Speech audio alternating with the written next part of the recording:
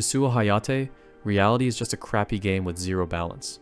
He's struggling with a handheld console, frustrated that his special moves won't even trigger. Ando Takuma stands over him, mocking the idea of someone who only fights on a screen. Ando looks down at him, asking if he doesn't agree that a real battle is much better. Suo Hayate can only force a nervous smile while his real-life stats stay stuck at the bottom. Without warning, the bully winds up and throws a heavy punch.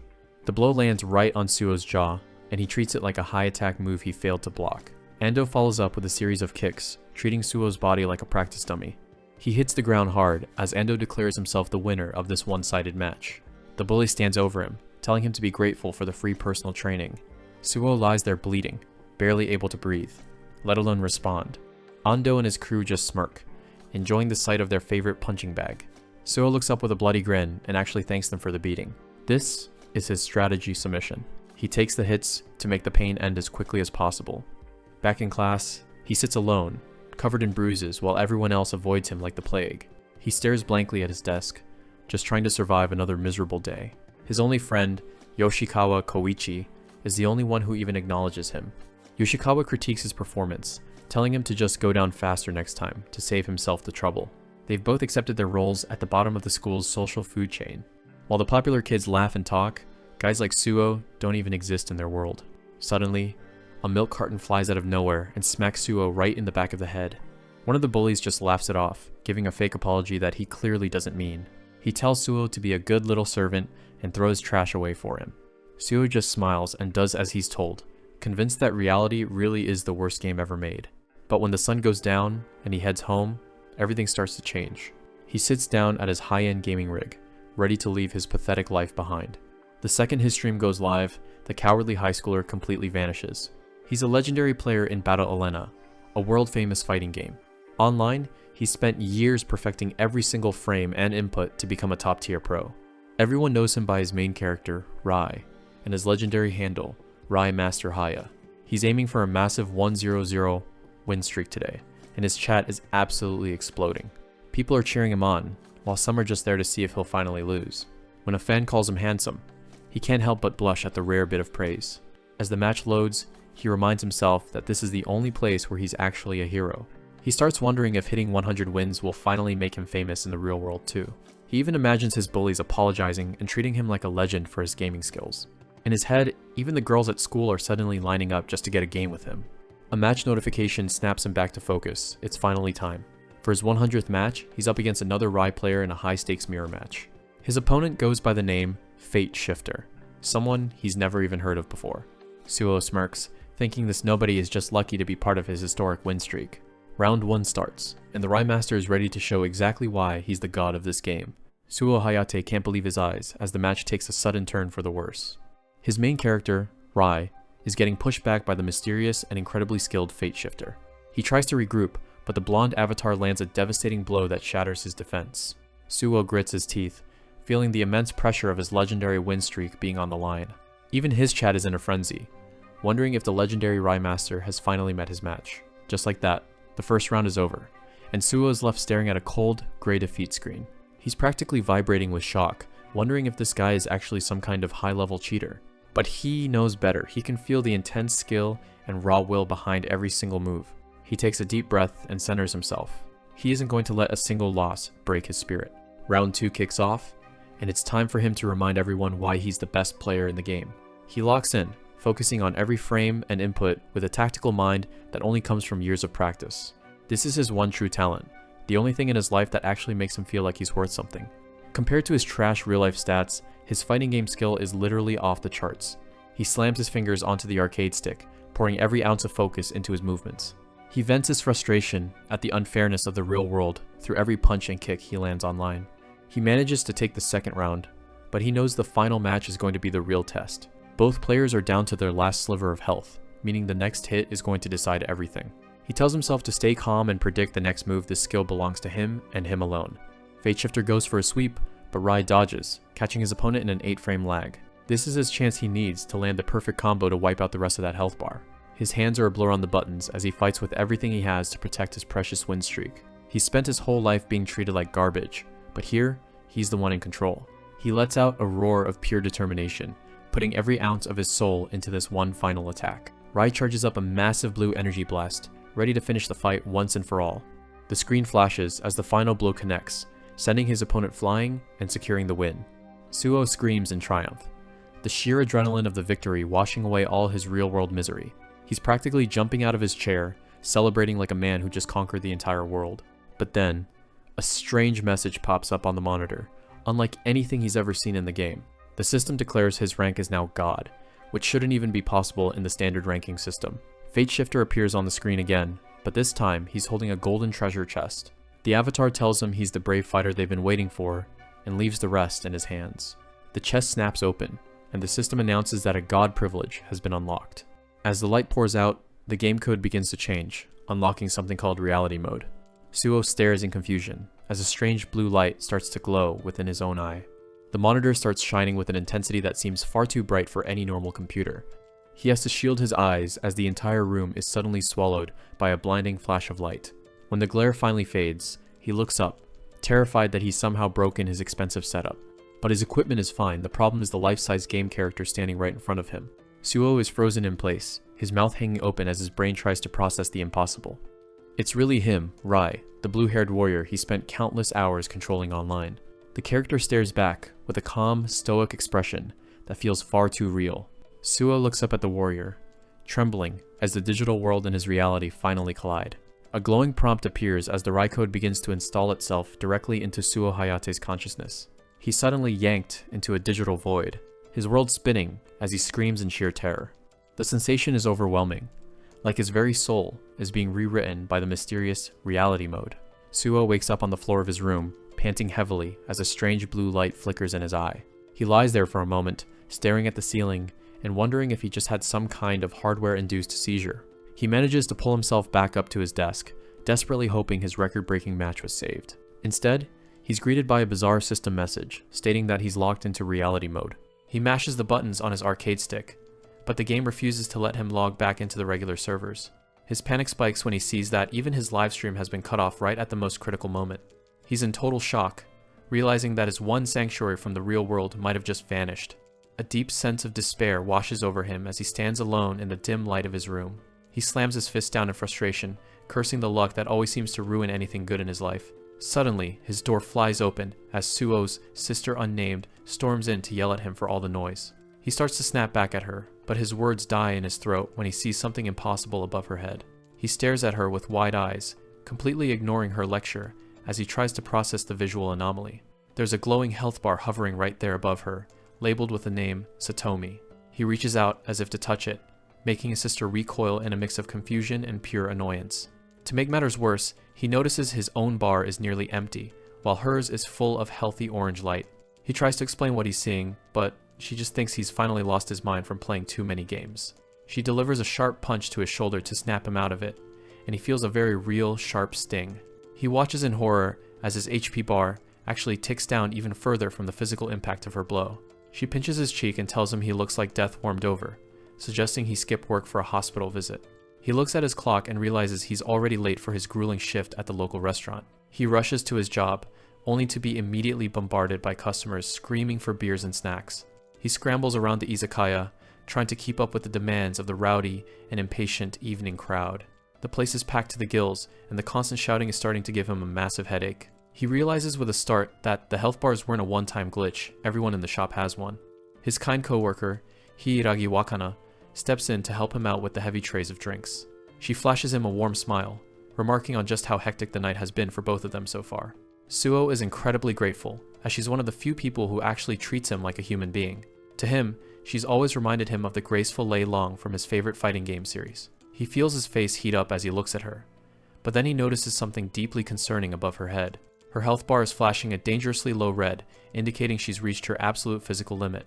He works up the courage to ask her if she's feeling alright, his concern for her overriding his social anxiety. She tries to brush it off with a laugh, but the exhaustion in her eyes is plain for him to see. Before she can even finish her sentence, she nearly collapses, and Suo has to rush over to steady her. After their shift, they walk together through the quiet city streets, the cool air helping her recover a bit. Suo is a nervous wreck being this close to her, but he's glad to see she's at least standing on her own. He keeps a close eye on her hovering health bar, relieved to see it slowly filling back up as they walk. They stop for a moment, and Hiragi Wakana asks him if he really loves those fighting games so much. He looks down, muttering that he's just a worthless guy who doesn't have anything else going for him. She looks him straight in the eye and tells him that dedicating yourself to something is actually pretty amazing. Hiragi Wakana looks at him with a warm, genuine smile, promising to find a way to pay him back for all his help. Suo Hayate can feel his face burning with embarrassment as she leans in, her kindness catching him completely off guard. He thinks to himself that she isn't just a coworker. To him, she's an absolute angel who's walked straight out of a game. For a fleeting moment, he desperately wishes that time would just stop so this peaceful feeling could last forever. But the peace is shattered when a group of rowdy delinquents blocks their path, led by a familiar, sneering face. Kojima Hisashi looks Suo up and down with pure contempt, mocking the idea of someone like him having a girlfriend.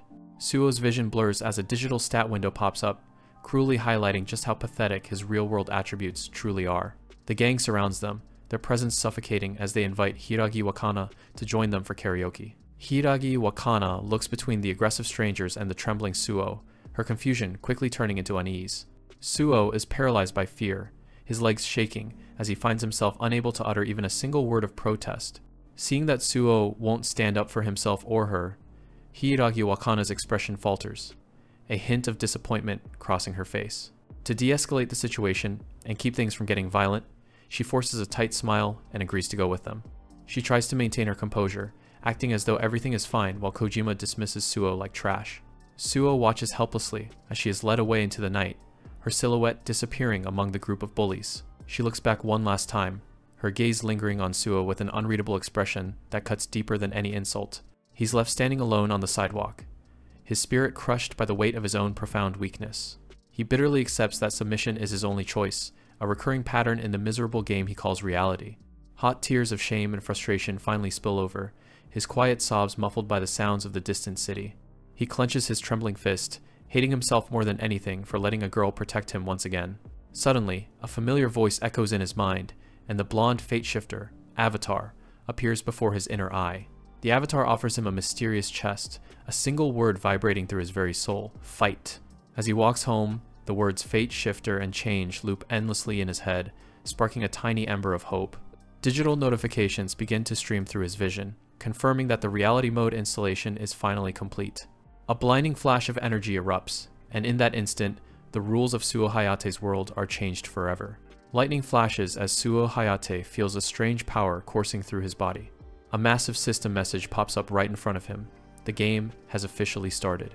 Back in the alley, Ando Takuma and his gang are trying to corner Hiragi Wakana, but Suo interrupts them with a shout. The bullies turn around in confusion as Suo stands at the entrance, his silhouette blocking the light. He doesn't hesitate for a second and charges straight into the alley. He screams for them to leave Hiragi alone, stepping up to defend her despite his fear. Ishibashi doesn't waste any time and plants a heavy punch right on Suo's jaw. The force of the blow sends him reeling back onto the pavement.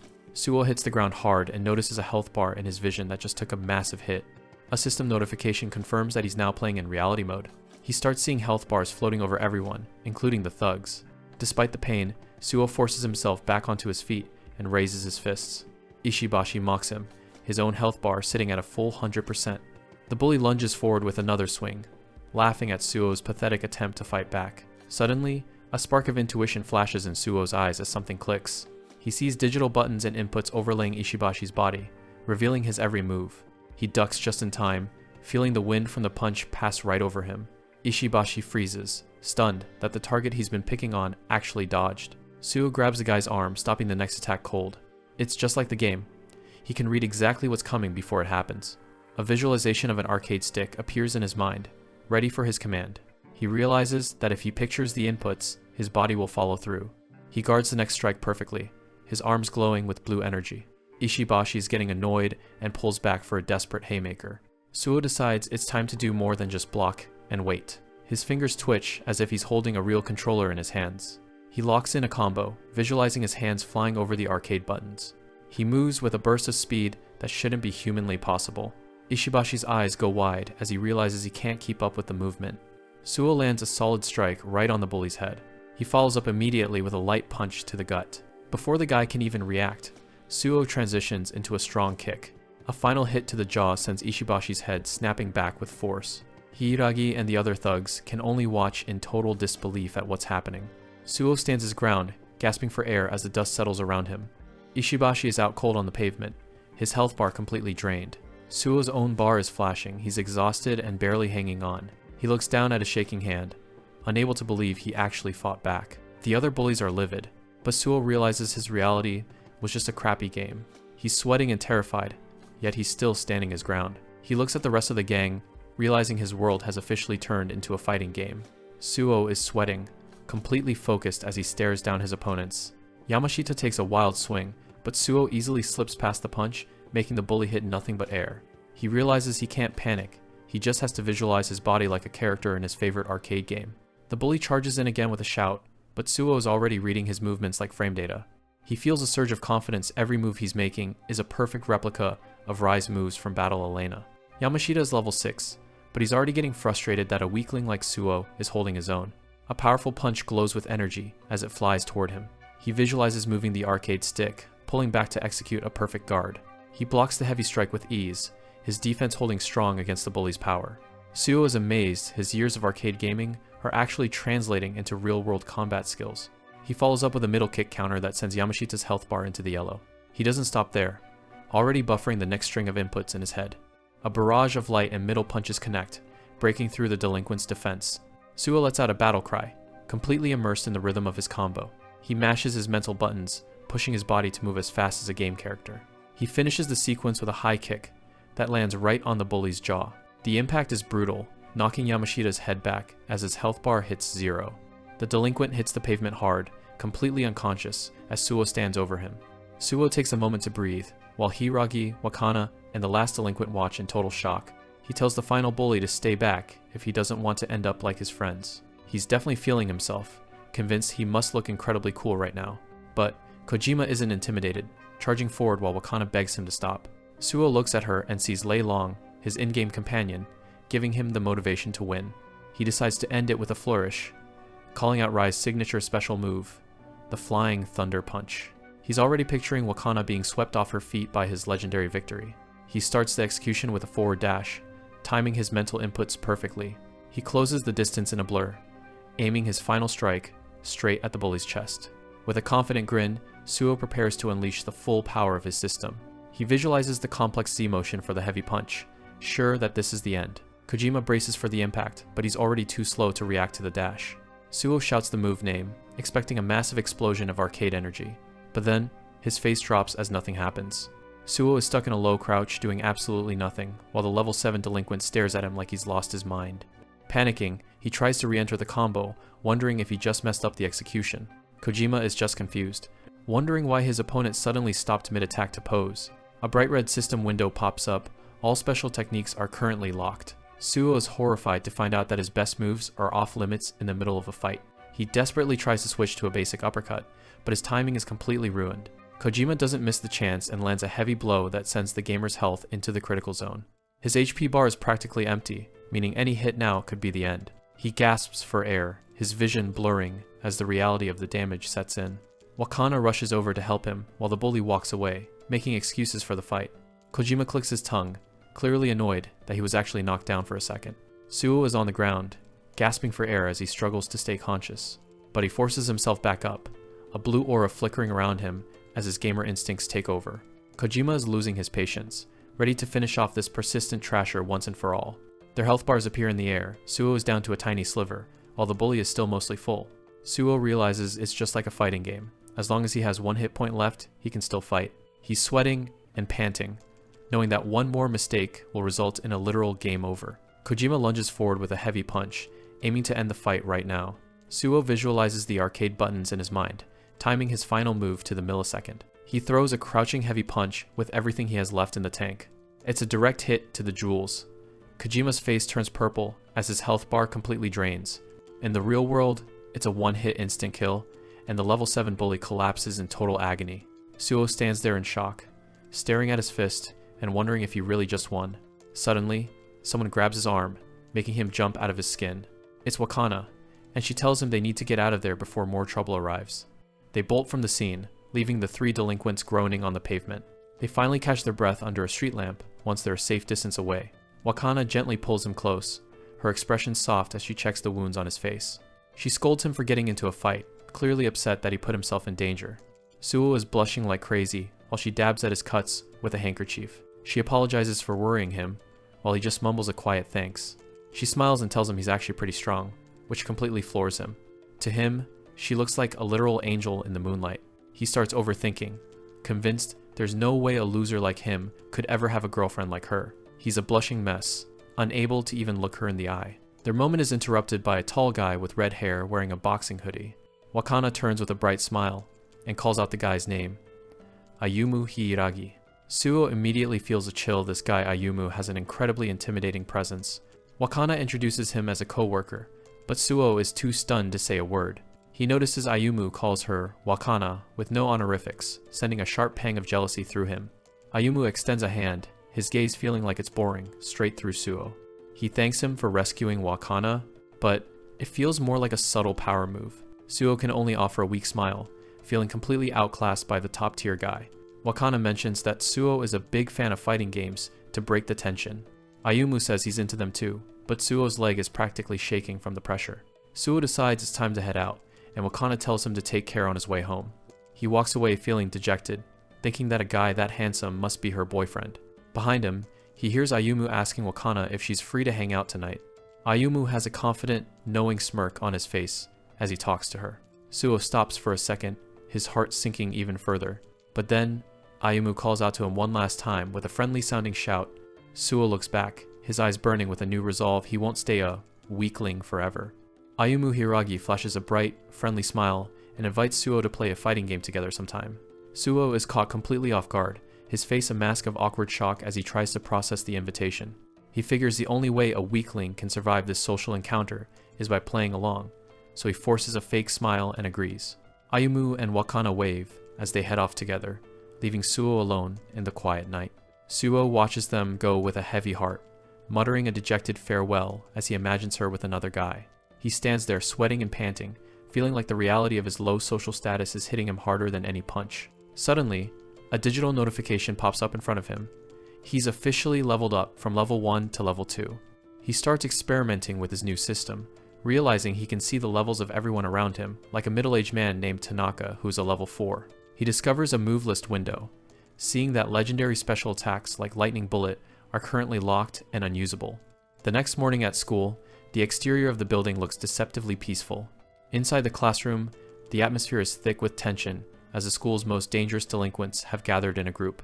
Ando Takuma, a formidable level 10, looms over a desk and demands to know why Suo Hayate hasn't shown up for school yet. Yoshikawa Koichi, trembling and adjusting his glasses, tries to explain that Suo didn't mention anything about being absent.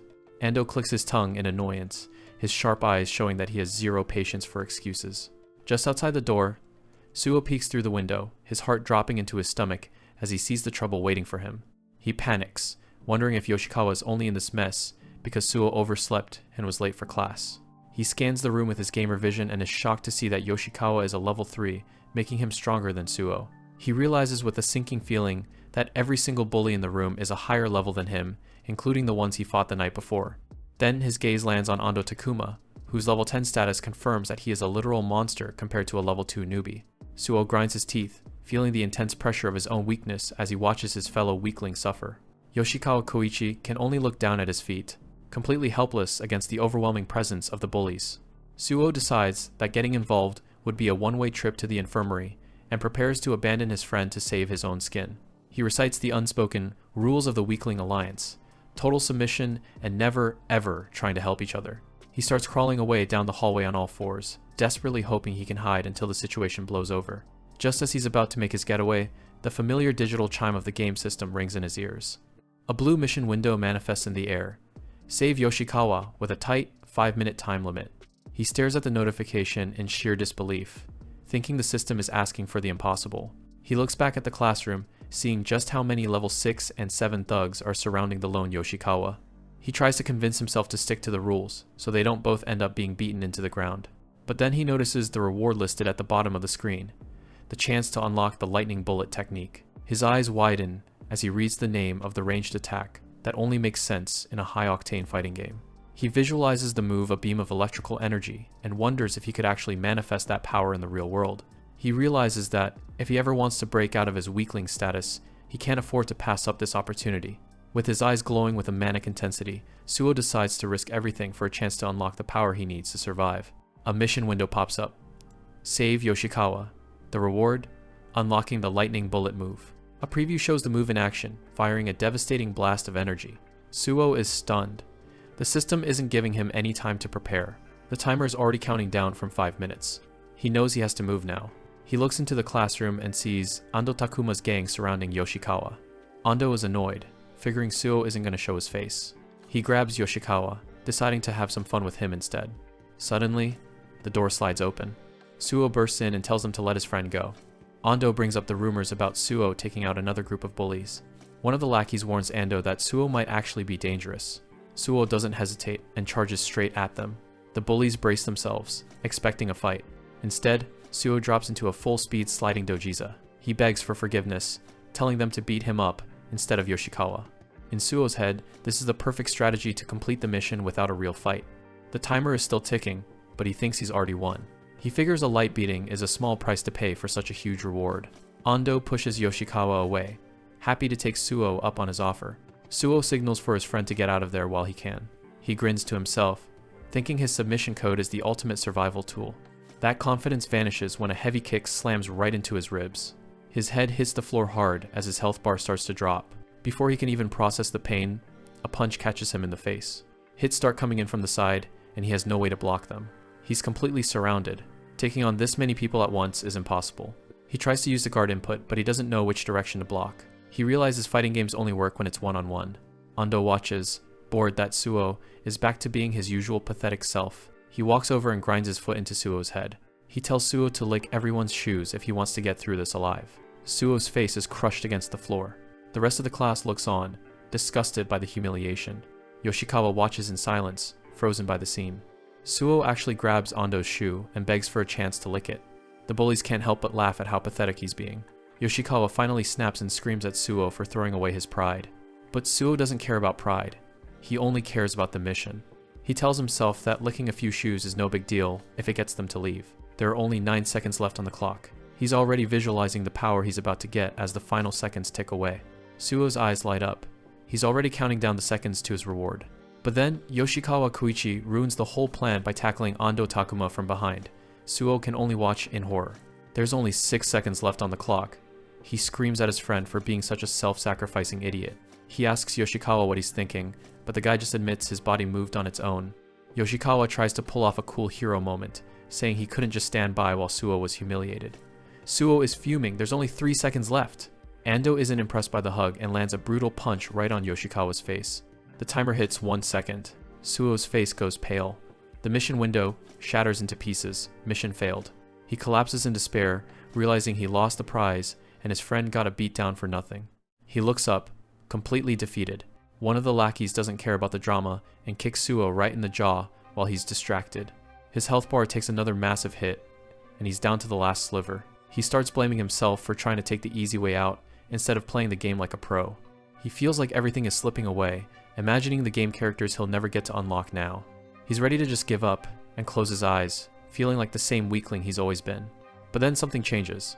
He notices his own body starting to glow with a strange blue light. The failure screen shatters as a new power surges through his veins. He stands up slowly, surrounded by energy and shards of the broken system window.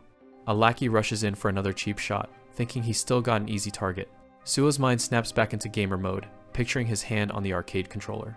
He ducks the punch with frame-perfect precision. He counters with a crouching heavy punch that hits with way more force than any normal student can manage. The impact sends shockwaves through the room. The other bullies back off, confused and terrified by the sudden change in Suo's demeanor. They start to group up, realizing they can't take him one-on-one anymore. Suo double taps back, performing a clean backdash to get out of the circle. They swarm him, but he's already focused on his guard inputs, blocking every strike. He keeps his defense tight, refusing to let even a single punch get through. The system updates with a new objective: defeat all 7 hoodlums to unlock the lightning bullet. His mission is still active. He looks around the room. He's outnumbered and outleveled, but he finally sees a path to victory. He realizes the classroom is just another stage with its own terrain he can exploit. He starts throwing combinations, moving with the fluidity of a fighting game character. The bullies are rattled. This isn't the Suo they know. He stands in the doorway and taunts them with a middle finger, goading them into a mistake. His provocation works perfectly, and they all rush him at once. He uses the narrow doorway as a bottleneck, picking them off one by one as they try to squeeze through. It's a total massacre. He's dismantling them with surgical precision. Another bully hits the floor, completely out for the count. In a matter of seconds, the room is filled with groaning bodies, leaving only Ando standing. Suo catches his breath, knowing it's finally time for the boss fight. Ando is absolutely livid, his face red with rage as his eyes start to glow with murderous intent. Suo gulps. He's standing his ground, but the sheer bloodlust coming from Ando Takuma is terrifying. Ando lunges forward, his eyes practically glowing with a murderous red light. He's not holding back anymore. The rest of the class can only watch in stunned silence as the confrontation turns violent. Close up on Ando's face, twisted in a mask of pure rage. Suo's gamer instincts take over. He raises his arms in a perfect guard, taking the full force of the punch without flinching. He grits his teeth, realizing that as long as he treats this like a fighting game, he can actually handle Ando's power. He sees an opening and retaliates with a heavy kick that connects solidly with Ando's chest. A translucent health bar appears over Ando, visibly dropping, as the students gasp in awe. Suo finds his rhythm. He spent thousands of hours in the arcade, and suddenly, those skills are translating perfectly to the real world. His mind visualizes the layout of a fight stick, timing his movements to the imaginary clicks of the buttons. An ethereal blue figure seems to mirror his every move as he realizes he actually has a chance to win this. The spectators are losing their minds. They've always seen Ando as an untouchable king, but now he's actually being pushed back. Ando starts to look desperate, his wild swings becoming easier and easier for Suo to read. Suo trades blows with the bully, his confidence growing with every successful parry. He realizes that for the first time in his life, he's not the invisible loser, he's the center of everyone's attention. He catches himself blushing, a small smirk playing on his lips as the adrenaline continues to surge. Even the girls in the class are watching him with wide, curious eyes, wondering where this version of Suo has been hiding. But Ando isn't finished. He manages to catch Suo's wrist, his grip like a vice. Ando snarls, his face inches from Suo's, promising to make him regret ever fighting back. He uses his superior strength to slam Suo against the classroom furniture, a desperate attempt to end the fight. Suo's health bar takes a major hit. He realizes that despite his skill, the level gap between them is still a massive problem. He hits the floor hard, but he's not ready to stay down. He visualizes the final command he needs, joystick forward plus punch and kick. He channels everything he has into one last maneuver, moving with a speed that defies logic. He lets out a primal scream, throwing all of his weight into a final, decisive strike. He tackles Ando with the force of a freight train, finally taking the bully leader down for good. Ando's health bar hits 0 as he slumps to the floor, completely defeated and spitting blood. The silence that follows is deafening. Nobody can believe what they just witnessed. Suo stands over his fallen tormentor, breathing heavily and waiting to see if Ando will get back up. Suddenly, a familiar blue mission window blinks into existence right in front of him. The notification confirms that he's cleared the mission to defeat the hoodlums, and he's earned his reward. A massive experience boost floods into him, instantly jumping his level from 2 to 5. A final message appears. The lightning bullet skill has been successfully unlocked. Suo stares at his hands in shock as 2 balls of crackling blue energy begin to form in his palms. It's not just a game mechanic anymore, he can actually feel the raw power pulsing through his body. He stares at the glowing spheres, wondering if he's even human anymore after everything that's happened today. Behind him, Yoshikawa Koichi finally starts to groan, slowly regaining consciousness on the floor. He looks past Suo and sees Ando Takuma lying defeated and broken in the middle of the classroom. Overwhelmed with relief and gratitude, Yoshikawa rushes forward and pulls Suo into a massive bear hug. Suo laughs, hugging his friend back. He did it. He actually completed the mission and saved his friend. He's grinning from ear to ear, the high of the victory making him feel like he's on top of the world. Yoshikawa is the one who gets embarrassed first, telling Suo to stop because the whole class is staring at them. As the school day begins to wind down, the golden hour sun casts long shadows across the campus buildings. Unknown Girl 004, a girl with light brown hair and a ponytail, approaches Suo's desk with a look of genuine concern, asking if he's injured. Suo points at himself in shock, his face turning bright red. He's completely unaccustomed to positive attention from his female classmates. The atmosphere in the classroom remains heavy, the other students still processing the incredible fight they just witnessed. Suo reflects on how everyone is treating him differently now, realizing that his status in the school has fundamentally shifted overnight. His mind quickly drifts back to the system reward. He's itching to find out if he can truly use the lightning bullet skill in reality. He wonders if he should come clean to Yoshikawa, still unable to believe that his arcade sessions have turned into actual combat power. He thinks of the Fate Shifter, the powerful god-rank avatar from the game, and wonders what his true purpose in the system is. A notification bell rings in his mind, announcing that the reality mode tutorial phase has officially concluded. Suo is taken aback, stunned to realize that the brutal brawl he just survived was merely an introductory mission. The system informs him that the actual storyline for reality mode is about to begin, and he must prepare himself for the future. He ponders the ominous warning to be ready, feeling a mix of excitement and deep-seated anxiety about what's coming.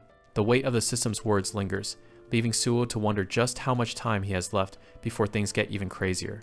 When he sees Yoshikawa Koichi standing at the door, Suo's face lights up and he rushes over to greet his friend. Suo grabs Yoshikawa and drags him out of the room, ignoring the whispers of their classmates who comment on how close they've suddenly become. They reach the quiet rooftop, where Suo places a milk carton on a makeshift table, claiming he's no longer an ordinary human. Yoshikawa is skeptical, wondering why Suo is acting so dramatic over a carton of milk as Suo sets up his target. Suo tells him to stand back and begins to visualize the complex joystick inputs required to trigger the ability. In his mind's eye, he goes through the motions of a frame-perfect execution on an arcade cabinet. The air around him begins to hum with energy, and a swirling blue aura starts to emanate from his body. A blinding ball of blue electricity forms in his palms, crackling with raw, unbridled power. With a determined shout, Suo prepares to unleash the skill, his eyes fixed on the target in front of him. Yoshikawa can only watch in absolute disbelief, his jaw dropping as he sees the impossible power manifesting in front of him. Suo fires the lightning bullet, sending a massive surge of electrical energy through the air that obliterates the target. The blast from Suo's training is loud enough to grab some unwanted attention. A teacher nearby stops and looks up, wondering what all the racket is about on the roof. But the teacher isn't the only one watching. High above, a mystery student catches the tail end of the move and recognizes it immediately. He knows exactly what a lightning bullet is, and it looks like Suo just landed right on his radar. A new skill is unlocked. Suo finally has the lightning bullet in his arsenal. He can feel the energy building up. This is the moment. Meanwhile, Yoshikawa just watches him, wondering what his friend is actually doing. The gamer pours everything into his hands, ready to unleash the blast. His target? A single, unsuspecting milk carton sitting on the roof. Suo cracks a smug grin, fully expecting a massive explosion. He holds the pose for a long, awkward beat. Absolutely nothing happens. He tries again, mimicking the actual controller inputs in the air. Suo shouts the move name at the top of his lungs, much to the confusion of students nearby. He goes for another attempt, looking even more desperate this time. The carton doesn't even budge. It turns out gaming skills don't translate perfectly to reality. Yoshikawa is officially done. He suggests his friend head to the infirmary before walking off. His friend waves goodbye, leaving Suo alone with his thoughts. He stands there in the silence, feeling like a total idiot. Suddenly, a voice calls out from above. A guy is perched right on the edge of the roof. Suo freezes, realizing someone was watching his embarrassing display the whole time. The stranger jumps down with zero effort. He towers over Suo, carrying himself with a lot of confidence. The tall student seems pretty impressed, for some reason. Suo flinches, not used to strangers approaching him so casually. The newcomer mimics the pose, recognizing it as a move from Battle Elena. He asks for Suo's rank. It turns out they're both players. The guy introduces himself as Tsuchiya and offers a friendly fist. Suo tries to place the name, but he doesn't recognize him from his grade. A system window pops up, but Tsuchiya's level is a complete mystery. Tsuchiya explains he just got back from studying abroad, which is why they haven't met. He tells Suo to follow him. They're heading somewhere with arcade cabinets. They end up at game time, a place Suo knows all too well. A character on screen takes a massive hit as the match begins. Inside the arcade, Suo is finally in his element. Tsuchiya is struggling to keep up, clearly outmatched by a master. Suo realizes it's been a long time since he faced a real person face to face. The system reminds him that reality mode is active, preventing him from playing anything else. He watches the special move land on screen. It looks so simple in the game. He looks down at his hands. He starts to wonder if everything before was just his imagination. He refuses to believe his powers aren't real. He remembers the fight with Ando. Those moves definitely worked back then. He clearly recalls the impact of his punches connecting, and he definitely sent those guys flying with his own strength. He snaps back to the game, his fingers a blur as they hammer the buttons. Another combo connects, finishing the round in an instant. Tsuchiya leans back, totally defeated. He admits he's no match for Suo's skills. Tsuchiya takes a quick break. He's going to hit the bathroom, but promises to continue their match as soon as he's back. He flashes a friendly smile, saying it's only natural to want to keep fighting a strong opponent. Suo is genuinely touched. He totally gets that gamer spirit. He watches his new friend walk off, thinking about how much fun fighting games really are. He decides he'll even show the guy his secret combo later as a thank you. In his head, Anyone who loves fighting games this much can't possibly be a bad person. Suddenly, a notification kills the vibe. A side mission pops up. Defeat the delinquents. Suo freezes. He knows that sound by now, and it never means anything good. Two guys are already looming over him, and they don't look like they're here for a game. The redhead, Kimura, says he hasn't seen Suo around, and starts the classic "lost my wallet" extortion line. Suo is panicking. He can't believe this is happening right when he was having a good day. He checks their levels and his heart drops. Level 13 and 12, these guys are even stronger than the bully Ando. He thinks about how he finally made a friend, and now this is happening. Kimura tells him to hurry up and pay. Suo's first instinct is to just hand over the cash and avoid the trouble. The two thugs grin, looking like they found an easy target. But then, Suo stops himself. He realizes that if he gives in now, he's just going back to being the same coward he was yesterday. He remembers standing up for himself in class. Reality mode isn't just some game he can turn off. He tells himself he isn't just some weak NPC anymore. He's the main character now. He tries to look determined, but the delinquents just get annoyed, telling him to quit the jokes and hand it over. Suddenly, the thugs pause, looking confused and a little spooked by something behind him. Without another word, Kimura tells his buddy to leave. They just walk away. The system cancels the mission because the enemies escaped. Suo is left wondering why they suddenly bolted. He looks back and sees a man standing there, with a face that would scare a ghost. He wonders if it was the arcade clerk who scared them off. Tsuchiya comes back right on time, asking Suo if he's hungry and wants to grab a bite. Suo agrees, but he's still thinking about the clerk and the thugs. Then a different thought crosses his mind. He clenches his fist. Maybe it wasn't the clerk? Maybe they actually felt his aura and got scared? Tsuchiya suggests getting burgers. They end up at a burger joint where a girl recognizes Tsuchiya immediately. She says she's missed him and immediately asks about the skinny guy he brought along. Tsuchiya introduces Suo as his fighting game master, while the blonde girl, Ayumu, just labels him an otaku. Suo is completely overwhelmed. He didn't expect Tsuchiya's friends to be pretty girls. They feel like they're from a completely different world than him. The brown-haired girl is super polite, but Ayumu is already teasing him. Suo is literally trembling under the social pressure. Ayumu notices how quiet he's being. She comments on how he actually has a pretty cute face. She leans in close, telling him she doesn't dislike him at all. In fact, she says otaku types like him are exactly her type. Suo has a total internal meltdown as his face turns bright red. He feels like an absolute idiot for judging these people by their looks before even talking to them. He's genuinely touched by how nice they are. Ayumu laughs, noticing his face is glowing like a beet. Kei Tsuchiya tells Suo to eat up, calling it a coaching fee for their match earlier. Suo digs in, his face red from the attention. Tsuchiya laughs and tells him to stop being so polite. Suo takes a bite, overwhelmed. Just yesterday, he could never have imagined having a meal like this with others. To the shock of the girls, Suo actually starts crying as he eats. He manages to choke out how delicious the burger is. Ayumu teases him, telling Otaku-kun to wipe his nose. As he leaves, Suo feels a deep sense of gratitude for his hobby. Fighting games really did change his life. Elsewhere, some delinquents are plotting. They don't think that guy will be a problem this time. Their leader, Hanada, from Noge Industrial, is fuming. He's determined to take down Tsuchiya this time. Suo says his goodbyes to the group, feeling like $1,000,000. Tsuchiya waves him off, promising to practice the combos Suo taught him. Suo is pumped, his confidence at an all-time high. Ayumu asks Tsuchiya what they're doing next, but he just gives a vague response. Tsuchiya's expression shifts. The friendliness is gone, replaced by a cold, predatory gaze. He says he's going to do something fun and pleasant as he walks toward the gang waiting for him. Later, Suo checks a text from Tsuchiya. He's happy to finally have a friend outside of his school circle. He's already thinking about inviting Yoshikawa along the next time they go to the arcade. Suddenly, his phone rings. It's a call from Yoshikawa. Yoshikawa sounds panicked, asking if Suo is okay. Suo is confused, wondering what the big deal is. Yoshikawa warns him that a dangerous guy has returned to their school district. He describes a monster who once hospitalized 10 people from a rival school all by himself. Suo thinks it sounds like an urban legend, but Yoshikawa insists this guy is a total maniac. Everyone was relieved when the guy went abroad, but now he's back. Suo's heart skips a beat. The name Yoshikawa says is Tsuchiya. Meanwhile, Tsuchiya is already at work. Hanada is on the ground, begging for mercy. Tsuchiya isn't listening. He grabs Hanada by the hair, looking completely bored by the one-sided beatdown. Ayumu watches, her voice mocking. She says, it's Hanada's fault for picking a fight with Kei-kun. Tsuchiya lets out a soft, chilling laugh. He tells Hanada that he heard the girl. The fun is just beginning. He delivers a brutal blow.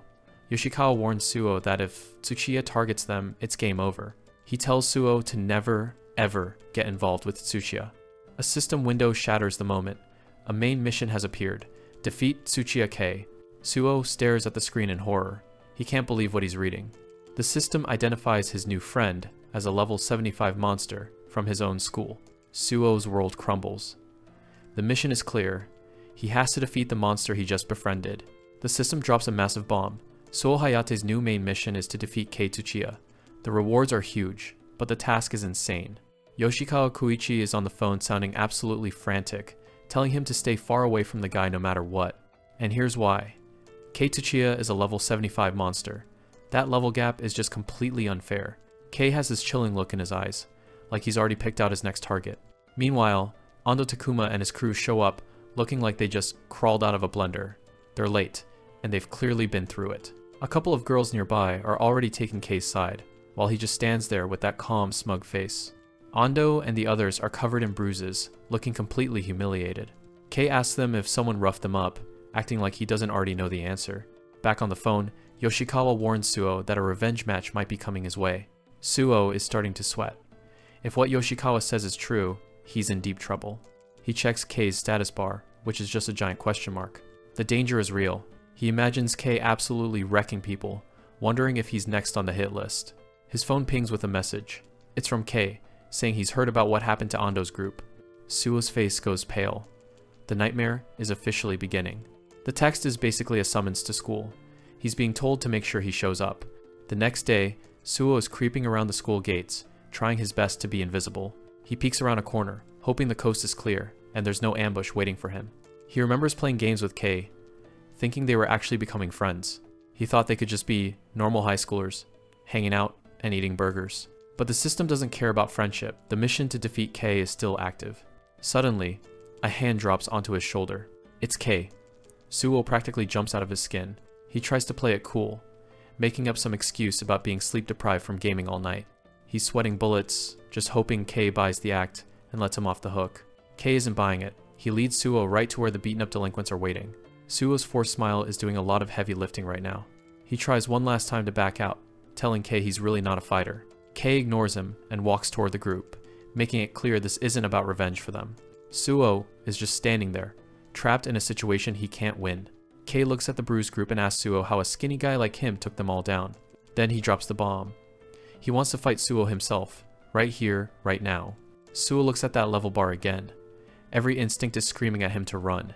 Before he can even process it, Kei lunges forward with terrifying speed. Suo's gamer brain kicks in, visualizing an arcade joystick. He needs to read the moves. He manages to get his arms up in time to block a heavy hit. But something is wrong. Even with a perfect block, the impact is insane. Kei follows up instantly with a kick that sends Suo reeling back. The guy is actually smiling. To him, this is just a fun little game. Suo looks at his health bar and panics. He blocked the hit, but his HP still plummeted. His eyes go wide as he realizes he's playing by completely different rules now. Kei doesn't give him a second to breathe, coming in with another high kick. Suo is desperately blocking one hit after another, but his health is draining so fast he's about to hit zero. Kei Tsuchiya mocks Suo Hayate, saying he's got insane defense, but Suo knows he can't just keep hiding behind his arms forever. He's visualizing an arcade joystick in his head, realizing he's done for if he doesn't land a counterattack soon. He sees an opening and decides to finally go for it. Kei lets out a heavy kick that practically whistles through the air. The monster just smiles as he narrowly misses taking Suo's head off. Suo is shocked he even dodged it, but he knows the timing was way too tight for comfort. He tries to fire back, but he can't land a single hit. Kei is just too fast. It's starting to feel less like a fight and more like he's playing against a max difficulty CPU. Kei is effortlessly dancing around him, making every one of Suo's attempts look like a joke. He says he's actually having fun, which is the last thing Suo wants to hear right now. The level 5 is completely winded, realizing Kei just baited him into a recovery frame. Another hit lands, and Suo can feel his health bar and his energy quickly draining away. The level gap is just ridiculous. Suo's a level 5 trying to touch a guy with a LV above his head. Desperate, he thinks about his signature arcade move, the lightning bullet. He visualizes the joystick inputs, wondering if he can pull off a projectile move in a real-life fight. He starts the motion, his heart pounding in his chest. Once the move is in motion, there's no turning back, he can't cancel it now. He's fully committed, even though he has no idea if it'll actually work. It's an all-or-nothing gamble. Kei's eyes narrow as he sees Suo preparing something different. Suo puts everything he's got into it and screams out the name of the move. Lightning Bullet! For a second, everything goes quiet as the level 75 monster stares him down. Even the delinquents watching from the side are stunned by the sudden shout. Suo is pouring every ounce of will he has into this one desperate strike. But reality hits hard, his hands just kind of fumble against the guy's shirt. As expected, nothing magical happens. No lightning, no bullet, just a very awkward fail. Kei doesn't even look impressed as he winds up for the finish. He catches Suo with a brutal kick that sends him flying. The protagonist's vision starts to blur as his consciousness begins to slip away. His health bar officially hits 0. It's game over. He hits the ground hard, thinking about how his life ended up in this crazy mess. As he drifts into the dark, he wonders where it all went wrong. Suddenly, a digital screen flickers to life in front of his eyes. It's a literal continue screen, showing he has 5 credits left. He's totally confused, but then he realizes this is exactly like the arcade games he loves. Terrified of what no might mean in real life, he frantically mashes the yes button. A blinding flash of light surrounds him as he respawns back into reality. He groans, slowly coming to on the cold pavement. Kei is standing right over him, casually asking if he's finally back with the living. The antagonist grabs him by the collar and tells him to get up and take a look around. Suo is still half dazed, wishing he just stayed asleep instead of dealing with whatever this is. But when he looks over, he's floored Ando Takuma, and his entire gang are face down on the ground, bowing to him. Ando Takuma is on his knees, begging Suo Hayate for forgiveness for everything he's done up until now. Suo is completely lost, wondering why this is happening, but Kei Tsuchiya just chalks it up to Suo being stronger than them.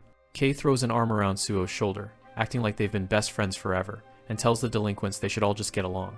Once they're alone, Kei brings up the fight and asks what Suo was thinking when he tried to use that lightning bullet move. Suo can only stutter out a response, still embarrassed that his big gamer move completely flopped in real life. Kei turns back to the cowering delinquents and orders them to listen to whatever Suo says from now on. It doesn't take long for the rumors to spread like wildfire through the school hallways. The other students are whispering, convinced that Suo is actually some kind of undercover dangerous guy. Suo sits at his desk, feeling the weight of the rumors, but he's just glad he's alive somehow. He can practically feel the eyes on him as his classmates give him an even wider berth than usual. It feels like he's being treated like a pariah, which is exactly the opposite of the peaceful life he wanted. His friend, Yoshikawa Koichi, can't believe Suo actually pulled it off after ignoring all his warnings. Suo tries to defend Kei, suggesting he might not be such a bad guy after all, but Yoshikawa is having none of it. Yoshikawa slams his desk, shouting that Suo is being an idiot and clearly doesn't understand what kind of monster Kei really is. He describes Kei as a fighting maniac who only sees other people as tools to kill time. Yoshikawa warns him that people like them should never, ever get involved with someone as unstable as Kei. Suddenly, they're interrupted by another student, calling out Suo's name. The student mentions that Kei is planning on heading to the arcade right after school. Suo asks Yoshikawa if he wants to tag along, but his friend is absolutely horrified by the suggestion. Yoshikawa reminds him of the golden rule for their weakling alliance: stay away from danger. Despite the warning, Suo ends up right back at the arcade, listening to Kei talk about his gameplay movement. They're actually having a good time, and Suo starts to feel like this is finally the high school life he dreamed of. For a moment, it's peaceful. As long as they're just two guys playing games, everything feels normal. But his heart sinks when he sees the system message. His main mission is still to defeat the very guy sitting next to him. He looks over at Kei, whose level is still a complete mystery, and realizes he still has no clue how he'd ever win. Kei breaks the silence, asking Suo if he's hungry and wants to go grab a bite to eat. Suo agrees, trying to convince himself that being friends with someone as powerful as Kei is actually a good thing. Just as he's starting to relax, another blue system screen pops up right in front of him. It's a side mission to defeat 10 delinquents, and Suo realizes he's in for another round of trouble. He looks around frantically, wondering where these 10 guys from yesterday could possibly be. Kei notices Suo's weird behavior and asks what's wrong, while Suo tries to find a way to explain the invisible screens. Suddenly, a massive guy steps out of the shadows, swinging a metal bat with a murderous look in his eyes. Suo lets out a yelp of pure terror as the reality of the situation hits him. The delinquent locks eyes with Kei, who doesn't even flinch as the bat comes swinging toward him. The thug is grinning like a lunatic, putting all his weight into a strike meant to break bones. Suo ducks for cover as the bat smashes into the ground right where he was standing a second ago. The guy, whose name is Ueda, snarls at Kei, claiming they're there to get revenge for a middle school beatdown. He's brought an entire squad of guys with him, all of them looking like they're ready for blood. Kei just gives them a bored, condescending smile, saying he doesn't bother remembering every piece of trash he's had to kick. Ueda turns his attention to Suo, demanding to know who this skinny guy hanging out with Kei is. Before Suo can claim he's a nobody, Kei pipes up, calling Suo his buddy and bragging that he's stronger than all of them. Suo stares in horror at Ueda's level, ALV-18, knowing he's about to be dragged into a fight he is definitely not ready for. Two of the thugs step forward, telling Ueda they'll take care of the skinny kid themselves. They charge forward with murder in their eyes, shouting for their group to just kill him. Suo is panicking as he realizes he's become their primary target, while Kei just watches with an amused smirk. Kei effortlessly starts dropping the delinquents, asking Suo if he's up for a little bit of light exercise to warm up. Suo is forced into a defensive stance, desperately blocking a punch and wondering why his life has turned into a constant series of brawls. A system notification reminds him that since reality mode began, his only goal is to complete missions and grow stronger for what's coming. His gamer instincts kick in, and he starts visualizing the fight as if he's standing at a familiar arcade cabinet. He executes a light-medium punch combo, his movements blurring as he strikes a delinquent with surprising precision. The remaining thugs are stunned by his speed, realizing they can't afford to underestimate someone who hangs out with Kei. Kei cheers him on, but Suo is already reaching his limit, cursing the fact that he has to do this at all. Realizing there's no way out of this, Suo firms his resolve and prepares to fight his way through the rest of the gang. One of the thugs is left clutching his bleeding face as the momentum of the fight shifts completely. Within moments, every single delinquent is lying face down on the pavement, while Kei stands over them without a single scratch. Suo can hardly believe he's still standing, breathing heavily as the adrenaline finally starts to wear off. A massive clear message appears in his vision, rewarding him with experience points for finishing the side mission. He's shocked to see he's jumped from level 5 to 7, wondering if the system is actually crediting him for the guys Kei beat up. A new feature is unlocked that displays the levels of all mission opponents, and Suo nervously looks over at his buddy. His jaw drops when a status bar appears over Kei, showing that the guy is an unbelievable level 75. Suo tries to convince himself it's just a glitch in the system, but his heart starts racing when Kei asks him to wait a second. Kei reaches down and grabs one of the discarded metal bats, his expression turning cold and ruthless. He swings the bat down with terrifying force, making it clear that he isn't interested in just letting these guys walk away. Ueda stares up in pure, unadulterated terror, his face a mess of bruises, as he realizes the kind of monster he's provoked. Suo is paralyzed with shock, watching the brutal scene unfold, and realizing just how dangerous his new friend really is. Kei casually tosses the bloody bat aside as if it were trash, and tells Suo it's time for them to get moving. Kei hands over the bloody bat, telling Suo it's his turn. To him, this isn't a fight, it's just taking out the trash. Suo stands there shaking. He might be a gamer, but beating on someone who's already down is a bridge too far. Yoshikawa's warning about Kei breaking people hits home. Kei just smiles and tells him to hurry up. On the ground, Ueda is a bloody mess, completely defeated. Kei looks down at the carnage with zero remorse, wondering why his new buddy is hesitating. Suo can barely get the words out. This isn't the high school life he wanted. He drops the bat and makes a run for it, blurting out a lame excuse about having to work. Kei just stares after him, casually calling him a friend and saying there's still plenty of time. Suo doesn't look back. He knows now that getting mixed up with this guy was a massive mistake. He bolts down the street as fast as he can. He just needs to put as much distance between them as possible. His heart is racing. One minute he's at the arcade, and the next he's trapped in a nightmare with a psychopath. Back at the alley, Kei watches him go, but something starts to bother him. A sharp pain shoots through his side. It actually hurts. He pulls up his shirt and finds a massive, dark purple bruise blooming on his ribs. He's stunned. He's level 75, nobody should be able to leave a mark on him. Then it hits him. That lightning bullet move Suo tried earlier. It actually connected. He repeats Suo's name, his expression shifting from calm to something much more intense. Suo screams in panic as he flees, while Kei is left wondering if that weakling really managed to damage him. Suo's eyes go wide as he realizes the mess he's just stumbled into. The system drops a bombshell, a main mission to defeat Kei Tsuchiya, with a massive reward for unlocking all special moves. He looks at the level 75 monster and feels a cold sweat. He just reached level 7, so this feels like a total death sentence. He's definitely feeling the pressure of being so hopelessly outmatched. But then he remembers something from his level up earlier, and frantically opens his move list. There it is. When his level jumped, his lightning bullet skill actually leveled up to level 2. It's not a huge jump, but it's more than he had before. He stares at the screen, a realization starting to click in his head. Reality mode isn't just about his base stats. His special moves have their own progression. He gets an idea and grabs a heavy stack of books to test his theory. He sets them up on his desk, ready to see what his new level 2 skill can actually do. He thrusts his hands forward, calling out the name of the move. Nothing happens. No sparks, no impact, just the same dud it's always been. He pauses, adjusting his stance and moving his hands just a few inches from the books. He visualizes the arcade buttons, trying to sync his real-world movements with the game logic he knows. A blue glow begins to crackle around his fingertips as he concentrates. He fires the lightning bullet from point-blank range. The impact is massive, sending the books flying across the room. He can't believe it actually worked. The power was there the whole time. It just has a ridiculously short range of exactly 5 centimeters. He's hyped now, shouting the move name again as he keeps testing his new limits. His sister suddenly kicks the door open, screaming at him to shut up and stop acting like a middle schooler. He tries to play it cool while still in his combat stance, claiming he's just doing some light training. She's not buying it and immediately grabs him in a headlock. She teases him, wondering if he's finally trying to get strong for some girl. She tells him to clean up his mess and get to bed, leaving Suo annoyed and out of breath. He starts picking up the books, realizing that a 5 centimeter range makes his special move about as useful as a regular punch. He wonders if more levels will increase the range, but he hasn't exactly been looking for fights to earn experience. His phone starts buzzing, and for a second, he's terrified that Tsuchiya is coming for him. It's an unknown number, so he tentatively answers, hoping it's not another problem. On the other end, a girl's voice greets him, making his face turn bright red instantly. It's Hiragi Wakana. She got his number from the arcade manager and sounds a bit shy. She asks if he can meet up right now, and Suo completely loses his cool, stuttering through an answer. She tells him to just come in whatever's comfortable, leaving him standing there in a total daze. He heads out into the night, still trying to process the sudden invite. He's wearing a basic tracksuit and starts overthinking whether he should have dressed up more for this. As he walks through the crowd, he sees the stamina gauges hovering over everyone's heads. He decides to turn the display off.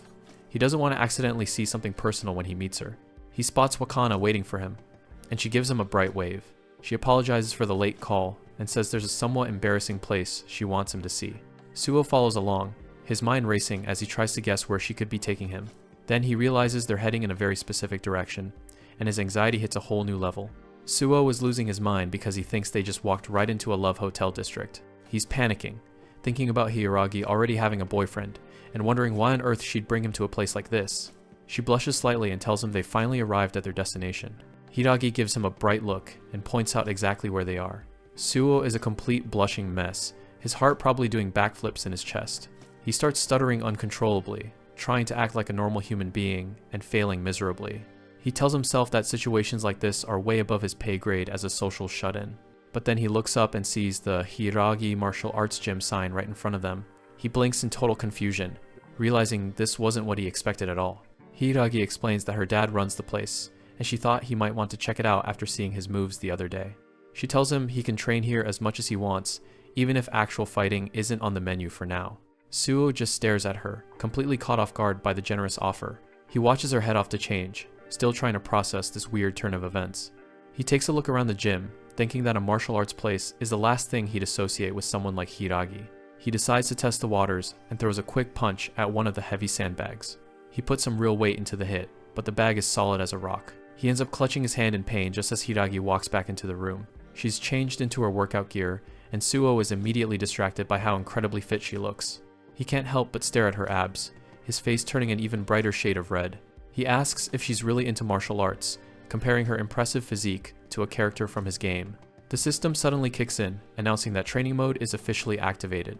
Suo wonders if this works just like the combo practice modes he spends hours on at the arcade.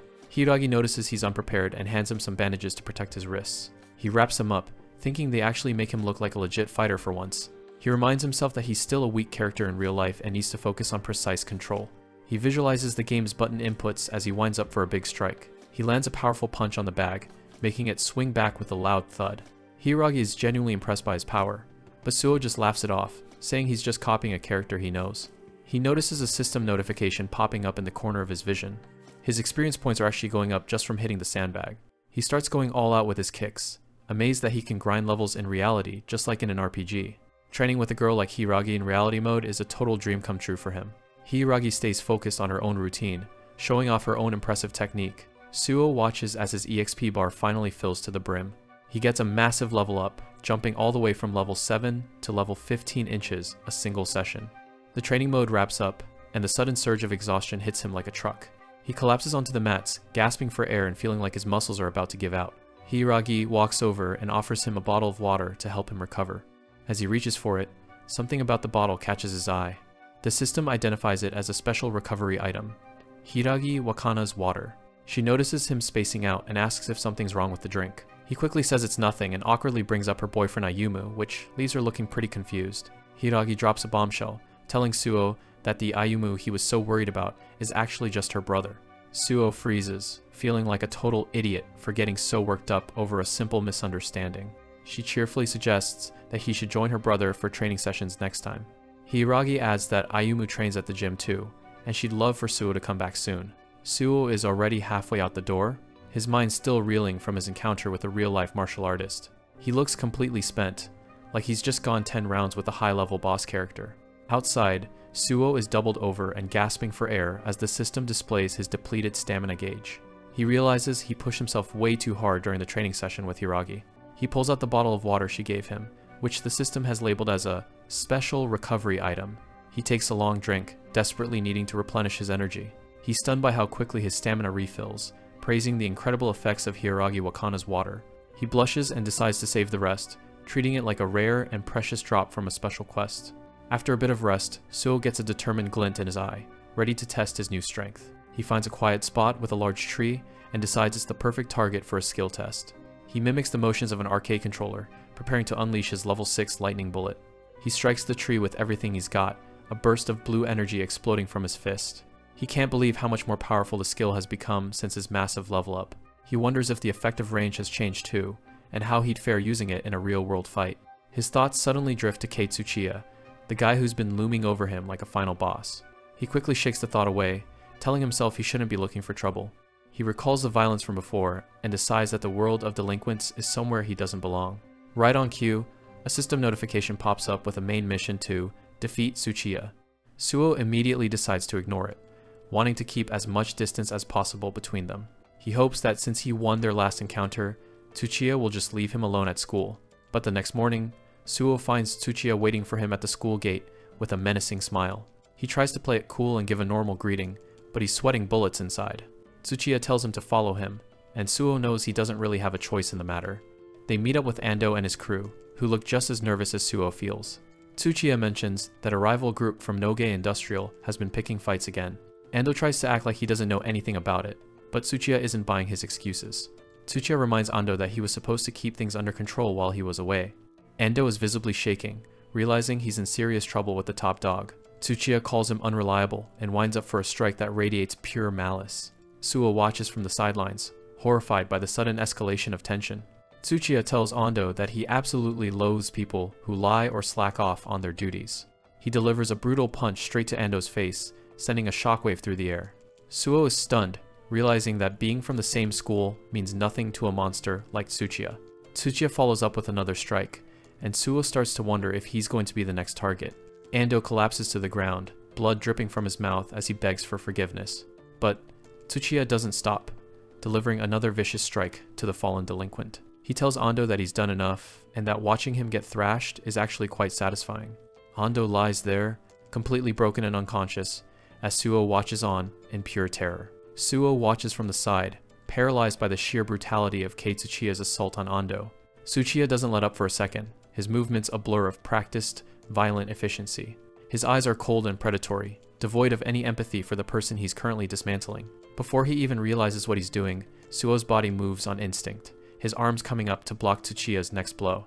Ando looks up through the blood and bruises, his eyes wide with disbelief, as he sees Suo standing between him and certain disaster.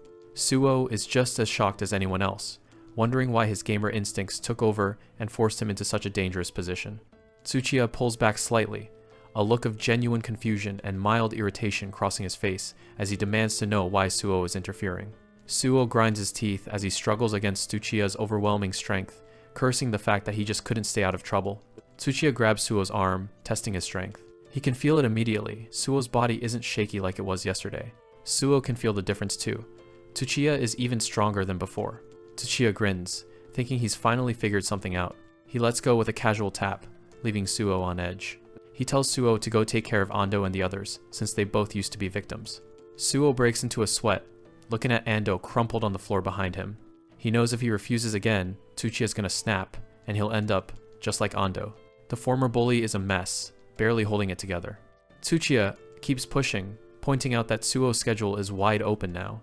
A teacher suddenly walks in, but Suo's hope for a rescue is short-lived. Tsuchiya just plays it off as friends hanging out, and the teacher is way too terrified to argue. The teacher just backs away, leaving Suo to realize even the staff are scared of this guy. Standing there with a level 75 tag, Tsuchiya's aura is completely overwhelming. Suo is left sweating, realizing he's truly stuck. Word travels fast, and now the whole school is gossiping about how Suo and Tsuchiya supposedly took down a whole gang. The stories about Ando getting wrecked only fuel the fire. Suo sits alone at his desk while everyone whispers about the birth of the school's most fearsome duo. Yoshikawa isn't impressed, telling Suo he's a fool for ignoring all those warnings. He reminds him that Tsuchiya is on a whole different level from the usual delinquents. Suo stares back, knowing exactly how true that is. Yoshikawa tells him to stay away from danger, but Suo admits he can't just turn Tsuchiya down. He wonders if Suo's obsession with fighting games is what got him into this mess, while Suo's just glad his friend hasn't changed. Suo wishes they could just go back to how things were, making Yoshikawa a bit uncomfortable with how serious he's being. Suo can't forget how Yoshikawa got dragged into his mess before, and he's not letting that happen again. He stands up, reminding himself of their rule: weak characters don't help each other. He thanks Yoshikawa for the chat, and promises not to bring any more trouble his way. When asked where he's heading, Suo just says he's going to the bathroom. He walks off alone, needing some space to think. Yoshikawa watches him leave, clearly worried about the idiot. Up on the roof, Tsuchiya is chilling with his crew, while someone sits beaten on the ground. Tsuchiya looks up as a new face appears. It's Yoshikawa, nervously scratching his head as he introduces himself. He gets straight to the point, asking Tsuchiya if he can please just release Suo. The request catches Tsuchiya off guard. Yoshikawa tries to explain that Suo is a terrible fighter, and no match for a guy like him. Tsuchiya actually seems impressed that Suo has such a loyal friend. Yoshikawa tries to laugh it off, but the tension is thick. Tsuchiya looms over him, saying he doesn't really get what releasing someone means. He gets a cold look in his eyes, thinking about how to handle Suo's friend.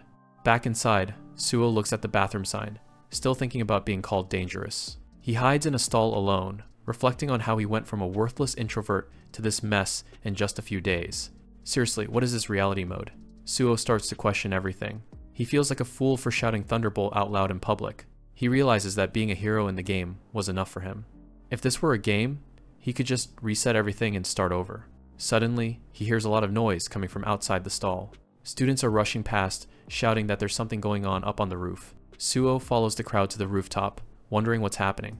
As soon as he arrives, Tsuchiya grabs him, welcoming him to the weak character uprising battle. Suo is shocked to see Yoshikawa getting pummeled by another delinquent. He cries out for his friend as the punches keep landing. Suo tries to rush in, but Tsuchiya holds him back, telling him not to interrupt. Tsuchiya casually mentions that Yoshikawa is doing all this for Suo's sake. Yoshikawa is struggling to breathe, but he's not giving up. The delinquent has him in a tight headlock, mocking him for not just staying down. The guy doesn't want to look bad in front of Tsuchiya, so he's not holding anything back. In a desperate move, Yoshikawa bites down hard on the delinquent's arm. The delinquent is furious and calls him an idiot as he prepares to strike again. Suo finally breaks free and runs to his friend's side, asking why he would do something so crazy. Tsuchiya finds the whole thing interesting, enjoying the desperate struggle of a weak character. He explains the deal. If Yoshikawa could win just once, he'd let Suo go. Yoshikawa looks up, bloodied, and says he did it because Suo is his friend. Tsuchiya mocks them, saying it must be a real nuisance having such a weak friend. Yoshikawa weakly admits that Tsuchiya is right, and that their alliance is over. He tells Suo that he's not a weak character anymore. He apologizes for being useless before finally losing consciousness. Suo stares at his fallen friend, his heart breaking. A dark look crosses his face as something inside him finally snaps. He looks Tsuchiya dead in the eye and tells him that's enough. Tsuchiya just brushes it off, saying it was a decent way to kill some time. He tells his crew they should leave this trash behind and head to the arcade. Suo stops him, asking about the weak character uprising battle he mentioned. He pulls out his simple bandages and declares himself the representative of the weak. Suo equips the bandages, getting a boost to his attack and defense stats. He tells Tsuchiya to get ready because he's going to beat him up. Yoshikawa tries to tell him to stop, but Suo is determined to add a new rule to their alliance. He vows to stand up to this crisis and keep their alliance alive. The system triggers a new main mission: defeat Tsuchiya Megumi. Tsuchiya is genuinely confused by the sudden change in Suo's attitude. He realizes Suo has been hiding his true strength all along. Tsuchiya smirks, finding the situation interesting as he prepares for a real fight. The battle between the level 15 protagonist and the level 75 monster begins with a fight. I'm graphic. Suo Haya squares up against Kei Tsuchiya, but the level gap is brutal, 15 against 75. He's fired up and ready to avenge his buddy, Yoshikawa, thinking he's fighting for a friend in pain. But then, he spots Yoshikawa Koichi getting babied by a couple of girls, and he realizes he's the only one suffering here. Suo's face is a mix of shock and betrayal, while the girls offer to take his friend to the nurse's office. Yoshikawa panics and screams for Suo to keep his eyes on the fight. Kei doesn't waste the opportunity and throws a heavy punch while Suo is distracted. Suo barely gets his arms up in time, but he's already taking damage and bleeding from the impact. He starts analyzing the rhythm of the fight, treating it just like an arcade game. He starts reading the movements and dodging the follow-up punches with ease. Suo sees an opening and pivots for a heavy kick. It connects right with Kei's face, a solid hit that surprises everyone. He doesn't let up, following through with a jumping strike while the crowd watches in awe. He lands and looks back, hoping that landed combo did some real damage. But Kei's health bar is still sitting pretty, barely moving an inch. Kei just rubs his neck with a smirk, looking like the attacks didn't even faze him. He swings back with a massive punch that forces Suo to scramble away. Suo retaliates with a rapid 5-hit punch combo right to the guy's face. Kei just stands there, checking his jaw with a bored expression on his face. Suo realizes he needs something more powerful than basic attacks. He needs the Raijin shot. He closes the distance, getting right within 5 centimeters of his opponent. He predicts the next move. A right straight is coming after those 2 left jabs. He dodges perfectly, knowing Kei will have a 2-0 frame recovery lag after a swing. This is his window. The Raijin shot takes exactly 16 frames to activate. He imagines hitting the perfect sequence of buttons on an arcade stick. He ducks under the punch perfectly, leaving Kei wide open. Suo charges his fist with blue electricity and unleashes the lightning bullet. It's a direct hit to the stomach, and the sheer force of it shocks the onlookers. The impact actually lifts Kei right off the ground, sending him reeling back. For a split second, Suo thinks he might actually have a chance to win this. He looks up at the health gauge, waiting for a massive drop in life. Kei coughs, admitting that one actually had a bit of a sting to it. He pulls back his sleeve to reveal a bruised arm. He managed to block the whole thing. Suo is stunned, but Kei pulls up his shirt to reveal another bruise from their encounter yesterday. A permanent mark from a previous lightning bullet, proving he's been hit by it before. Kei smiles and tells him to keep the entertainment coming as he charges in again. Suo knows he's in trouble, but he decides he'll just have to keep chipping away at him. He charges up another lightning bullet, determined to make it count this time. He lets it rip, his hands glowing with electrical energy. But this time, Kei just sidesteps it, leaving the crowd wondering if Suo has finally lost it. Suo realizes his strategy is failing. If Kei is wary of his big moves, they're going to be impossible to land. Kei gets a serious look in his eyes and tells Suo that if he's out of tricks, he's ready to end this. Kei Tsuchiya starts glowing with this creepy purple aura that tells Suo things are about to get really bad. Suo goes into a guard stance, but the pressure coming off the guy is almost suffocating. Kei moves in a flash, closing the distance before Suo can even think about his next move. He grabs Suo by the collar, and the kid knows he's about to get absolutely manhandled. With zero effort, Kei flips him over his shoulder in a perfect throw that sends him flying. Suo slams hard into the chain link fence, the impact rattling his entire skeleton. Kei doesn't give him a second to breathe, charging right back in to finish the job. Suo tries to input a block like he's playing an arcade game, but real life doesn't have a joystick. He realizes way too late that he's left his defense wide open for a follow-up hit. He thinks back to his gaming days and remembers that the character he's mimicking doesn't even have air guards. Kei connects with a brutal kick to the face that sends Suo's head snapping back. Suo hits the ground, spitting blood, finally realizing just how unfair this power gap really is. The word KO flashes as Suo lies there, looking completely broken. Kei stands over him, telling him that from now on, he's going to keep Suo on a short leash. His friend Yoshikawa and the other students watch in horror, thinking it's finally all over. Kei starts to walk away, satisfied with the one-sided beatdown he just delivered. But Suo isn't ready to quit yet, dragging himself back up onto his feet despite the pain. He hits the yes button on the continue screen, ready to jump back in for round 3. He's still got 3 credits left, and he's desperately hoping to find some kind of winning strategy. Kei is actually impressed by the kid's persistence as he turns back to face him again.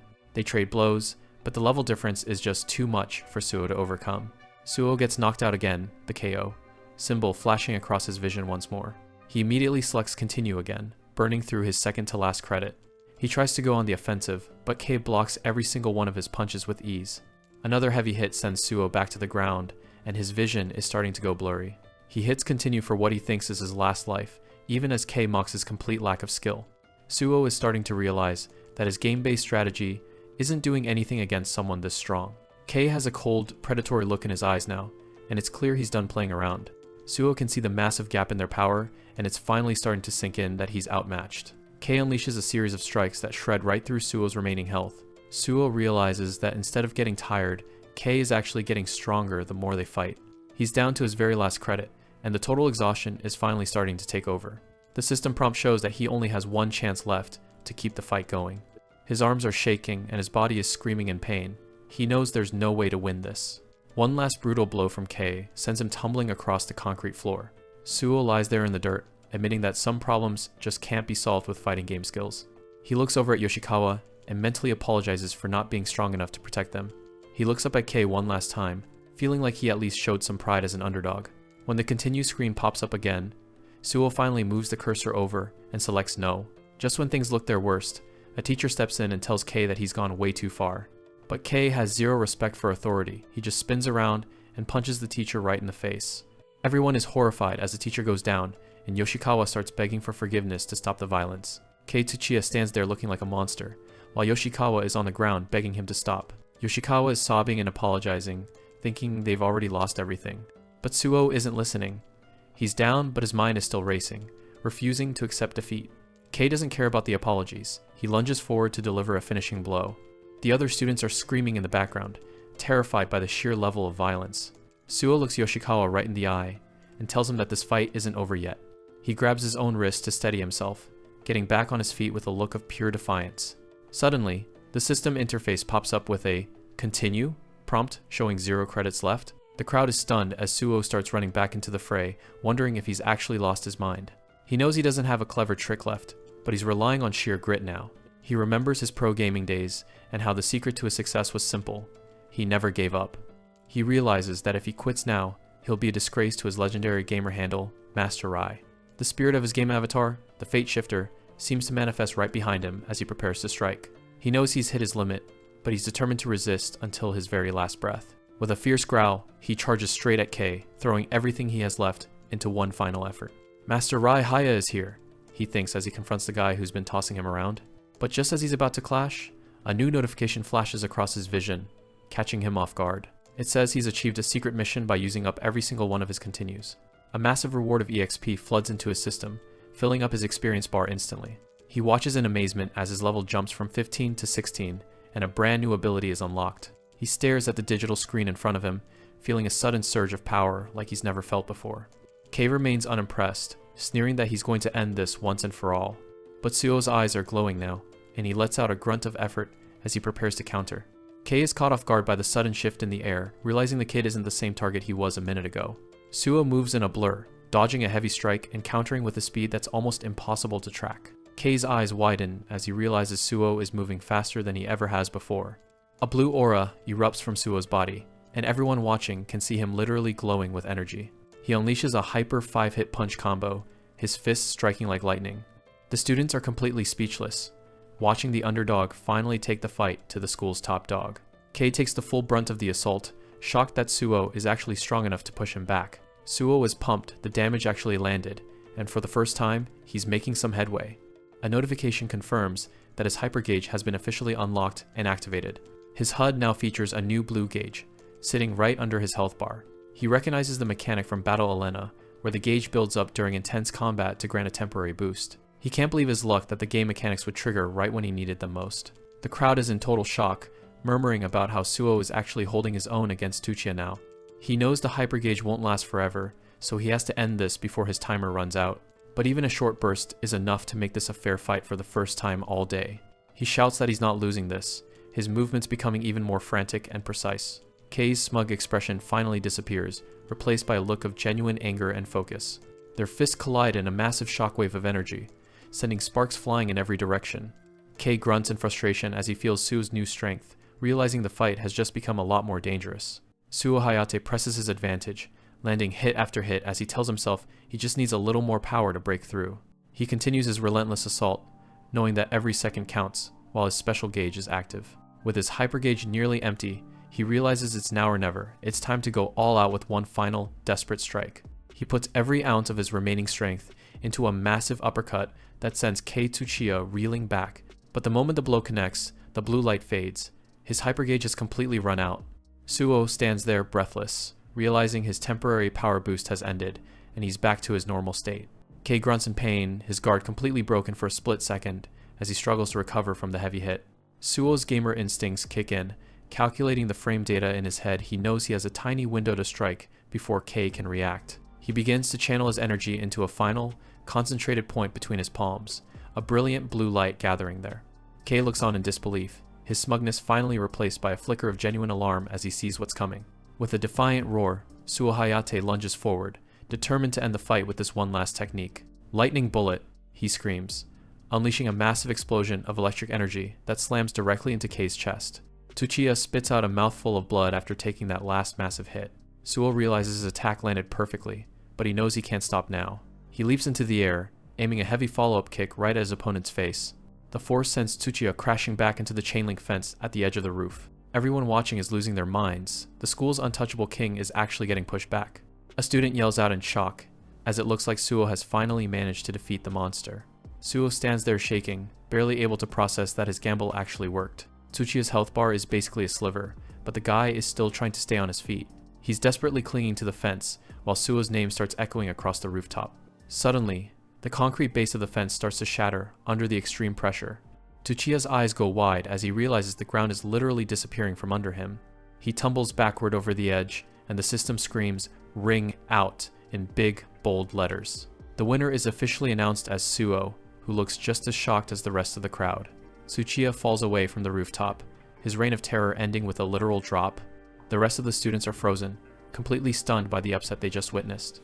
Tsuchiya groans on the ground below, staring up at the guy who actually managed to unseat him.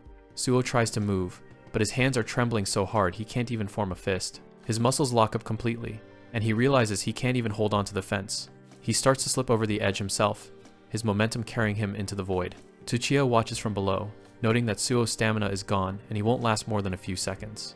Suo knows the guy is right, but he's not about to let his victory end in a double knockout. Then, his hypergauge starts surging, filling up fast thanks to those last few successful hits.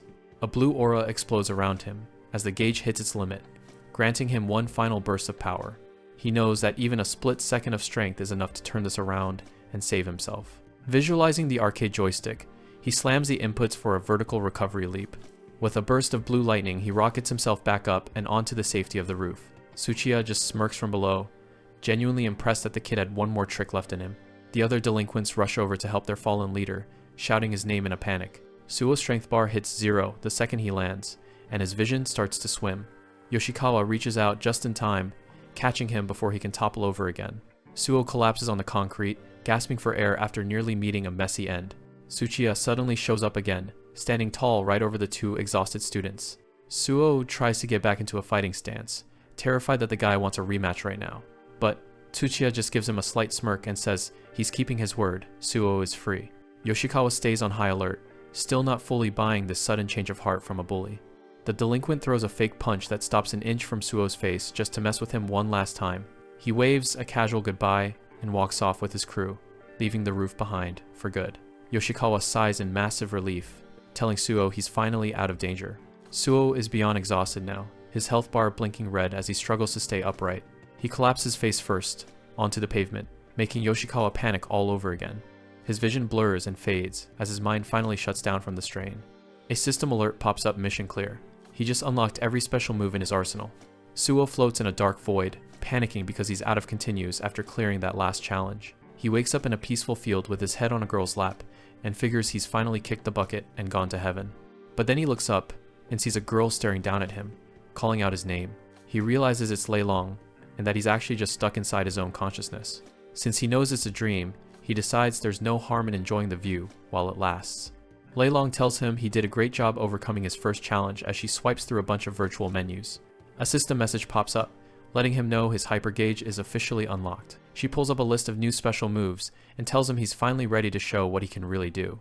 She even shows him a digital map of a brand new area that's just opened up in the city. But the good vibes die pretty quick when she mentions that his next big fight is coming up fast. Suo starts panicking, begging her to wait because he's definitely not ready for round 2. He doesn't want to go around fighting people in real life, and demands a better explanation of what reality mode actually is. Lei Long stays vague, telling him it's a duty he inherited and he's just going to have to figure it out himself. She gives him a cheerful smile, but Suo thinks she just sounds like a programmed game character. Then she reaches out to touch his face and tells him he's earned a special bonus reward.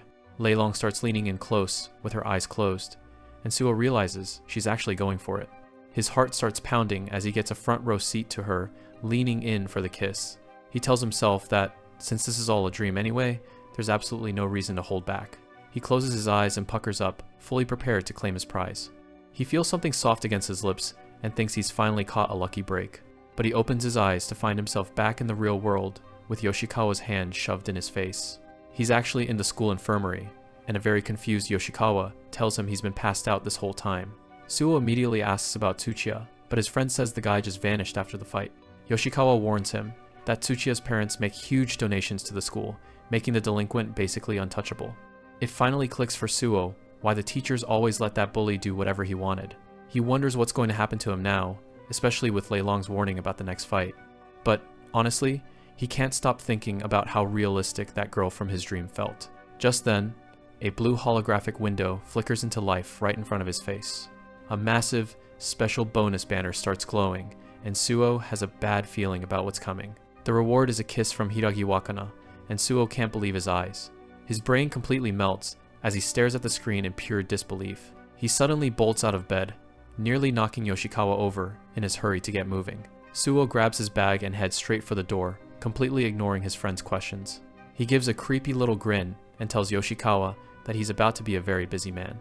He yells a quick "see ya" and sprints out of the room before Yoshikawa can even react. While he's running, he pulls out a bottle of special water named after Hiragi Wakana.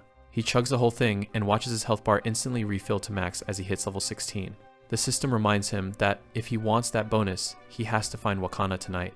Suo is suddenly a huge fan of reality mode now that the rewards are getting this good. He figures that since he already beat the school bully, he's finally done with all that dangerous delinquent stuff. All he has to worry about now is claiming the prize Lei Long promised him. He kicks it into high gear, racing toward his part-time job to catch Wakana before her shift ends. Suo is sprinting through the streets, face beet red as he yells out for Hiragi-san to wait for him. In his frantic rush, he slams shoulder first into a complete stranger, letting out a painful shout. He looks up to find himself surrounded by a group of menacing delinquents, with one buzzcut guy screaming at him to watch where he's going. Suo starts stuttering out apologies, but he can feel the terrifying aura coming off the rest of the group. A guy with bright red hair and a sharp undercut stares him down, telling his goons that they don't have time to waste on some random brat. The red-haired leader tells his crew to move out, leaving Suo thinking he just ran into the most evil-looking guy he's ever seen. Suo watches them walk away, sweating bullets as he tries to place where he's seen those uniforms before. He realizes they belong to Rokumine High, a school that's clearly marked on the map as rival territory. He quickly pushes the thought aside, deciding that getting to Hiragi-san is a much higher priority than worrying about random delinquents. Meanwhile, the red-haired leader, Taniguchi, tells his subordinates to stop bullying weaklings because their real target is Tsuchiya. As the top fighter of Rokumine High, Taniguchi confidently declares that he's the one who will personally take Tsuchiya down. Little does he know, Suo has already cleared that boss fight, and right now, the only victory Suo is chasing is that special reward he was promised. A student walks home alone, still creeped out by how Suo Hayate just vanished with that weird grin on his face. Suddenly, someone calls out to him. He turns around and finds a tall, intimidating redhead looming over him, asking if he knows a second-year student named Tsuchiya. The kid's heart sinks this guy is from the notorious Rokumine High School. Terrified, he stammers that Tsuchiya has already left for the day. A blonde thug named Terada leans in with a threat, but Taniguchi Tatsuya tells his buddy to relax. Taniguchi turns to leave, satisfied just knowing for sure that Tsuchiya is finally back. The student watches them walk away, sweating as he realizes things are about to get messy. Later that night, the sound of someone gargling comes from a small house nearby. In the bathroom, Suo Hayate finishes rinsing his mouth and gets himself ready. He checks his reflection in the mirror, striking a heroic pose with a confident smirk. His older sister walks in and is immediately disgusted by the weird face he's making. She asks if he's actually going on a date, while Suo nervously asks if his outfit looks okay. She keeps teasing him about being a lonely loser, so he tells her to shut it and storms out, saying he'll be home late. A system window pops up with a special bonus quest, getting a kiss from Hiragi Wakana by accidentally running into her after her shift. Suo sprints down the street, trying to act natural while his mind is racing. He's blushing like crazy, wondering if reality mode is actually about to hand him a romantic win. He can already see her leaning in, and the anticipation is killing him. Suddenly, he screeches to a halt when he hears shouting just up ahead. He peeks around the corner and sees a group of Rokumine thugs loitering in the street. Among them is a guy covered in bandages and wearing an arm sling, looking completely battered. Taniguchi stands firm, telling another group of delinquents that he doesn't care about their business. Suo realizes it's the Noge industrial gang on the other side, and they look pissed. The Noge thugs are armed with bats, and the tension is high enough to snap. Suo decides this is none of his business, and tries to sneak away before things get violent. But his luck is trash, and one of the thugs spots him immediately. A couple of girls are standing nearby, looking nervous as the delinquents approach them. Taniguchi politely tells the girls to step back because it's about to get dangerous. One of the girls isn't scared at all. She walks right up and flirts with him, leaving the gang leader blushing. The Noge leader is fuming, accusing Taniguchi of making light of the situation. He starts mocking Taniguchi, bringing up his embarrassing loss to Tsuchiya. Terada is ready to explode, but Taniguchi just tells him to let them laugh. He clenches his fist and admits the loss is exactly why he's been training, but the Noge thugs just find it hilarious. Taniguchi's aura shifts as he points out that they're the ones covered in wounds. The Noge leader's face twists with rage as the insult hits home. One of the thugs lashes out and kicks Suo, who was just trying to crawl out of the way. They recognize Suo as the brat who was with Tsuchiya and turn their anger on him. The leader orders his crew to wipe out Suo along with all the Rokumine trash. A massive swarm of thugs charges in, and Suo can only shield his head as the brawl starts. He's desperate to escape, knowing he doesn't have time for this if he wants to make his meeting. Suo prepares to dodge through the chaos, hoping for a gap in the line, but Taniguchi steps in front of him, telling him this is a private war between the schools, and outsiders should stay out of it. Suo catches sight of the level 76 tag above the redhead's head, and his jaw nearly hits the floor. He's completely rattled, wondering what kind of monster he stumbled upon. Before he can even move, the guy clenches his fist with a look of pure intent. Taniguchi lunges into the fray, telling the thugs they better be ready for what's coming. A punch connects with a brutal impact, sending teeth flying and bodies dropping. He's a whirlwind of violence, leaving the Noge thugs wondering what hit them, while Suo watches in awe. Taniguchi snaps at Suo to stop standing around and get out of there before things get worse. Suo takes the hint and bolts, though he can't stop thinking about how insane that guy's combat style was. Behind him, the sound of breaking bones continues as Taniguchi systematically dismantles the group. Even a level 18 thug like Ueda gets treated like a total amateur and sent crashing into the ground. As he runs, Suo finds himself imagining what it would be like to actually hold his own against someone like that. He quickly shuts that thought down, reminding himself that he's got a much bigger mission to complete tonight. By the time the dust settles, the alley is littered with unconscious thugs while Taniguchi stands tall. Suo finally skids to a stop at his destination, having made it just in time. He waits by the back door, trying to act cool while his heart is still pounding from the adrenaline. The system prompt for his special bonus kiss reward pops up, making his pulse race for a completely different reason. Suddenly, the door clicks open, and Hiragi Wakana steps out, catching him completely by surprise. She pauses when she sees him standing there, looking a bit confused to find him so late. In her surprise, she trips over the door frame and starts to tumble forward. She lets out a little scream as she loses her balance, falling right towards Suo. Everything goes into slow motion as Suo prepares himself for the kiss he's been dreaming of. Her face is inches from his, and he's certain the system is finally coming through with a win. But Hiragi's core strength is on another level. She managed to plant her feet and stop herself just in time. She laughs it off, apologizing for being so clumsy and rushing out like a maniac.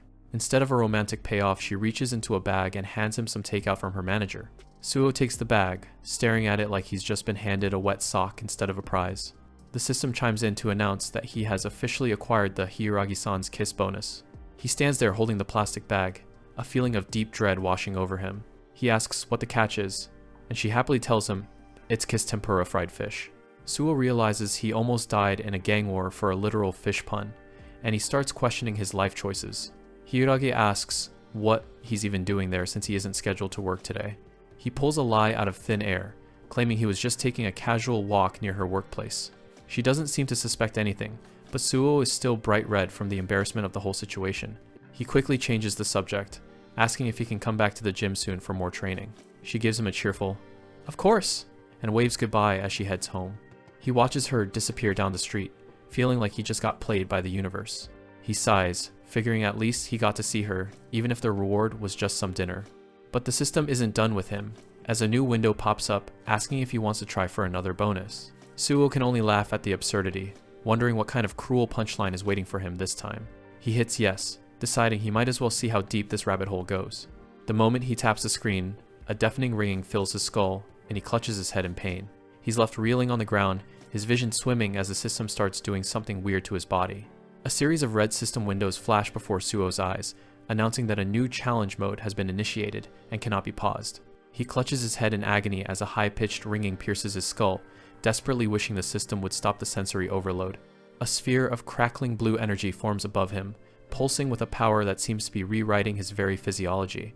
The energy reaches its peak and explodes in a silent, blinding burst of light that washes over the alleyway. Suo slowly lowers his hands, panting and drenched in sweat, as he realizes the intense pressure has finally vanished. He stands alone in the moonlight, left to wonder what kind of dangerous trial he just signed himself up for.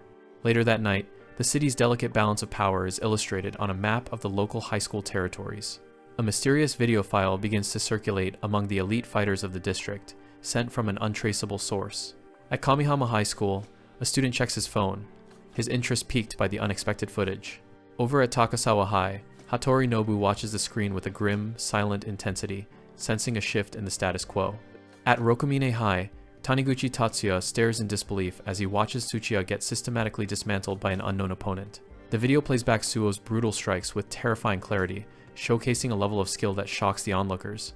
The message concludes with a profile of the victor, labeling him as the No, one of Hinazuka High School. Taniguchi mutters Suo's name, realizing that a new and formidable predator has just announced his presence to the entire district. Taniguchi Tatsuya stares at his phone, looking completely rattled by what he's seeing. Back at home, Suo Hayate lets his sister know he's finally back. He's already snacking on something when his sister greets him at the door. She asks what he's eating, and he tells her it's just some tempura he got from work. She tries to snag a piece, but he pulls the bag away and tells her to back off. He slams his bedroom door shut, leaving his sister totally confused by his weird attitude. Inside, his head is still pounding as the system announces that challenge mode has officially begun. Suo collapses onto his bed, reflecting on what a ridiculously long day it's been. He thinks back to the brutal brawl he just survived against Taniguchi Tatsuya. He considers it a miracle that he managed to walk away from that encounter in one piece. He looks at a small piece of food he's been saving. Using the Hiragi Wakana's Kiss item gives him a huge experience boost, pushing him up to level 21. He remembers Lei Long telling him he'd finally be able to show off his real skills. Realizing she was right, he bolts upright, ready to test his new strength. He heads out into the night, needing to confirm exactly what he's capable of now. Suo finds a quiet spot in the park, dressed in a tracksuit and ready to check his newly unlocked special moves. His skill list shows Lightning Bullet at level 6, while Flying Thunder Punch and Descending Lightning Strike are both at level 1. He knows he needs to master these techniques before his next big fight. He starts by focusing on the Flying Thunder Punch.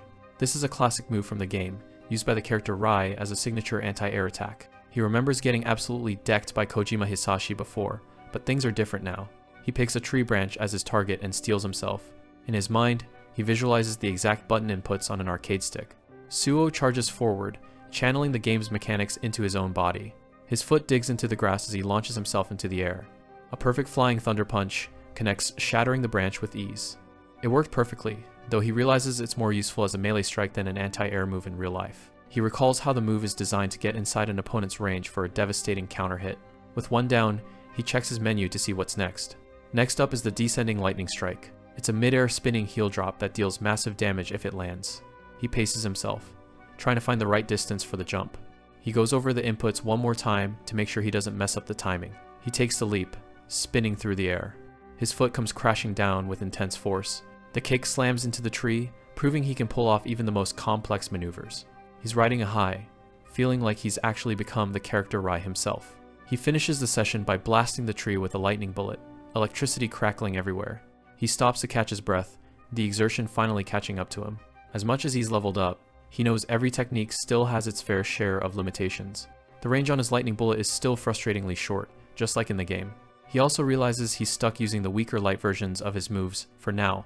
He'll need more levels to break out the heavy-hitting variations. Suo Hayate clenches his fist, visualizing the day he'll be able to move exactly like his game character, Rai.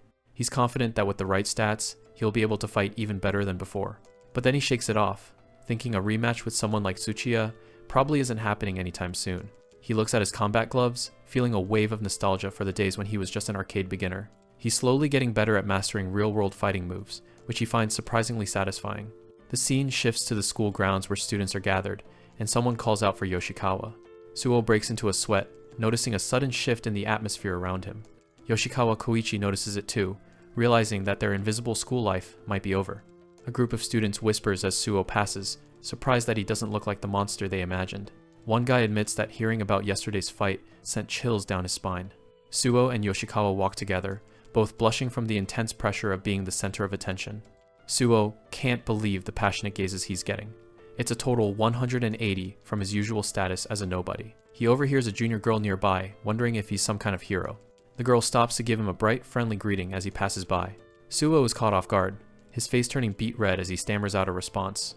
He's internally losing it because it's the first time a junior girl has ever acknowledged him, but Yoshikawa tells him to settle down.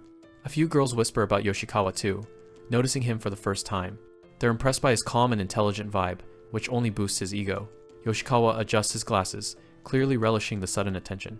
He turns to Suo with a smug grin, demanding to be called Cool Brain Yoshikawa from now on. The bell rings, as Suo tells his friend not to let the fame go to his head. Back in class, Suo suggests adding a new rule to their weakling alliance to keep them out of trouble.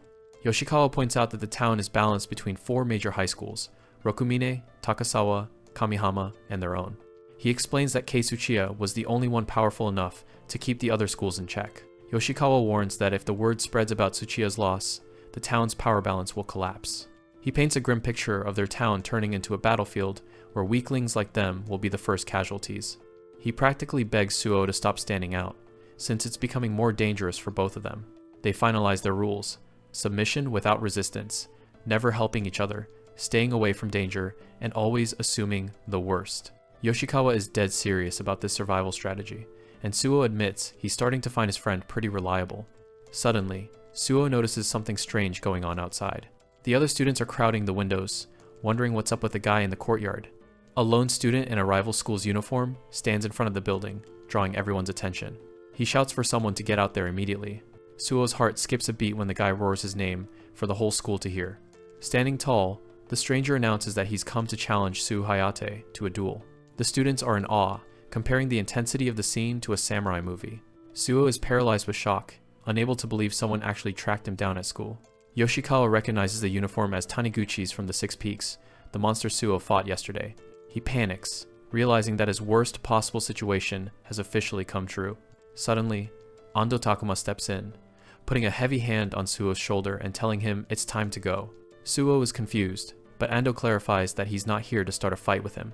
He promises they'll explain the situation and won't let him get hurt, offering Suo some much-needed backup. Suo Hayate looks at the stranger and finally recognizes him. It's Taniguchi Tatsuya, the powerhouse from the previous day. The system screen flashes. Challenge mode has begun. Suo curses under his breath, realizing there's no way out of this. Taniguchi's eyes narrow as he stares down his target, his intensity radiating across the schoolyard. Suo stands frozen as a crowd gathers. Ando Takuma, the blonde delinquent, steps forward and mocks Taniguchi for showing up alone. Taniguchi ignores the trash talk, stating coldly that he has no interest in lackeys and only wants a rematch with Suo. Kojima, Hisashi, and the others are shocked, asking Suo if the rumors are true. Did he really defeat the legendary Tsuchiya? Suo is sweating bullets, internally screaming for everyone to just settle this among themselves and leave him out of it. Ando Takuma looks at Suo, a calculating glint in his eyes as he prepares to stir the pot. To Suo's horror, Ando declares that Suo is now the one who rules over Hinazuka, essentially painting a massive target on his back. Kojima joins in, insulting Taniguchi and telling him he's not even worthy to wash Suo's feet. The provocation works perfectly. Taniguchi looks absolutely livid, his face contorting with rage. Suo is terrified as Ando and Kojima cheer him on, demanding he put the arrogant fool in his place. He realizes too late that his friends are selling him out, using him as a shield to settle their own scores. A system prompt appears in midair, asking if he will accept the challenge from Taniguchi Tatsuya. Suo stares at the yes and no buttons, his heart racing as reality mode forces him to make a choice. He remembers the raw power of someone like Taniguchi looming over him during their previous encounter. But then he thinks back to his training and his love for fighting games, reminding himself that he's grown stronger. With a deep breath, he looks Taniguchi in the eye, his fear slowly being replaced by a gamer's focus. The students hanging out of the windows begin to chant his name, their cheers echoing throughout the campus. Suo is completely bewildered by the sudden support. He's never been the hero of the school before. Taniguchi smirks, noting that Suo has managed to become quite popular in a very short amount of time. However, the humiliation of his previous encounter still stings, and he's determined to reclaim his pride. Taniguchi clenches his fist so hard it shakes, his anger reaching a boiling point. Suo thinks about Tsuchiya and how much he's learned from their brief but intense encounters. He realizes that if he wants to survive this town's chaos, he can't keep running away. Taniguchi takes a fighting stance, his aura intensifying as the battle draws near. Suo finally taps the yes button with conviction, ready to face the challenge head-on. The UI updates. Suo Hayate, LV21, prepares for the biggest challenge of his life. Opposite him stands Taniguchi Tatsuya, 76, a monster that far outclasses him in raw stats. The crowd goes silent as the two face off in the center of the courtyard. "You're on, Taniguchi. Fight." Everyone's screaming Suo's name. The pressure is really starting to pile on. He looks up at his opponent, who's glaring back with a look that could kill. Suo tries to keep it together. He accepted this on a whim, but backing out now would be a total joke. Terada suggests they find a better spot to fight before the teachers catch them. Taniguchi scoffs, looking Suo over. He can't believe a weakling like him was actually the top dog at Hinazuka. Terada tells him not to underestimate the guy, which actually surprises Suo a bit. Suo is just confused. He wonders if these guys are for real or if they should all just go play some games instead. Taniguchi turns around and tells him to follow. Suo trails behind, already planning his exit. If things get too hairy, he figures he can just slip away when no one's looking. Taniguchi stops and turns back. He says he doesn't feel any kind of strength coming from Suo at all. He's convinced that Tsuchiya must have been cheated for Suo to win. His eyes narrow as he calls Suo a piece of trash. Suo stunned. Being called trash for no reason is just completely unfair. They reach a secluded spot by some water. Taniguchi promises they won't be interrupted here. He gets into a stance, determined to show everyone Suo's true colors. Suo realizes there's no way out and readies himself. It's time to do this. Taniguchi watches him with a cold stare. He asks if Suo has any martial arts experience. Suo just looks at him, totally blank. Telling him he learned to fight from video games would probably just make him even angrier. Taniguchi doesn't care either way. He says Suo at least looks like he's used to throwing hands. He lunges forward, ready to see if Suo is just bluffing. Suo focuses, trying to recall the moves he used yesterday. Taniguchi leads with a heavy straight punch. Suo crosses his arms, just in time to block the blow. Even with the guard up, his health bar starts to drop. He's taking chip damage. The impact is solid, but thankfully it's not as bad as what he dealt with the day before.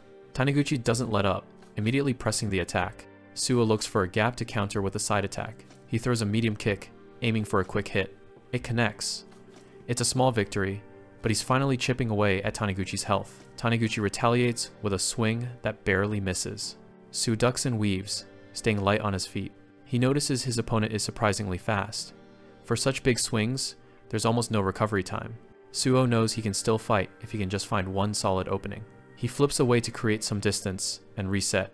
He charges back in with his descending lightning strike. Taniguchi grunts as he tries to block the sudden overhead assault. Suo's eyes light up.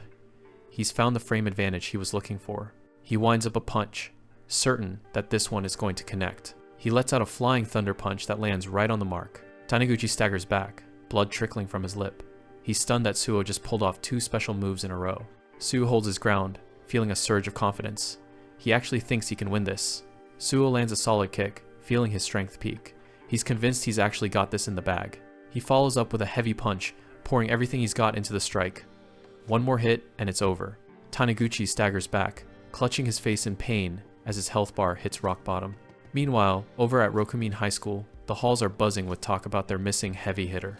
A guy with a shaved head notes that Taniguchi is out on a personal mission to find the person who took down Tsuchiya.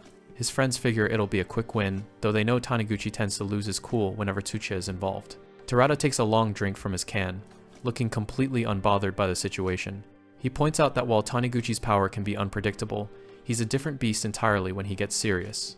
Back at the fight, Taniguchi's health bar is flashing red, signaling he's on the verge of defeat. Suo decides to end it right now.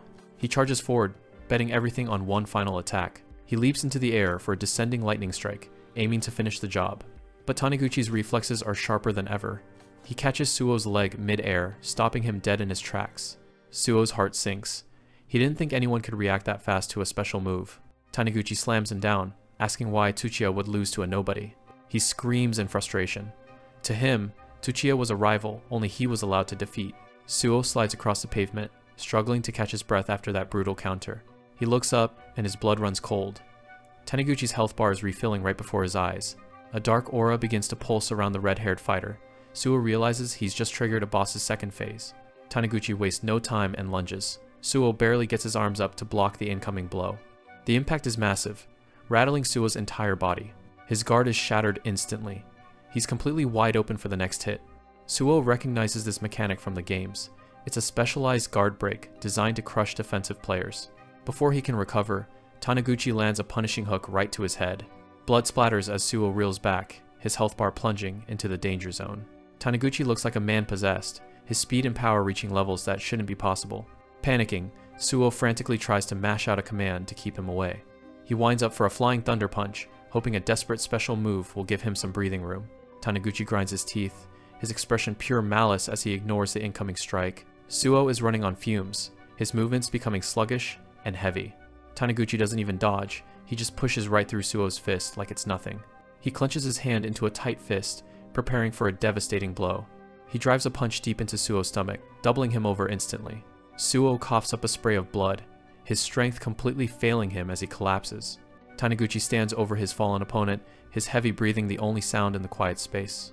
Suo stays curled on the ground, his vision blurring as he realizes just how outclassed he truly is. The pain is overwhelming. He starts to regret even accepting this fight, knowing he's out of continues and out of options. Taniguchi looks down with a sneer, still unable to wrap his head around Tsuchiya's defeat. He calls Suo a piece of trash and demands to know what kind of dirty trick he used to win. Suo can barely hear him, his thoughts drifting as he tries to stay conscious. Taniguchi glares down, waiting for an answer that isn't coming. Suo struggles to push himself up, trembling as he admits that without his special mode, he's just a weak guy. Taniguchi just stares, totally confused by the gamer talk. His thoughts drift back to the fight with Tsuchiya. He remembers how he had to win because Tsuchiya? Suo snaps, his anger boiling over as he tells Taniguchi that Tsuchiya did something unforgivable to his friend. Taniguchi is caught off guard by the sudden outburst as Suo declares that Tsuchiya is the real piece of trash here. With a roar, Suo activates his hyper gauge, a brilliant blue energy swirling around him as he prepares for a final, desperate strike. Suo watches his status screen intently. The hyper gauge is a one-shot deal, and he knows he has to make it count. He puts every ounce of his remaining strength into a massive lunging punch, determined to end this fight right now. Gritting his teeth, he ignores the exhaustion and focuses entirely on his target. Taniguchi stands his ground, his eyes glowing with an eerie, calm intensity that suggests he's not finished yet. For a split second, Suo feels a wave of uncertainty wash over him as he realizes something is wrong. His fist connects squarely with Taniguchi's face, but the impact feels like hitting a brick wall. Suo's eyes widen in disbelief. Despite the power of the hyper gauge, Taniguchi hasn't moved an inch. The punch is buried deep into Taniguchi's cheek, yet the bigger fighter remains perfectly still, absorbing the full force of the blow. Suo realizes with horror that Taniguchi chose to take the hit head-on, completely unfazed by the attack. Taniguchi slowly turns his head, his health bar barely nudged by the strike that should have finished him. Suo stares at the level 76 indicator, realization dawning on him he can't win this fight with raw power alone. With blood trickling from his mouth, Taniguchi ignores the pain and asks Suo to repeat what he said about Tsuchiya. Suo is left speechless, sweating under the heavy pressure of Taniguchi's gaze as the antagonist demands more information. Taniguchi admits that Tsuchiya was always a self-centered jerk, but Suo's words have piqued his interest. He drops his fighting stance and orders Suo to tell him everything that happened between him and Tsuchiya. Suo is stunned by the sudden change in atmosphere, unsure of how to react to Taniguchi's demand. Suddenly, a blue system window flickers into existence, presenting a route-branching choice: cancel the match or continue. The scene shifts abruptly to a piece of raw steak sizzling on a small, portable grill in a dark alley. The sound of chewing fills the air as someone takes a huge bite of the uncooked steak, declaring it delicious. His companions watch in disgust, telling him he's going to wreck his stomach and calling him stupid.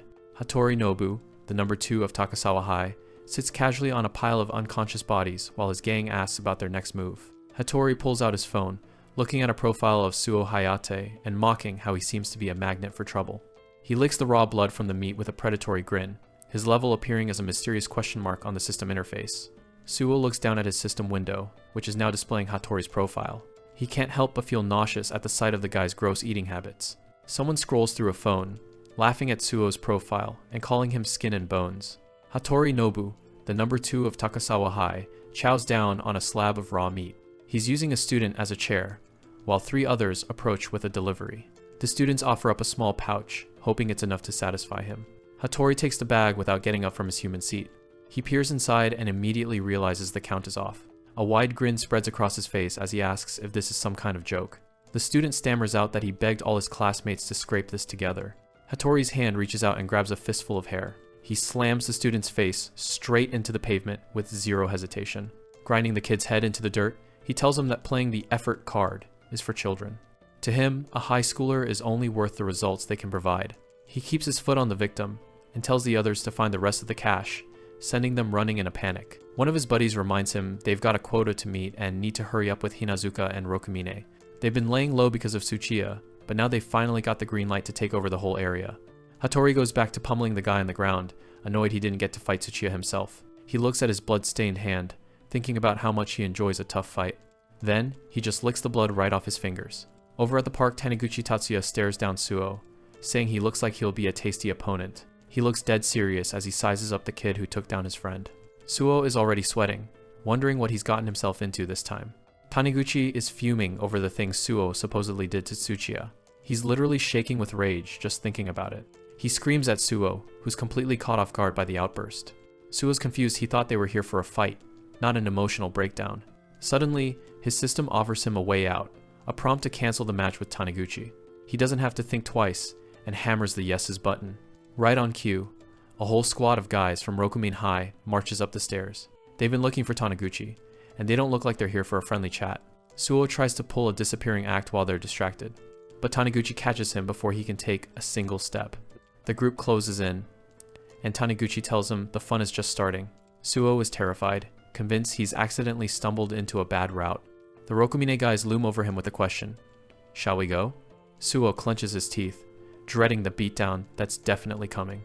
Then, out of nowhere, Taniguchi is screaming into a karaoke mic. It turns out their fun is just a massive karaoke session where the tough guys are singing anime songs. They start ordering a round of oolong tea and melon soda like they're at a regular party. One of the guys laughs and tells Suo to relax, since he's the first one to ever stand up to Taniguchi. He explains that Taniguchi is actually a special guy, especially when it comes to Tsuchiya. It turns out, the two of them have been rivals and best friends since they were little kids. Taniguchi spent his whole childhood losing to Tsuchiya, always promising that one day he'd be the one to come out on top. Suo finds himself in a surprisingly warm atmosphere with Hiragi and Taniguchi, who's already spouting his signature catchphrase.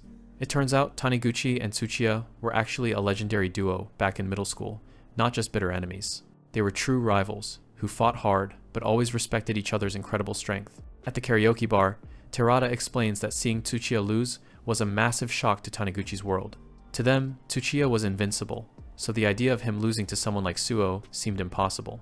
Suo admits he doesn't look like much of a fighter, but Terada says if Tsuchiya gave him the nod, he's the real deal. Terada admits that everyone in their circle looks up to Taniguchi's power.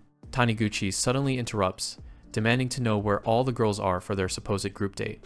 When he hears they all bailed at the last minute, he's devastated and tries to drag Suo into his misery. He hands the mic over to Terada, clearly done with his own performance for now.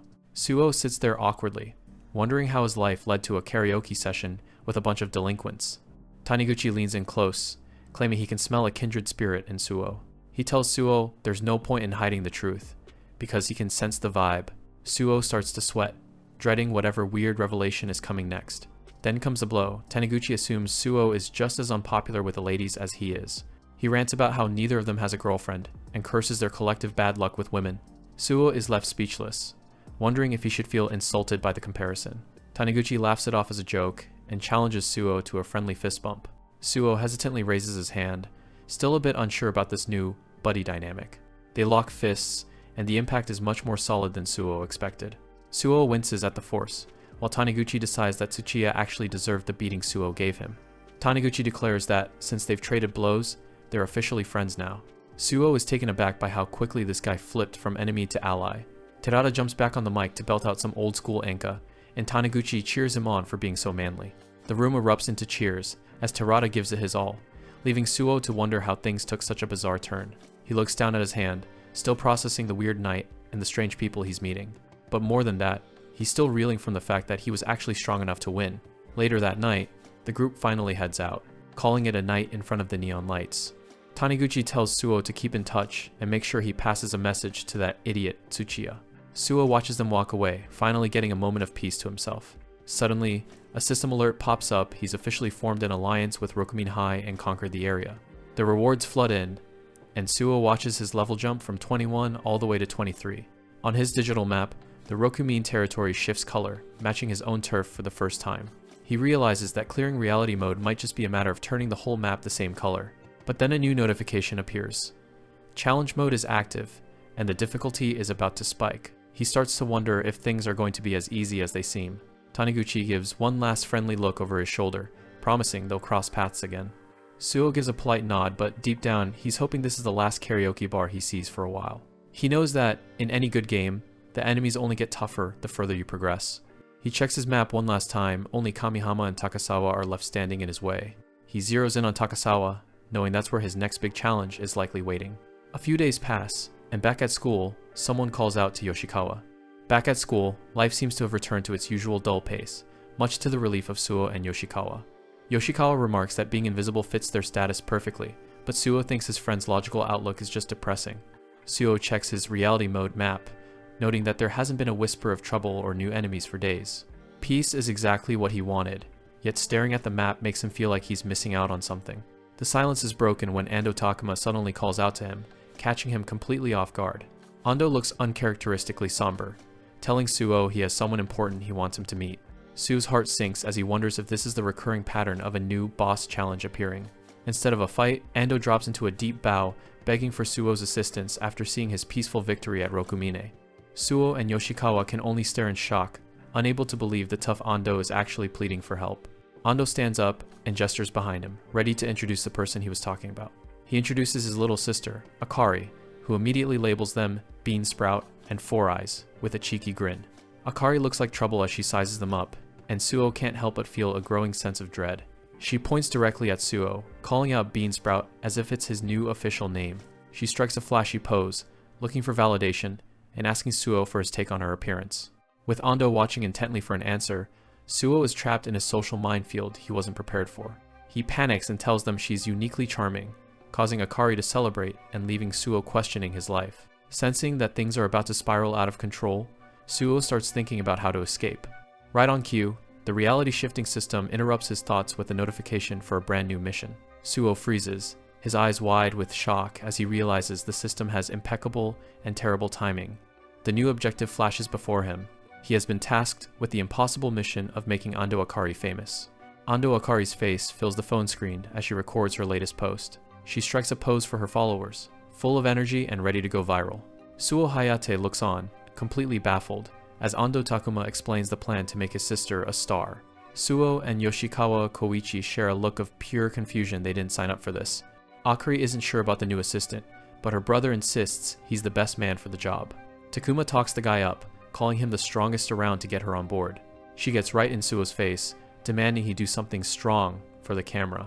The big guy waves them off, happily dumping the trouble on Suo's lap. Yoshikawa isn't sticking around for the drama either and bolts, leaving his friend high and dry. A new mission pops up in Suo's vision. He's officially tasked with making Akari famous. Before he can even process it, she grabs him and drags him off to start filming. Akari kicks off the vlog, introducing her marmots to her latest speedrun challenge. The challenge is simple, but gross. Eat a raw onion as fast as possible. She takes a massive, confident bite out of it while Suo records the whole thing.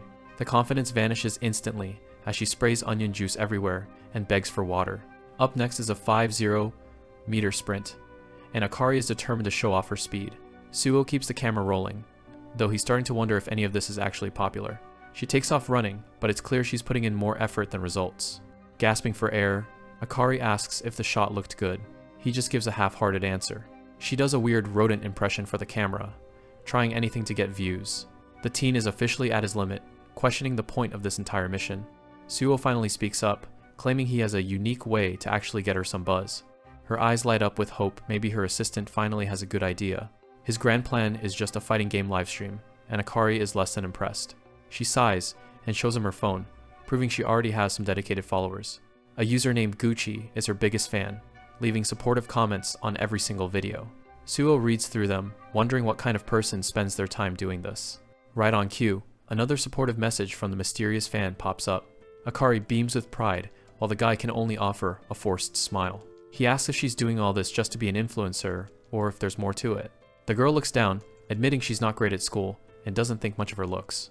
But despite the lack of views, she genuinely thinks making and posting videos is fun.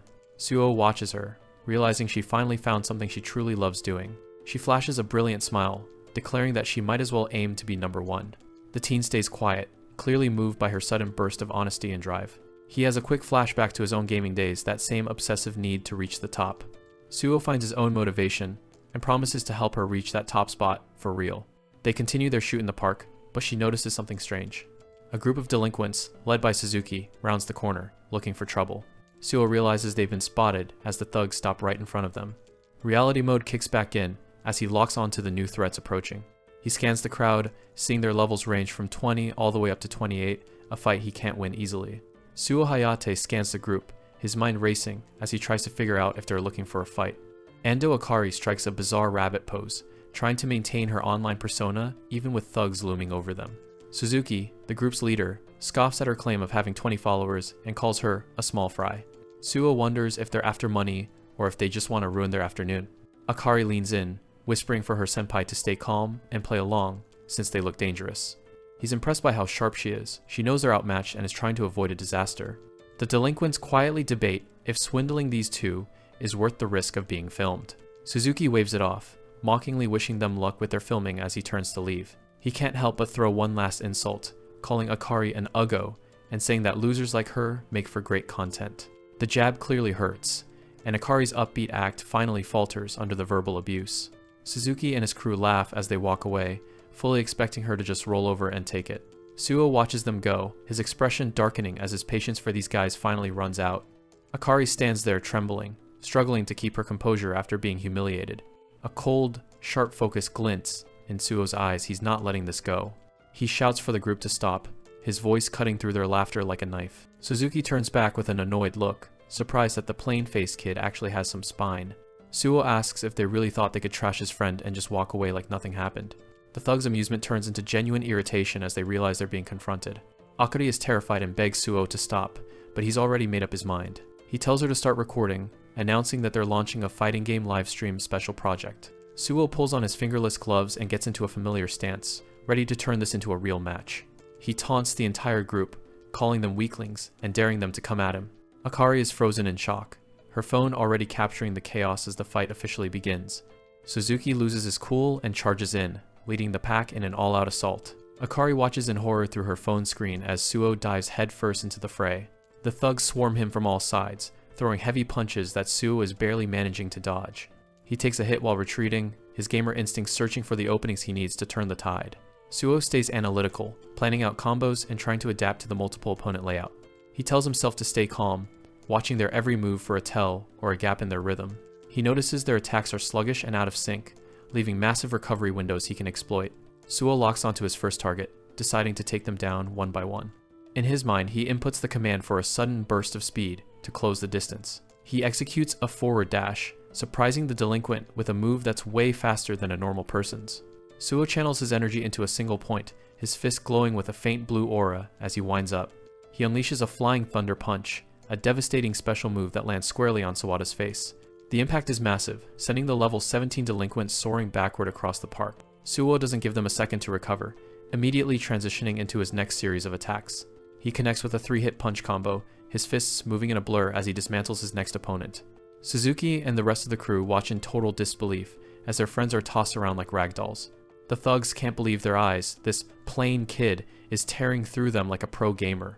Suho lands a high kick that sends another guy's health bar plummeting into the red as they start to panic. He pulls off a perfect backflip to reset his position, leaving a terrified Suzuki looking up at him in shock. Suho Hayate unleashes his final move, Descending Lightning Strike, a powerful downward punch that crackles with blue energy. Suzuki, the level 28 leader, can only cough up spit and irk in pain as the force of the attack completely overwhelms him. With the thugs scattered across the pavement, Suho stands tall as Akari captures the entire scene on her phone.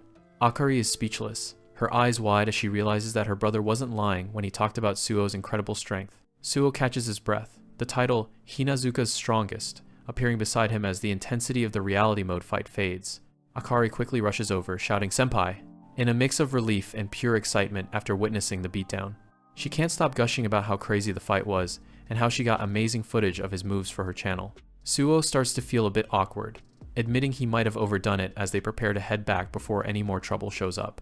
By that night, the video on Hidamari Akari's channel has already gone viral, with the view count skyrocketing as people watch the real fight. The result is even better than they expected. The video is a total hit, reaching a massive milestone of 100,000 views. Akari excitedly shows Suo that her follower count increased by 300 overnight, crediting him for her sudden surge in popularity. Suo gives a small, humble smile, feeling a sense of satisfaction that his plan to help her actually worked. The system interface flickers to life, confirming that the mission Make Ando Akari Famous is officially cleared. A bright notification announces that Suo has leveled up, rising from level 23 to level 24 thanks to the successful mission. Just as he's celebrating his progress, Akari leans in with a blush, asking if he'd like to go to a live show with her. She explains that her friend couldn't make it, and she'd consider it good luck if she could go to the show with her senpai. The group is an underground idol unit called Dream Colored Bloom, and Akari's favorite member is the insanely cute Rei-san. She explains that Rei was her original inspiration for starting her Pickpopper channel, showing Suo a photo of the pink-haired idol. Suo isn't as easily swayed by idols, thinking to himself that Hiragi-san is much more his type as he imagines the beautiful Lei Long. Suddenly, a familiar sound rings in his ears. Suo lets out a small "ah" as the system reacts to the new situation. The main mission updates, tasking Suo with participating in the live performance to unlock a medium-tier special attack reward. The prospect of gaining more power is enough to convince him, and he figures that a new set of special moves is worth a trip to a concert. Akari's face lights up with joy when he asks if she really wants him to go, her eyes practically sparkling as she pleads one last time. With a resigned but determined, "Well, alright," Suo officially agrees to accompany her to the event. They arrive at Event Space Z, a bright and modern venue where the underground idol show is being held. It's Suo's first time at a place like this, and he can't help but feel a bit out of his element as they head toward the entrance. He pulls up a map on his phone, noticing that they are uncomfortably close to Takasawa High School territory. He tries to shake off the uneasy feeling, telling himself that the main mission probably doesn't have anything to do with thugs today. As they prepare to go in, a tall boy with long dark hair parted in the middle steps out, his presence immediately cooling the air. The stranger, Hattori Nobu, pauses for a moment as he senses something familiar, letting out a small, curious, Suo stops in his tracks, feeling a sudden chill down his spine as he senses a hostile presence nearby. Hattori Nobu's eyes begin to glow with a sadistic red light as he flashes a jagged, menacing grin at the pair. Without a word of warning, the Takasawa student lunges forward, his fist already flying towards Suo's face with incredible speed. Suo's eyes widen in genuine shock as the attack comes out of nowhere, the punch moving so fast it's almost a blur. Suo flinches as a fist suddenly appears in his peripheral vision. A staff member named Hattori Nobu reaches out, asking for their tickets in a deceptively polite tone. Ando Akari happily hands them over, and Hattori points them toward the right corridor for the live show. Suo lets out a sigh of relief, realizing it was just a regular employee and not an enemy. He quickly checks the guy's stats. Hattori is only level 22, well below Suo's current power. Even so, Suo feels a sudden, heavy pressure as the two of them pass each other. The sensation is intense enough to make him break into a cold sweat. He senses something dark about Hattori, but when he looks back, the guy's just standing there. Hattori waves them off with a chillingly friendly smile, wishing them a good time. Ando Akari notices Suo's pale face and asks if something is wrong. Behind them, Kanemaru Taku walks up and confirms they've spotted Suo. Kanemaru reminds him to avoid trouble since their fundraising event is about to start, and Hattori claims he's holding back for now. Hattori leaves the rest to his partner, mentioning he has some important plans of his own. The music kicks in, and the crowd erupts as the idols take the stage. Rei and her group, Yoon Blue, start their high-energy performance. Suo joins the sea of fans, waving his light stick and shouting along. Ando Akari can't help but laugh, teasing him about how stiff and weird his dancing looks. The idol, Rei, catches Suo's eye from the stage, and he worries his amateur moves are standing out too much. He realizes he's never heard these songs before, so he's just using his fighting game reflexes to stay on beat. Suddenly, a system prompt appears. Bonus stage, dance around to the beat. Scrolling arrows appear in his vision, turning the entire concert into a real-life rhythm game. Ando Akari is shocked when Suo's energy levels suddenly skyrocket. He's moving with a frantic, hyper-focused intensity that's totally out of character. In his mind, he's just hitting the directional inputs as fast as they come. His body is moving entirely on its own now, perfectly synced to the rhythm game overlay. He realizes this is a massive chance to grind some extra experience points. The EXP bar starts filling up rapidly as he nails every single beat. He's dancing with a level of precision that looks almost superhuman to the people around him. The other fans are completely blown away, wondering what's gotten into this penlight bro. A triumphant level up chime rings out as Suo officially hits level 24. Once the show ends, Suo is completely drained and looks like he's about to collapse. Meanwhile, Ando Akari gets to meet her idol and gushes about how much she supports her.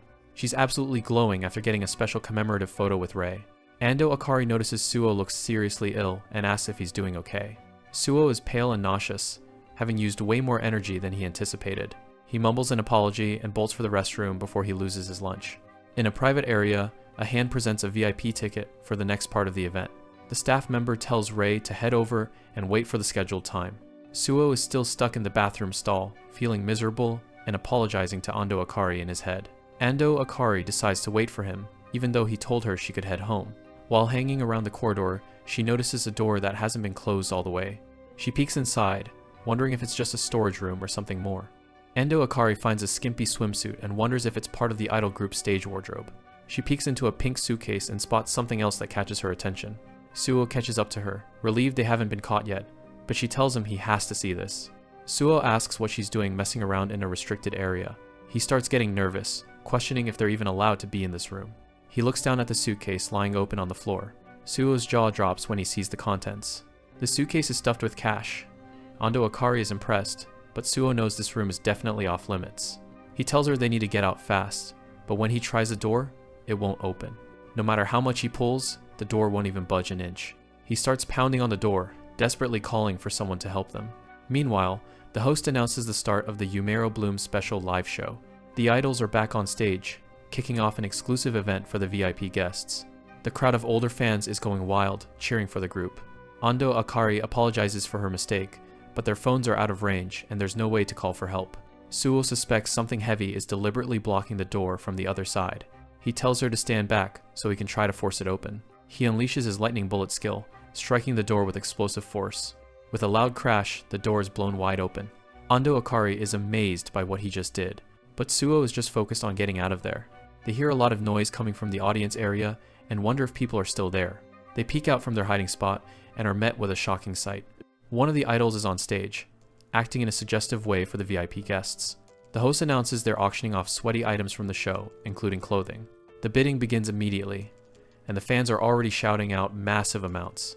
The idols are forced to pose for photos while the creepy VIP guests get uncomfortably close. The girls thank the crowd while men wave stacks of cash, eager to buy whatever they're offering. Suo is disgusted, realizing the dark reality behind this underground idol group. Ando Akari is frozen in shock, unable to process what they're seeing. Suo feels like they're in a bad spot and tells her they need to leave right now. Suddenly, a massive man blocks their way and demands to see their VIP tickets. He sneers at them, calling them Hinazuka scum, and asks if they're planning to call the cops. Suo is caught off guard as the man prepares to attack. Without a word, the brute delivers a powerful kick straight to Suo's chest. Suo manages to block it, but the force of the blow is overwhelming. He's sent sliding across the floor as Ando Akari screams in terror. Rei walks out from the backstage area and asks Kanemaru Taku what's going on. Ando Akari tries to plead with her, saying they didn't mean to see anything, but Rei's face remains cold. Rei decides they can't let them go and suggests filming Ando Akari to blackmail her. Ando Akari stares at her in disbelief, realizing the kind idol she admired is actually a monster. Two thugs grab Ando Akari and drag her away as Suo desperately tells them to let her go. Kanemaru lunges forward and grabs Suo by the throat, cutting off his shout. Kanemaru Taku tightens his grip on Suo's throat, demanding to know how he heard about the Hinazuka #1 rumors and his connection to Takasawa High School. Suo struggles to breathe, his mind racing as he realizes the rumors about his supposed strength have reached much further than he ever imagined. Kanemaru sneers, noting that since he intended to crush both Hinazuka and Rokumine anyway, this saves him the trip. He adds that Hattori certainly won't complain. The name Hattori brings to mind the dangerous reputation of Takasawa High, where even strong fighters like Taniguchi Tatsuya might already be out of the picture. In a brief vision of the past, Taniguchi is walking alone when a stranger calls out to him from behind. The stranger reveals himself as Hattori Nobu, wearing a chilling smile as he introduces himself as a student of Takasawa. Hattori's expression is predatory, as he casually states he just came to play with the Rokumin leader. Back in the present, Suo realizes the massive amount of money they found earlier proves these men aren't just normal high schoolers, they are professional criminals. He looks over at the terrified Ando Akari and knows he must find a way to escape with her before things get even worse. Suo desperately wanted to end this peacefully, but he soon realizes that the situation has spiraled completely out of his control. Suddenly, a system notification flashes in his vision. Kanemaru Taku has initiated an uncancelable challenge. The fight interface locks in, pitting the level 24 Suo Hayate against the level 48 monster Kanemaru Taku, in a battle he is forced to win. Akari can't believe her idol, Lei, is the one behind this kidnapping. A massive guy has Suo by the collar, while Akari is held back by the others. Lei doesn't care about her fans, she just wants these annoying kids to disappear for good. Akari is devastated. The person she looked up to just threw her away like trash.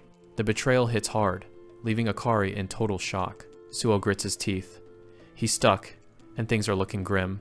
One of the thugs laughs as they drag Akari away to the back. Suo isn't backing down. He tells the big guy to shut his mouth. Akari tries to fight back, but she's helpless against the group. Reality mode kicks in. Suo is facing Kanemaru Taku, a level 48 monster. The fight starts, and Kanemaru immediately goes for Suo's throat. He lifts Suo off the ground with just one hand. Suo flails his legs, but it's no use. He realizes his game techniques aren't working because he's not grounded. Even with his pro-gamer instincts, Suo's body won't respond to his mental commands. His feet are dangling uselessly in the air. It's a classic game mechanic when his character is in the air, he loses all control.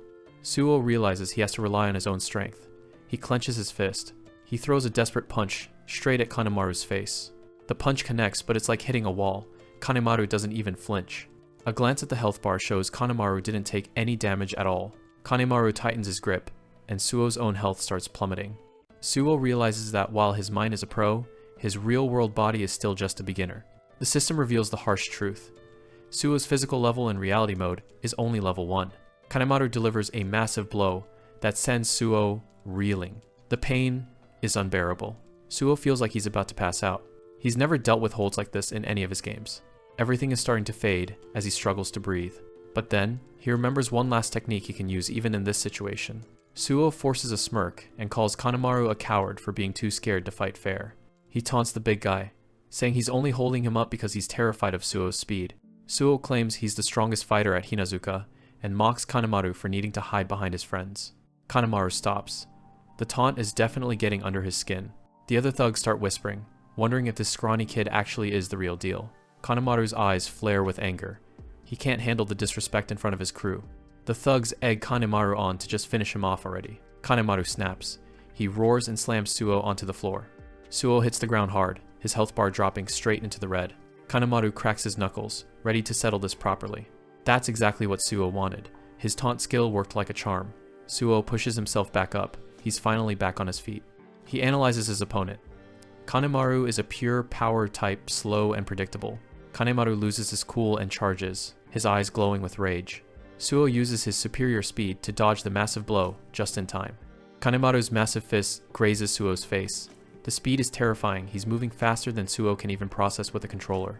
Kanemaru isn't just strong, he's incredibly fast for his size. Suo's instincts kick in, and he performs a perfect sidestep to avoid the next blow. He knows he needs to create some distance before the big guy catches him. Kanemaru lunges forward again, not giving him a second to breathe. Suo manages to evade and taunts him, asking who the slow one is now. Despite his fancy footwork, Suo sees his health bar dropping. Even the pressure of these attacks is taking a toll. The other thugs mock Kanemaru, laughing at how a fatty who can dance is struggling with a scrawny kid.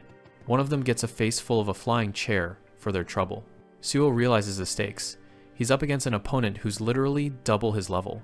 He blocks another heavy strike, but his guard is breaking. He tells himself to get his head in the game. He's won every fight so far, but he's starting to feel like the level 1 weakling the system says he is. Kanemaru laughs, calling Suo's previous victory a total bluff. He roars that Suo is dead meat and charges with everything he's got. The onlookers can't believe the scrawny kid is still standing after all those hits. Suo adjusts his stance, his feet moving in a precise rhythm.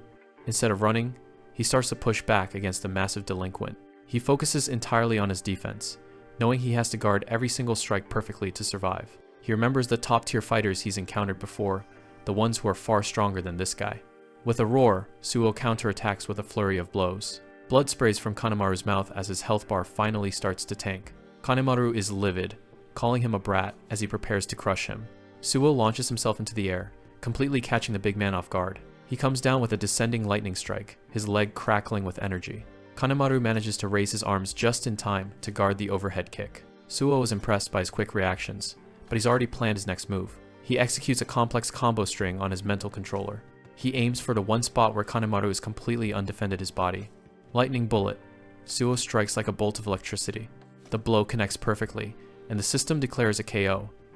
As Kanemaru's health hits 0.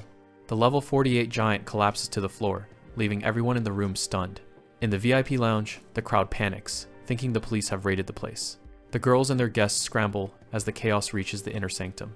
Suo bursts through the doors, knocking aside anyone in his way. He's finally made it to where they were holding Akari. Lei looks on in shock as her best fighter is taken out. Suo takes a breath, relieved to find Akari safe. She's overjoyed to see her senpai. Akari turns to Lei, the idol she once admired, with a look of pure disappointment. But she's not just leaving, she reveals she filmed the entire kidnapping attempt on her phone. Akari tells Suo it's time to go, leaving the stunned girls behind. Lei can't believe her entire crew was dismantled by just one guy. Her friends ask if they should go after them, but Lei knows they've been beaten for now. Suo and Akari make their way away from the scene. Akari reassures him that she's okay now. Suo thinks they should report this to the police, but Akari stops him. She knows how these delinquents operate. Her own brother is involved with people like that. Her heart is heavy, still unable to fully process why someone she looked up to like Lei Long would do this. The adrenaline fades, and the weight of the night finally catches up with Akari. She breaks down in tears, apologizing to Suo and admitting how terrified she truly was. Suo pulls her into a comforting embrace, his mind racing with the realization of how deep the Takasawa High influence goes. He looks at his system map, seeing the areas controlled by different factions and deciding it's best to avoid them for now. Suddenly, a notification pings on his interface, catching him completely off guard. On the digital map, the color representing the Rokumine territory begins to shift and change. Miles away, a bloodied man standing in the middle of a dark street answers his phone. It's a call from Hiro, one of the top members of the Takasawa gang. The man informs Hiro that the concert was a bust and that Kanemaru has already been defeated. He stands victoriously over the body of a high-level fighter he just single-handedly crushed. He ends the call with a smirk, mocking Kanemaru for being weak enough to lose. He's heard the name Suo from Hinazuka, and finds the idea of someone that strong interesting. A dark smile spreads across his face as he repeats Suo's name. He looks down at his defeated opponent, mocking him for worrying about his fallen friends. Despite being beaten within an inch of his life, the delinquent on the ground still tries to speak. The man decides he's done with this conversation and prepares to deliver a final, crushing blow. Suo, still with Akari, stares at the floating system screen in disbelief. A system alert flashes. Taniguchi Tatsuya has been defeated by Hattori Shin, and the Rokumine territory has fallen. Suo is shaken. He knows Taniguchi was no pushover. He wonders who this Hattori Shin could be. The reality sets in. A new, powerful threat has entered the game, and the balance of power has shifted once again. Suo looks a bit shell-shocked as the name Hattori crosses his mind. A system window pops up, revealing Hattori's profile and his status as a level 22 threat. Akari tells him she's doing much better now and insists on heading home by herself. She winks and thanks him again, calling him the strongest guy at their school. Suo waves her off as she walks away, still trying to process the sudden compliment. He lets out a long sigh, wondering why he keeps getting labeled as Hinazuka's strongest. Suddenly, a giant clear notification appears, confirming he finished the mission to protect Akari. The mission reward pushes him up to level 25, unlocking a brand new feature called the character list. He looks through the floating blue screens, curious to see what this list actually tracks. His eyes widen in shock as he reads through the first few entries. A short while later, he finds himself standing in front of the local game center. He sits down at a machine, feeling a bit out of his element without his usual game-breaking skills. The system reminds him that reality mode blocks him from playing other modes, but he's not ready to quit yet. He admits that fighting in real life is exciting, but he still just wants to be the best at games. He slams the joystick and starts playing, his hands moving with incredible speed.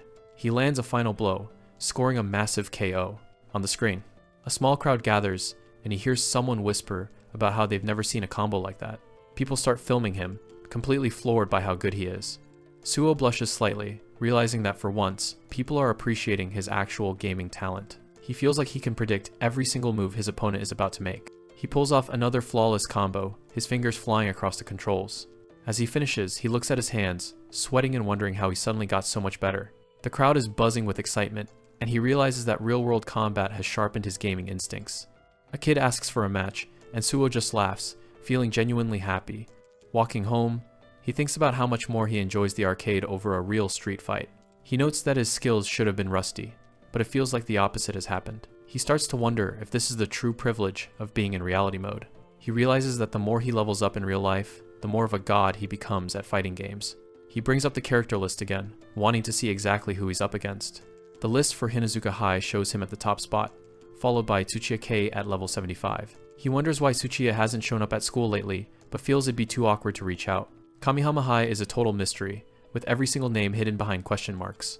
Then there's Rokumine High, where a guy named Taniguchi Tatsuya reigns supreme at level 76. Finally, he checks Takazawa High and sees Hattori Shin sitting at the number 2 spot. Suo concludes that to truly dominate the area, he'll have to take out the number 1 fighter from each school. He stares at the blank top spot for Takazawa, wondering just who could be that strong. The next day, we cut to Takazawa High School. Kanemaru Taku stomps into a room, his face still covered in bandages. He finds Hattori Shin sitting calmly, grilling some meat on a tiny portable stove. Hattori tells Kanemaru he'll just keep losing unless he starts a diet. Kanemaru clearly doesn't appreciate the advice and lets out a frustrated grunt. He shouts that he won't be satisfied until he kills Suo, but Hattori reminds him that someone else is calling the shots. Hattori Nobu explains that, because of a certain someone, their profits from Bloom have vanished, so he needs to find a new way to get some cash. Kanemaru Taku complains about how much they have to pay out every day, getting fired up about wanting to settle things with the guys from Kamihama. Hattori tells him to stop complaining about Kamihama, warning him that if Hiro heard him, a simple beating would be the least of his worries. Kanemaru immediately backs down, stammering that he wasn't really complaining or anything. Hattori mentions that Hiro is already dealing with Hinazuka, so Kanemaru probably won't even get his chance for revenge. He points to the computer screen, showing Suo Hayate and asking Kanemaru if this is the brat he was talking about. Kanemaru's face twists in anger as he recognizes Suo on the screen. Suddenly, a student bursts into the room shouting that the guys from Rokumine have arrived. Hattori sighs at the idiot barging in, while the messenger frantically explains that the Rokumine group is already there. Hattori just gives a casual look over his shoulder, completely unfazed. Outside, one of the Takazawa students is slammed onto the ground, coughing up blood. A blonde delinquent from Rokumine demands they get their boss out right now, making it clear they won't be leaving without a fight. He shouts that Takazawa sent Taniguchi Tatsuya to the hospital, and they're here for payback. The Rokumine gang stands united in front of the school building, screaming for the losers to come out and face them. Hattori watches from the window with a condescending laugh, mocking them for being brave and manly by charging in from the front. He licks his lips, noting how much they seem to adore Taniguchi, before calling them average idiots. He stands up and stretches, telling his subordinates it's time to go grab something to eat. Meanwhile, at an izakaya, someone yells for Suo to finish up the dishes, and he quickly agrees. Suo is elbow deep in suds, wondering what he actually needs to do to conquer a mission area in this real-life game. He considers just showing up and yelling for someone to fight him, but quickly realizes he just looked like a total lunatic. He checks his phone and sees a message he sent to Taniguchi Tatsuya that hasn't been read yet, hoping the guy is doing okay. Hiiragi Wakana walks up and asks if something is wrong, noticing his head seems to be in the clouds. Suo jumps at her voice, stammering that it's nothing and he's totally fine.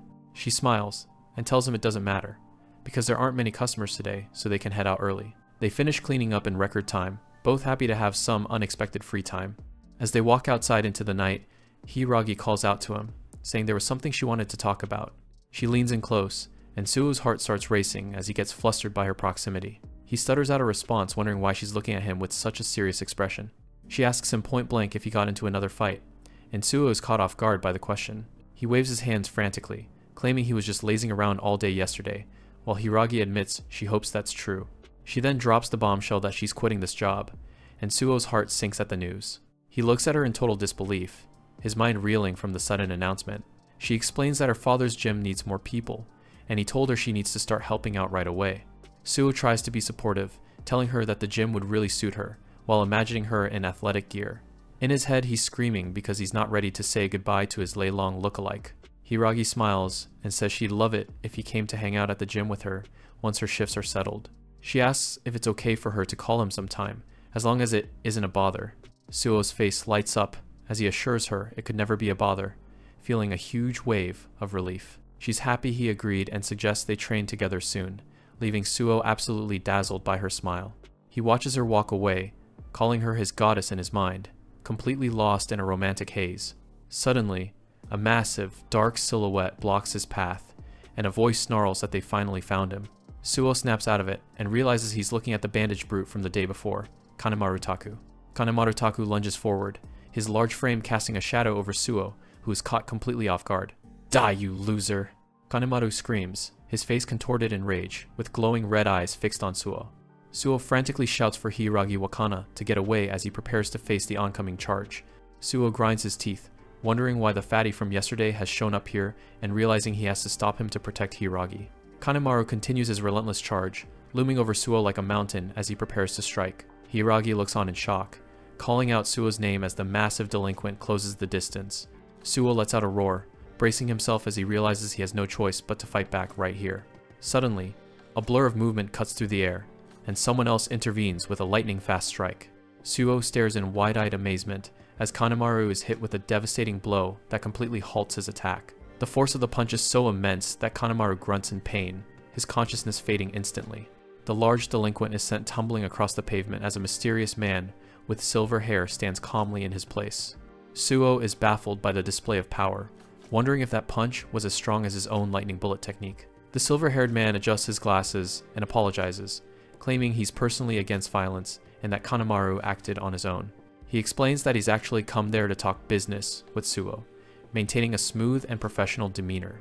A system alert suddenly chimes, notifying Suo that his character list has been updated with new information. Suo looks at the translucent UI, seeing the rankings for Takazawa High School and noticing the man in front of him is at the very top. He realizes with a start that this polite, silver-haired man is the #1 fighter he's been hearing about. The man offers a thin, calculated smile and introduces himself as Orido Mahiro, the top dog of Takazawa High. Wakana isn't playing around. She pulls out her phone, ready to call the cops on this creep. The silver-haired guy, Orido Mahiro, just gives her a calm look and tells her to wait a second. He puts on a friendly act, claiming he mistook her for someone else and apologizes for the scare. Hiro suggests Wakana should head home so he and Suo can have a little chat in the park up ahead. Suo is immediately on edge. How the hell does this guy already know Wakana's name? Hiro leaves them standing there. Wakana checks if Suo is alright, but he's clearly distracted. He tries to shake it off, lying to her face that he has no clue who that guy was. Wakana doesn't know him either, but she can tell something is very wrong. Over at the park, Hiro is lounging on a bench like he owns the place. Suo realizes this is Takasawa's top guy. Suo finally shows up, asking if this is some kind of revenge for what happened yesterday. He's mostly pissed about how Hiro knew Wakana, but the guy just brushes it off. Hiro officially introduces himself with a smug smile, clearly enjoying Suo's discomfort. He hands over an envelope, calling it an official communique from his school. He gets real close, talking about how they should be able to understand each other as humans. Suo's hand shakes as he takes the letter and pulls out the paper inside. It's a straight-up invoice for 3 million yen, billed to Hinazuka High School. Hiro claims this is just a way to settle the concert incident and keep things friendly. Suo tells him they don't have that kind of money, but Hiro just tells him to shake down the other students. To make sure Suo understands the stakes, Hiro pulls out his phone to show him something.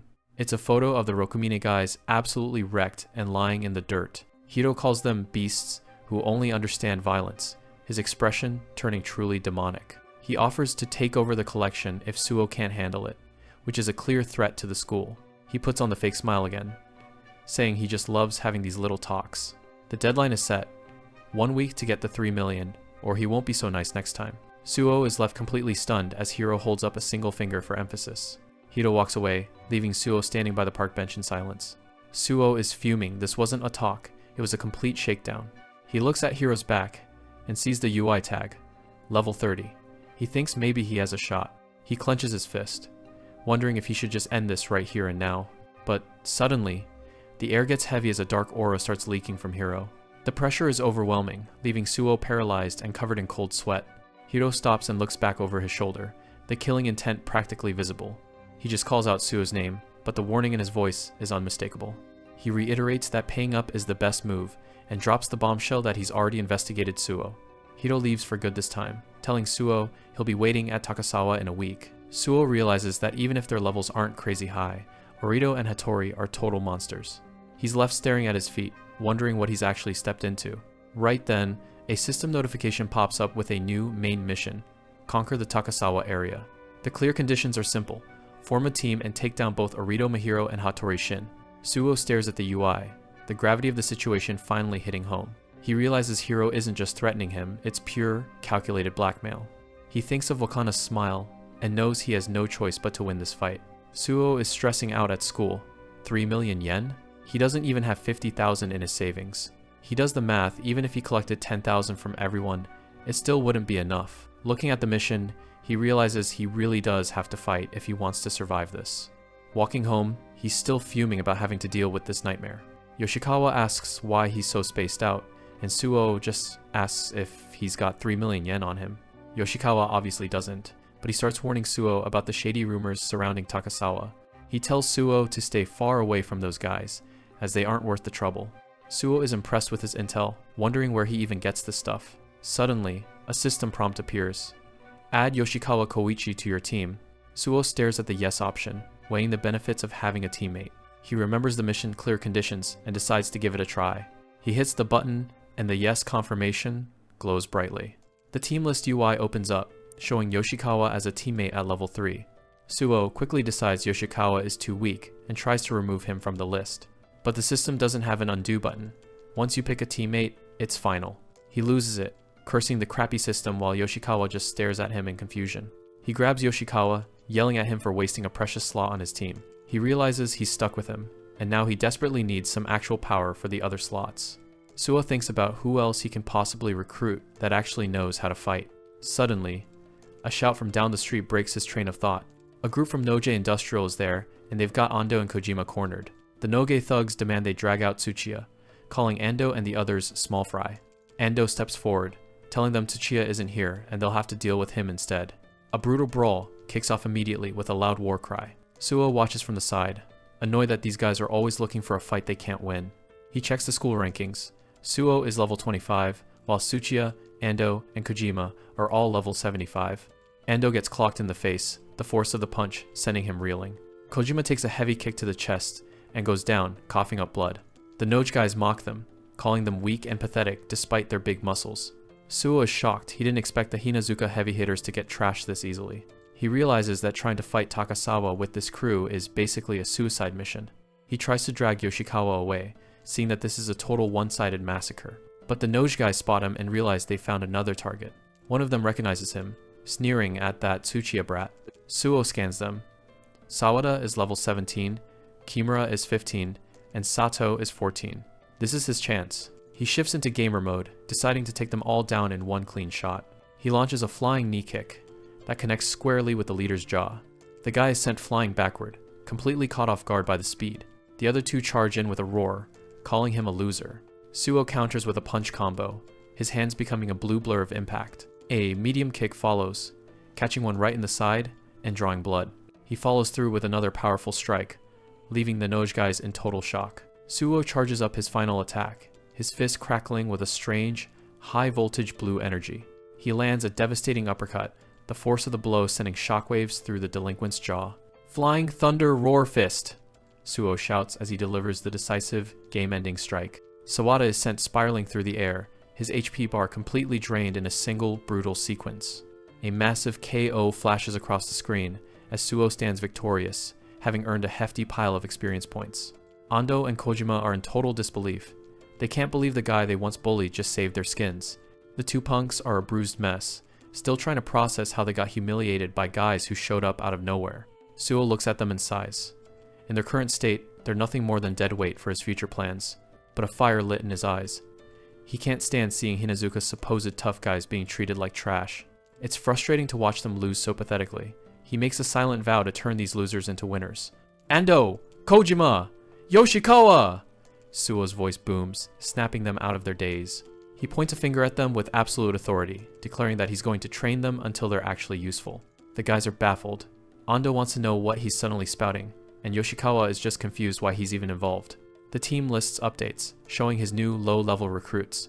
Suo knows he only has 1 week to make this ragtag group work. He thinks of Orido Mahiro and the other Takasawa High elites. If they don't get stronger fast, they don't stand a chance. Meanwhile, in a quiet hospital room, Tanaka Kei lies in bed, his head and face heavily bandaged after a brutal defeat. He groans in pain, his eyes burning with a mix of resentment and physical agony. A tall shadow falls over the bed as a visitor stands by the window, silhouetted against the evening sun. It's Kei Tsuchiya, and he looks down at the injured boy with a cold, mocking smirk on his face. Tanaka Kei grits his teeth, his frustration boiling over as he stares back at the man who clearly doesn't pity him.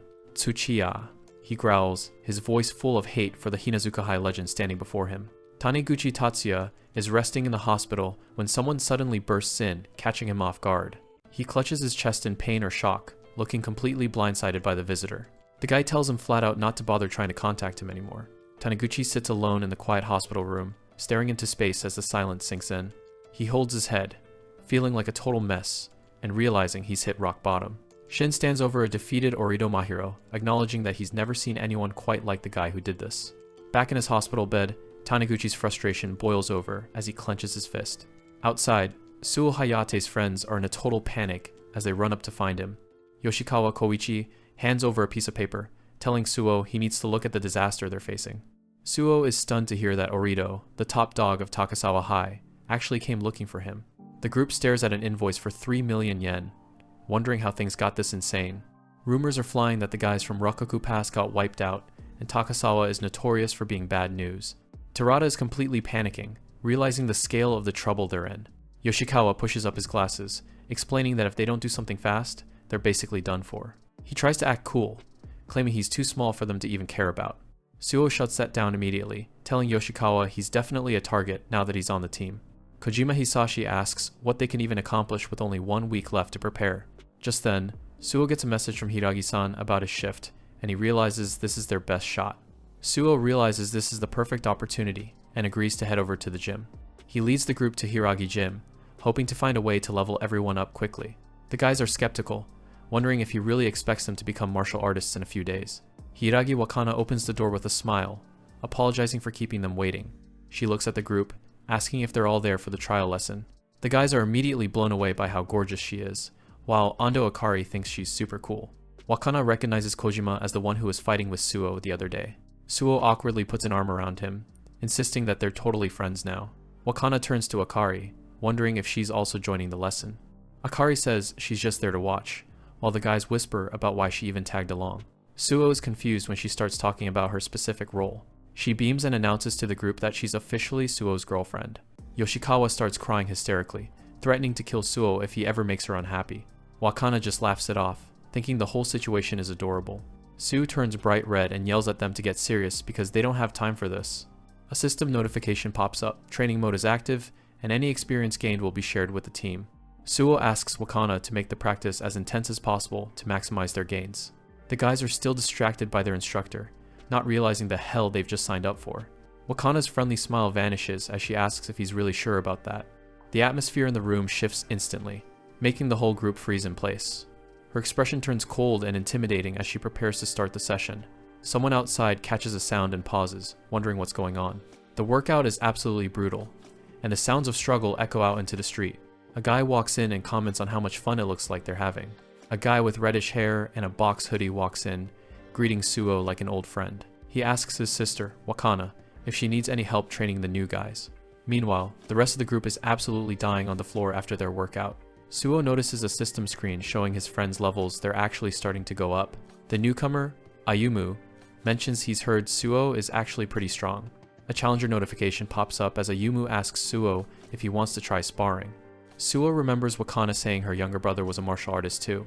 He checks Ayumu's stats and sees he's already at level 30. Ayumu promises to go easy on him as he starts warming up with some fast strikes. Suo is instantly on high alert, surprised by the sheer speed of the movements. He realizes that even though it's not flashy, Ayumu's technique is on a whole different level. Ayumu waits for an answer while Akari gets her phone ready to film the whole thing. Suo looks a bit overwhelmed, wondering if he's really ready for this. But he pulls himself together and accepts the challenge, much to Ayumu's delight. Ayumu tells Wakana to get some gear for Suo so he doesn't get seriously hurt. As he straps on the shin guards, Suo thinks about how this is his first real fight against someone who isn't a thug. He stares at the headgear for a second, weighing his options. Across the ring, Ayumu is already throwing practice punches, looking completely in his element. Suo decides to skip the headgear, insisting he needs the raw experience to get stronger. The VS screen flashes Suo at level 25 versus Ayumu at level 30. Ayumu tells him to bring everything he's got as they both take their stances.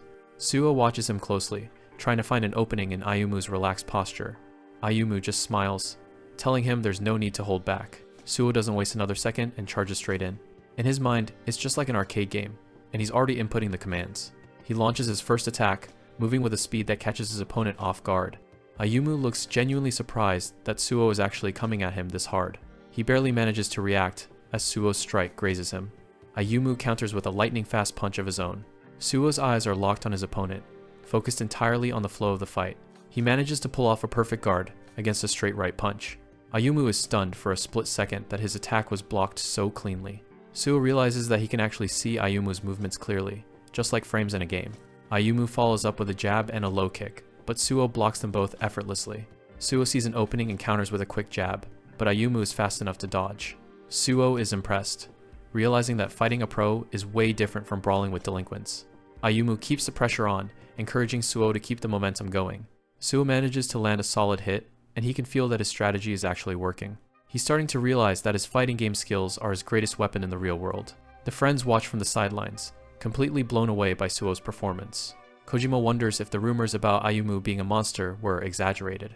Wakana watches the match silently, her expression unreadable as she monitors their progress. Suo grits his teeth, feeling a surge of confidence that he can actually win this fight. He tells himself he's stronger than he looks, and charges forward with everything he's got. But his confidence is short-lived, as Ayumu reacts with a speed that catches him completely off guard. Suo's eyes widen in shock as he realizes he might have left himself wide open. The realization hits him like a ton of bricks. He miscalculated the timing of the exchange. He notices Ayumu's level display starts glitching out, making him wonder if the system is failing him. Ayumu follows up with a heavy kick, and Suo barely manages to block it while trying to stay calm. Despite the pressure, Suo's gamer instincts kick in, and he starts to read the rhythm of the attacks. He sees Ayumu winding up for another punch and prepares himself to counter the moment it lands. In Suo's mind, the fight has turned into a high-stakes arcade game where timing is everything. He pulls off a perfect guard against Ayumu's strike, creating the exact opening he was looking for. He goes for his guaranteed counter, a rapid-fire combo that should have ended the match right then and there. But Suo's jaw drops as Ayumu pulls off a move that shouldn't be possible in his recovery frames. He panics, realizing that real life doesn't always follow the rigid rules of a fighting game's animation. Before he can adjust, Ayumu's fist connects with brutal force, shattering Suo's momentum. Suo's HP bar plummets to 0 in an instant as he takes the full brunt of the impact. A giant KO flashes across his vision as he collapses onto the mat, staring up at the ceiling in disbelief. Ayumu quickly snaps out of his fighting trance and apologizes, admitting he got a bit too competitive. Akari and the others rush over, looking worried as Suo lies there trying to catch his breath. Luckily, since they were in training mode, Suo's health starts to regenerate almost immediately. Ayumu gives him a hand up, genuinely impressed by how much of a fight Suo was able to put up. He notices Suo looks a bit discouraged, and lets out a lighthearted laugh to ease the tension. Ayumu explains that he didn't win through raw strength alone, he just exploited a specific weakness. Suo is stunned, wondering what kind of flaw he could have possibly left exposed. With a smirk, Ayumu points right at Suo's face, preparing to reveal the secret behind his defeat. Back at the gym, Ando and Kojima are shooting the breeze. They're joking about Suo's supposed weaknesses, thinking they've already got him figured out. In the ring, Suo Hayate is fully geared up for a spar. He's going head-to-head with a real pro, while Akari watches closely from the ropes. A system window introduces his opponent as Ayumu Hiyuragi. He's 17 and about to make his professional MMA debut, so he's way out of some amateur's league. Ayumu moves in like a flash, throwing a punch that catches Suo completely off guard. He barely has time to blink before the fist is in his face. The strike slams into Suo's guard with heavy impact. Ayumu is sharp, calling out exactly where the defense should be, even as he breaks through it. Ayumu resets and points a finger. He tells Suo that he's relying way too much on his eyes, and it's becoming a liability in a real fight. Suo freezes up. The idea that his greatest asset, his gamer vision, might actually be a weakness is a tough pill to swallow. He thinks back to his time playing Battle Arena. In the game, everything is about watching the opponent's every frame to find an advantage. He realizes he's been trying to play real life just like the game, treating every punch like a predictable animation frame. Suo slumps down on the mat, catching his breath. Ayumu tells him that because he's using video game logic, his moves are actually too clean and easy to read. Once an opponent spots that pattern, countering him becomes a piece of cake. Suo just groans, realizing how predictable he's actually been. Suo wonders how he's supposed to fight without relying on what he sees, but Ayumu tells him he's got it backward. Ayumu says he needs to see even more. He needs to pick up on the visual cues that aren't just flashing right in front of him. Suo just stares back, totally lost. He's going to need a lot more combat experience to figure out what that's supposed to mean. A screen pops up to declare the mission clear. He just finished his sparring challenge with Ayumu. The level up notification hits, showing his progress climbing from 25 to 26. He looks at his status screen, his mind racing. He's wondering if there's a deeper secret to the strength he's been seeing lately. He thinks back to his fight with Orito. There was a strength there that went beyond what was visible, and he's starting to suspect it's all connected. Across the room, Suo notices Yoshikawa is absolutely destroying a heavy bag. He looks a lot more intense than usual. Yoshikawa lands a massive punch that rattles the whole stand. The guy is putting every ounce of his weight into it. He follows it up with a powerful high kick, slamming his leg into the bag with a sharp shout. He stops to catch his breath, looking pretty pleased with himself. Suo is genuinely impressed by the sudden jump in skill. Suo asks where the hell those moves came from. Yoshikawa admits he's not sure, but he just feels a whole lot stronger today. A status bar pops up over Yoshikawa's head. Suo can't believe it, the guy's already at level 18. Akari and the other girls cheer him on, telling him he's got some serious potential. Yoshikawa just blushes, trying to act like it's no big deal. Suo realizes that this training mode is even more incredible than he thought. It's making everyone around him stronger. He checks the stats for Kojima and Ando too. It turns out the experience points he earns from sparring are actually being shared with the whole group. Suo clenches his fist, determined to figure out what Ayumu meant. He knows he can't just rely on what's right in front of him. He calls out to Ayumu, asking if they can go another round tomorrow. He's desperate to close the gap. He begs for another spar, realizing that no matter what, he needs more real-world strategy practice to survive. Ayumu lets him down easy, saying he's actually leaving for a training camp tomorrow and won't be back for a full week. Suo is crushed. A whole week without his pro coach is a major setback, and he knows it. The scene shifts back a few hours to Takasawa High School, where someone is grumbling about the never-ending pile of paperwork on their desk. Inside the student council office, Hattori Nobu is lounging around. He's asking Shin if he thinks Hinazuka High is actually going to pay up what they owe. Shin is focused on his computer screen, looking completely bored. He mentions that if they don't pay, he'll just have to step in himself. He leans in, his glasses glowing, as he finds something interesting on the monitor. He seems completely absorbed in what he's watching. Hattori walks over, asking if Shin is still glued to those security camera feeds. He doesn't see what the big deal is. The screen shows footage of Suo Hayate. Shin notes that while everyone else got wiped out, Suo is definitely proving himself to be something special. He watches Suo's movements on the screen. He knows the guys Suo beat weren't exactly the B team, which makes this even more impressive. Shin tells Hattori not to judge things just by how they look on the surface. He's got a feeling there's more to this kid than meets the eye. He points to the screen where Suo is mid-fight. He can tell there's a certain depth to his style that most people would miss. Hattori just scoffs, a smug look on his face. He's not totally convinced, but he's definitely keeping an eye on the situation. Orido and Shin are finishing up in the office, with Orido mentioning it's finally time to move. Shin seems a bit uneasy, asking if the two of them will be fine on their own. Orido just flashes a cold, confident smirk. He tells Kanemaru there's absolutely nothing to worry about and that they've got things under control. Hattori and Shin follow Orido out, acting like they're just going for a casual stroll. Orido plays it off as a simple chat between civilized people, but the tension in the room says otherwise. The trio arrives at a neon-lit place called Bar S. As they walk in, a voice welcomes them, specifically calling out to Hattori as they step into the purple haze. They're met by Shimizu, a Takasawa High alum who's now a full-blown Yakuza member. He's lounged back with a cigarette, looking every bit the thug with his gold chains. Shimizu acts friendly enough, telling them to take a seat and order whatever they want. He says he just felt like having a little chat with his juniors for a bit. He gives them props, saying they're really something else for showing up at Takasawa and immediately putting all the upperclassmen in their place. Shimizu takes a long drag of his smoke and reminisces. He mentions that back in his day, Takasawa wasn't quite as soft as it is now. Orido listens with a blank expression, but Shimizu continues. He says he's heard a little rumor lately that's piqued his interest. Shimizu's eyes narrow, as he says he's heard something interesting about where the two of them actually come from. He says he couldn't believe his ears when he heard the details. Orido doesn't bite, simply asking Shimizu what it is he actually wants to discuss. Shimizu's thugs stand ready in the background. He decides it's time to drop the pleasantries and get right down to business. Shimizu's tone turns cold, as he points out that this month's protection money still hasn't made its way to him. He tells them not to worry, saying he isn't about to lose his temper with cheeky little kids as long as they hurry up and pay. Orido stays silent, letting him talk. Orido finally speaks up, saying they haven't forgotten the money. They've just been pretty busy lately after picking up some other jobs of their own. Shimizu listens, but his face is stone cold. He's not interested in how busy they are, only in his cut of the deal. Orido flashes a polite but terrifying smile. He tells Shimizu they're just going to call it quits and sever all ties with him right here. Shimizu scoffs at the suggestion, telling Orido he doesn't have the right to make a call like that.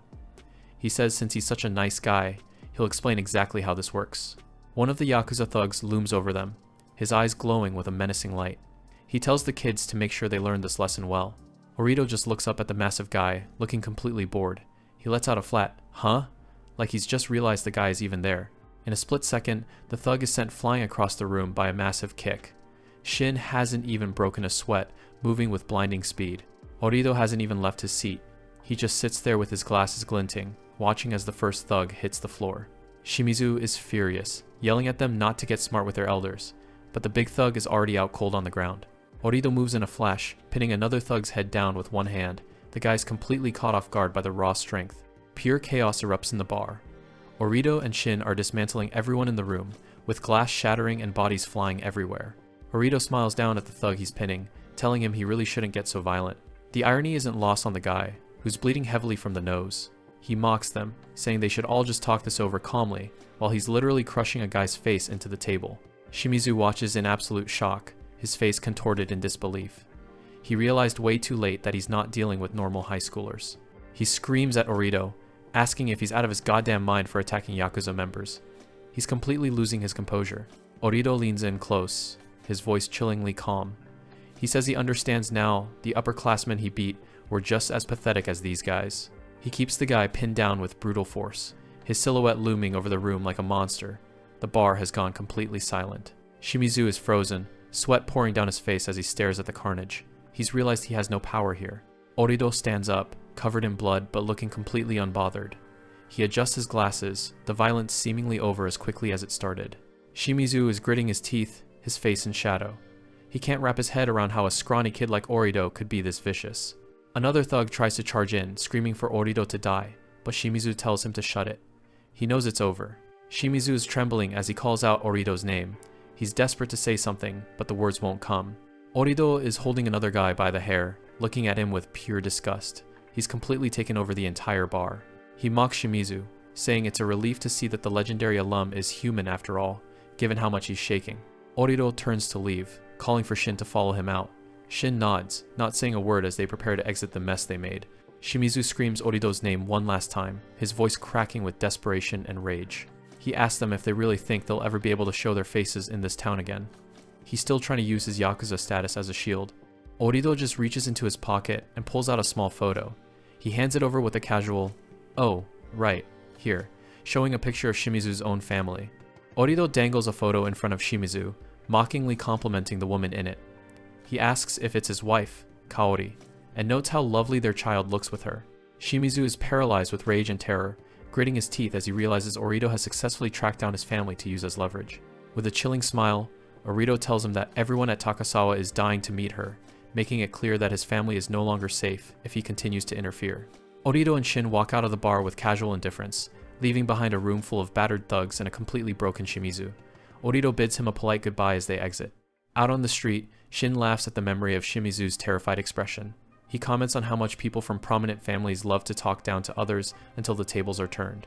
Orido looks ahead, his voice flat. He says they are different from those people, and that inherent difference is exactly why they are strong. He looks to Shin for confirmation. Shin stretches and sighs, the adrenaline from the fight wearing off. He mentions that he suddenly developed a massive craving for some meat. Shin suggests they go grab a bite, but Orido tells him to hold on just a little longer, as if there's still something left for them to observe. Their conversation turns to Suo Hayate. Orido wonders if he'll turn out to be just another brainless beast like the ones they've already crushed. Orido smirks, his eyes glinting behind his glasses. He hopes Suo is top shelf stuff, someone who can actually provide a real challenge for them. Shin gives him a side eye, jokingly telling him to stop because his excitement is so palpable it's practically making him drool. He sighs, wondering if there's an easier way to get things done. The scene shifts to a quiet suburban house at night, where the protagonist is settling in. Suo Hayate lies on his bed, lost in thought. He knows he needs more real combat experience to level up, but he can't exactly go around picking random fights with people in the street. Suddenly, a sharp ring interrupts his thoughts. He sits up, wondering what the noise was as his eyes lock onto his arcade setup. The screen has come to life on its own. Suo stares in confusion as he sees a progress bar showing that reality mode is currently updating. The progress bar rapidly climbs from 32% all the way to 100% as the system processes the new data. Suo watches, mesmerized by the glowing screen. The system announces that the update is complete.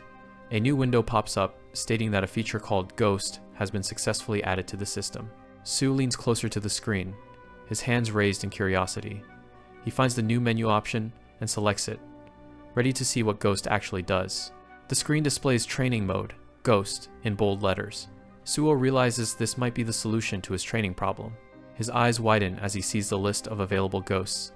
He's shocked to find that they are all names of people he has interacted with or fought against. He scrolls through the names, from Tatsuya Taniguchi to Takuma Ando. He stops when he sees Wakana Hiragi's name on the list, surprised that his trainer is included too. As soon as he makes a selection, a blinding flash of light erupts from the machine. Suo recoils, shielding his eyes from the intense glare. He winces as the light begins to solidify into a form right in the middle of his bedroom. The air feels charged with energy. A shimmering, semi-transparent figure of Wakana Hiragi appears before him, dressed in her training gear, just as she usually is at the gym. Suo is completely stunned, his mouth hanging open. He stares at the ghost of Wakana, unable to believe that she's standing right there in his room. He's so flustered that he lets out a startled yelp, his face turning bright red as he looks at the apparition of his attractive trainer. In disbelief, he reaches out his hand to touch her arm. His eyes go wide when he realizes that he can actually feel her. The ghost isn't just a hologram, it's solid. His heart hammers against his ribs. He can't wrap his head around the fact that a version of Wakana is now present in his private space. The system prompt, "Begin training," pops up in front of the silent waiting ghost. Suo realizes this is a chance to train with a professional anytime he wants, right in his own room. Suo stares at the figure in front of him. It looks exactly like Hiragi Wakana, but something about the way she's standing feels off. The system confirms it with a sharp ping. This isn't the real her, it's a ghost data scan. Looking closer, her eyes are vacant, but the level of detail is terrifying. It's like she's actually there in his room. Before he can wrap his head around it, the ghost's foot slides across the floor. She's moving for real. She lunges forward with zero warning, catching Suo right in the jaw with a solid punch. His health bar takes a massive hit. He grinds his teeth as the stinging pain registers this isn't just a digital simulation. He tries to get his bearings, but she's already back in his face, pressing the advantage. She slips behind him and locks her arms around his waist. Before he can react, she's lifting him for a throw. A heavy thud echoes through the room as Suo is slammed onto the floor. He groans, the impact knocking the wind out of him. The ghost doesn't give him a second to breathe, immediately pinning him down by the shoulders. The system flags it as a down attack. She's looking to finish this fight right here. She winds up for a finishing blow. Panicking, Suo scrambles for the pause command. A giant pause sign flashes over the scene, freezing everything in place. The ghost's fist is inches from his face. He lies there, breathing hard, realizing he was about to get wrecked in his own room. He stares up at the frozen replica. The blush on his face is hard to hide when she's pinned him down like this. He's so distracted he doesn't notice the ghost starting to flicker. It's almost too realistic for comfort. Suddenly, his sister bursts into the room, looking absolutely livid. She finds him sprawled on the floor looking like a weirdo. Suo jumps in surprise, telling her she should have knocked before barging in. She just yells back at him to keep it down, wondering why he's making so much noise this late at night. He looks back at the frozen ghost and realizes his sister can't see it at all. She's just seeing him flailing on the floor. A small smile creeps onto his face. This training mode is exactly what he needs for some secret practice. He heads out to a local park under the moonlight to test the limits of the system. He summons a new opponent, the ghost of Ayumu Hiragi. The fight is on. Ayumu doesn't waste time, charging up a blue electrical aura around his fist. A flying thunder punch connects squarely with Suo's chest, sparking with energy. The force of the hit sends him flying backward. He can barely keep his eyes open as he hits the pavement. The screen flashes KO. Suo realizes that even as a ghost, Ayumu is a beast. He waits for his auto heal to kick in. He's not done yet. He's just getting started. Next up on the chopping block is the ghost of Taniguchi Tatsuya. Suo readies himself. Taniguchi comes at him like a wild animal, swinging wide, heavy strikes that Suo barely dodges. A stray punch catches Suo right in the face. Another KO for the books. A couple of students walk past, looking at Suo like he's losing his mind. To them, he's just flailing around alone in the dark. Suo doesn't care about the stares. He's too busy being frustrated that he can't land a single hit. He decides to step it up and summons the ghost of Orido Mahiro. This is the real test. Orido's speed is on another level. He's already in Suo's face, throwing a rapid 1-2 combo. Suo tries to anticipate the move, but he's still a step behind the AI's lightning-fast reflexes. A high kick catches him right on the side of the head, sending his vision spinning. He hits the dirt again, his health bar blinking red before disappearing completely. As he lies there, staring at the KO sign, he wonders how he ever managed to beat the real Orido in the first place. He's bruised and exhausted, staring at the menu with sweat dripping down his face. This training mode is brutal. A new idea pops into his head as he scrolls through the settings. Maybe he doesn't have to be the one fighting. He selects Ghost versus Ghost mode. It's time to see what happens when the computer goes up against itself. Suo figures that if he can't beat them himself, maybe he can learn something just by watching them fight from the outside. He scrolls through his options, deciding to pit his two strongest ghosts against each other. He selects Keitsuchiya and Taniguchi Tatsuya. He's dying to know which one of these monsters is actually stronger. The match starts. Tsuchiya at level 75 versus Taniguchi at level 76. It's a heavyweight clash of the delinquents. Both ghosts dash forward at the same time, their speed making them look like blurs on the park's pavement. Tsuchiya strikes first, his punch landing with a heavy spark that lights up the night. Taniguchi tries to retaliate with a kick, but Tsuchiya's movements are just too fluid, blocking with his forearm effortlessly. The exchange is brutal and relentless. Tsuchiya has this arrogant smirk on his face even as he counters a heavy blow. A massive impact sends sparks flying as Tsuchiya lands a direct hit on Taniguchi's chest. He's making the fight look easy. Taniguchi doesn't back down, pushing through the pain to land a solid strike of his own. He looks absolutely feral, his teeth bared in a snarl as he tries to overwhelm Tsuchiya with raw power. The two are locked in a high-speed brawl, fists moving faster than Suo can even track. Suo is staring with his jaw dropped. He can't believe how intense this is. Were they even trying this hard when they fought him? He's starting to realize just how much of a gap there is between him and these top-tier fighters. Tsuchiya lands a finishing blow, the KO, sign flashing across the scene again. Suo is stunned by the sheer difference in their level of play. Suo watches another round, but the result is the same. Tsuchiya is just on a different level of combat skill. Again and again, Tsuchiya takes the win. Taniguchi is getting completely dismantled in every single exchange. It doesn't make sense to him. Why is Taniguchi, who is a higher level, losing every single time? He wonders if it's like a character matchup thing from a fighting game where certain styles just counter others. He watches closely, convinced there's a secret mechanic he's missing, something more than just numbers on a screen. Taniguchi rallies for another round, looks like he's finally going to gain some ground. He throws a massive punch, but Suo can see it coming from a mile away. It's too telegraphed. Tsuchiya doesn't even flinch. He just smiles that creepy calm smile, waiting for the perfect moment to counter. The ghost's hand starts crackling with purple electricity. Suo's eyes go wide, he recognizes that move. Tsuchiya leans back and launches a devastating lightning bullet right into Taniguchi's face. The explosion of energy is blinding. Taniguchi is sent spinning through the air like a rag doll. Suo is paralyzed by what he just saw. That wasn't just a punch, it was a total execution. The match ends with another overwhelming KO in Tsuchiya's favor. Suo is left speechless. He quickly hits the pause button, his mind racing to analyze what he just witnessed. He realizes he completely missed the feint Tsuchiya used to set up that final blow. It was so subtle, he didn't see it even as a spectator. Suo is both terrified and excited. He's starting to see how deep the reality mode mechanics really go. He thinks about trying the mode with other characters, wondering what other secrets are hiding in their data. He stays in the park until dawn, running simulation after simulation, desperate to bridge the gap. Later that day, the scene shifts to the Hiragi gym. The air is thick with the sound of training. Ando Takuma is collapsed on the floor, panting and spitting out saliva like he's about to pass out. Hiragi Wakana stands over him, totally unfazed. She tells him to keep practicing now that he's joined the gym. Suo is slumped against the wall nearby, looking like a zombie from staying up all night with his training ghosts. Ando Akari hops over and offers him a bottle of water, noticing he's looking a bit rough today. Suo thanks her, taking the water gratefully as she comments on how well he and her brother are getting along. Takuma groans from the floor, still struggling to even sit up. He's clearly not used to this kind of intensity. Akari smiles at Suo, thanking him for the positive influence. She says her brother never would have thought of doing this before. Suddenly, her phone pings and her eyes light up. She realizes her favorite streamer's broadcast is about to start.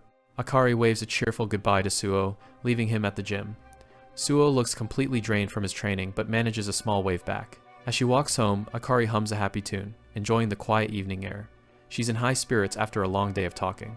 She doesn't notice the dark figures watching her from the shadows as she rounds a corner, still lost in her own little world. Suddenly, a powerful arm wraps around her neck, cutting off her hum. Akari's eyes go wide with pure terror. A delinquent with a rough voice tells her not to struggle. Akari's heart races as she realizes she's being kidnapped. She looks up and recognizes their faces. They're the same thugs Suo fought off before. They've come back for revenge. Akari doesn't just give in.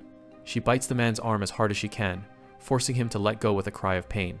She breaks into a sprint, shouting at them for being so persistent even after Suo beat them to a pulp. She runs as fast as her legs can carry her, desperate to get away from the looming danger. But her path is blocked by another man. She stares up at him, her breath catching in her throat. The man doesn't say a word, simply striking Akari down with a single, brutal blow. He has no patience for this. Akari falls to the ground, unconscious. The delinquent apologizes to the man, addressing him as Oshiro-san. Meanwhile, Suo is walking with his friends when he suddenly stops, a look of deep concern crossing his face. Yoshikawa notices Suo's serious expression and asks him what's wrong. Suo just shakes it off, saying it's nothing. They're discussing their strategy against the Takasawa gang. Kojima suggests they need to gather their entire team for the fight. Suo admits he's been trying to reach Tsuchiya, but the guy isn't even checking his messages. It's frustrating. He checks his friend's progress. They're leveling up, but Suo knows that against Takasawa, they'll need a lot more power. He thinks of Tsuchiya. The guy's overwhelming strength is exactly what they need, but he's too much of a wild card. Suo tells the others he has somewhere he needs to be, and that he'll see them tomorrow for more practice. Yoshikawa and Kojima watch him go, wondering why he's in such a rush all of a sudden. Suo heads to an ATM, withdrawing his hard-earned part-time wages. He knows he's going to need every yen. He looks at the small stack of bills and sighs. He spent so much on training and items that he's practically broke again. He thinks about Orido Mahiro. He wonders if he could actually negotiate with the guy if he had enough cash to offer. He stares at the machine, lost in thought. 10,000 yen feels like a drop in the bucket compared to what they're up against. Yoshikawa catches up to him and asks if he really plans on settling things with Takasawa using just that money. He tells Suo that he's being too naive. There's no way a gang like that would ever agree to a payout. Suo insists it's worth a try. He thinks he can scrape together about 100,000 yen if he really pushes himself. Suo starts to thank Yoshikawa for looking out for him, but he's interrupted by a sharp, high-pitched noise. He clutches his head, a look of agony on his face. Yoshikawa is startled, asking Suo what's wrong. The ringing in his head is unbearable. Suo realizes the system is sending him another emergency notification. A red caution window appears in his vision. He's automatically being forced into reality mode. The mission details pop up. Emergency mission, track Ando Akari's whereabouts. He has only 30 minutes. Suo's heart hammers in his chest. Akari is missing? He pulls out his phone, his hands shaking. Suddenly, he gets a call. It's Ando Takuma. Suo answers immediately, asking if Akari is there. Takuma says she hasn't come home yet, and he's starting to get worried. Suo's stomach drops the mission is real. He tells Takuma to stay calm and hangs up. He has to find her, and he has to do it now. The timer is already counting down, 29 minutes and 56 seconds. He has no idea where to even start looking. Suddenly, a glowing blue quest arrow appears on the ground at his feet. The system is giving him a navigation guide. He follows the arrow with his eyes, seeing it point toward a dark building in the distance. He doesn't hesitate. In a dimly lit warehouse, Akari lies bound and unconscious on the floor, surrounded by thugs. A woman with short pink hair looks down at her with a malicious grin. She knows they're safe from prying eyes here. She laughs, saying that Hirokun will be very happy with this prize. The trap has been set. Suo stares down at the glowing blue ring on the pavement, his mind racing. He wonders if the system is actually showing him the exact location where Akari is being held. The red mission timer ticks down relentlessly, now showing less than 30 minutes remaining. Suo grits his teeth, a dark, heavy feeling of dread settling in his stomach. Standing nearby, Yoshikawa watches Suo with a confused and worried expression, unable to see the digital displays that are fueling Suo's panic. Without a word of explanation, Suo suddenly bolts into a sprint, following the path indicated by the blue arrow. Behind him, Yoshikawa calls out in shock as Suo disappears into the night, determined to reach Akari before time runs out. Suo follows the UI arrow, realizing it's pointing him exactly where he needs to go. Suddenly, an emergency mission pings he has to track down Ando Akari's location. Yoshikawa struggles to keep up, shouting out to ask where they're heading. Suo warns him to stop following, even threatening to rough him up if he doesn't stay back. But Yoshikawa refuses to leave, not wanting Suo to dive into more trouble alone. Suo just apologizes and keeps his pace, focused entirely on the clock. The two of them sprint through the city, racing against time. In a dark warehouse, a video camera is already set up on a tripod. Recording, a girl with short pink hair stands next to Oshiro Masaki, announcing that the prep work is finished. Two thugs are currently holding down Ando Akari on a mat. She lies there unconscious, completely defenseless. One of the guys looks up at Oshiro, asking if they can finally get started. Oshiro tells them he isn't interested in kids, so they can take the lead once the footage is done. He promises to find them someone else later if they help him with his idol connections. The pink-haired girl glares at Akari, still bitter about how she and Hirokun were embarrassed. She tells the guys to give the girl some traumatic memories as payback. She orders them to get a move on, planning to sell the video to some sick customers. The guy just grins, admitting that he's exactly the kind of freak she's talking about. He reaches down and grabs the ribbon on Akari's uniform. With a creepy smile, he begins to pull at her clothes. Akari remains out cold, unable to defend herself. The girl watches with a satisfied smirk as the guys move in. Outside, the system clock ticks down to 12 seconds as Suo approaches. He lets out a roar, pushing himself for one final sprint. Suddenly, a lightning bullet blasts the door right off its hinges. The delinquents freeze in shock as dust fills the entrance. Suo stands in the doorway, reaching the destination with only 4 seconds left on the clock. His eyes are wide with fury as he takes in the scene. He stares down the group from across the room. The guy on the floor can't believe he actually found the place. Akari is still unconscious, unaware of how close she just came to a disaster. Suo realizes just how narrow his window of time was. The sight of what they were doing sends him into a total rage. He starts hammering buttons in his mind, activating his next move. He launches himself into the fray. He brings down a descending lightning strike on the first guy. The hit connects squarely with Yamada, whose health bar instantly drops. Suo doesn't stop, immediately turning his momentum toward the next person. He roars as he charges straight for Oshiro. He moves with incredible speed, closing the distance in a blur. Oshiro tries to catch him with a strike. Suo blocks the hit with his forearms, the force of the collision rippling through the air. Oshiro looks back at Rei, asking for the next move, but she just notes that Suo is exactly like that woman. Suo clashes with Oshiro, the impact creating a shockwave between them. He quickly realizes that Oshiro's power is on a completely different level than the grunts he's used to. Suddenly, a dark silhouette appears behind him, catching him off guard. Endo Ryosuke leaps into the fight with a creepy grin, wanting a piece of the action too. Suo's system updates his character list as he realizes he's being flanked by another monster. The UI brings up the top ranks of Takasawa high, and Suo is currently staring down the best they have. Oshiro Masaki sits at rank number 5 with a staggering level of 47, and his partner Endo is right beside him at rank 4, boasting the same high level. Suo is stuck in a 2-on-1 situation against 2 elite fighters. Watching from behind a wall, Yoshikawa is frozen with fear at the sight of the carnage. He panics, thinking he needs to get the police involved before things get out of control. But he isn't as hidden as he thought. A thug named Kato spots him immediately. Kato laughs as he pulls Yoshikawa out of his hiding spot, calling him a little rat. Kato prepares to beat him senseless as Yoshikawa trembles. Suo shouts his friend's name as Kato launches into a sprint. Kato lands a heavy kick, knocking Yoshikawa to the ground. Suo tries to intervene, but he's distracted just long enough for the others to close in. Oshiro and Endo taunt him, telling him to keep his eyes on the real threats. Yoshikawa hits the pavement, gasping for air as Kato looms over him. He begs them to stop, crying out that he's not a fighter and doesn't want to do this. Suo screams at him to fight back, refusing to let his friend give up. He tells him it's going to be okay and that he has what it takes to win. The system confirms it. Yoshikawa is level 20, while Kato is only 19. Yoshikawa looks at the digital readout in total confusion. Kato swings again, aiming a punch right at his face. But Kato's expression turns to shock when the blow doesn't land. Yoshikawa actually manages to block the strike with his own arms. Infuriated, Kato tells him to stop resisting and starts throwing a flurry of punches. Yoshikawa's health and guard bars flash in the air as he takes the hits. Suo continues to encourage him, telling him he can do this. Yoshikawa is still terrified, barely managing to hold his guard against the onslaught. Kato pulls back for one final, desperate punch to end it. Suo's voice rings out, telling his friend to believe in his own strength. Yoshikawa looks over at Akari, knowing he's the only one who can protect her right now. His fear turns into determination as he finally prepares to strike back. Kato yells at him to die and lunges forward. Suddenly, Yoshikawa unleashes a barrage of lightning-fast punches. Kato is completely overwhelmed by the sudden burst of power. A massive hit connects right with Kato's face. Kato is sent flying as the KO message fills the screen. Yoshikawa stands there in shock, staring at his hands as he levels up on the spot. Suo snaps Yoshikawa out of his shock, shouting for him to grab Akari and get her to safety. Yoshikawa doesn't waste a second, rushing over to where the unconscious girl is lying. He carefully picks up Akari, his hands still shaking, but his resolve stronger than ever.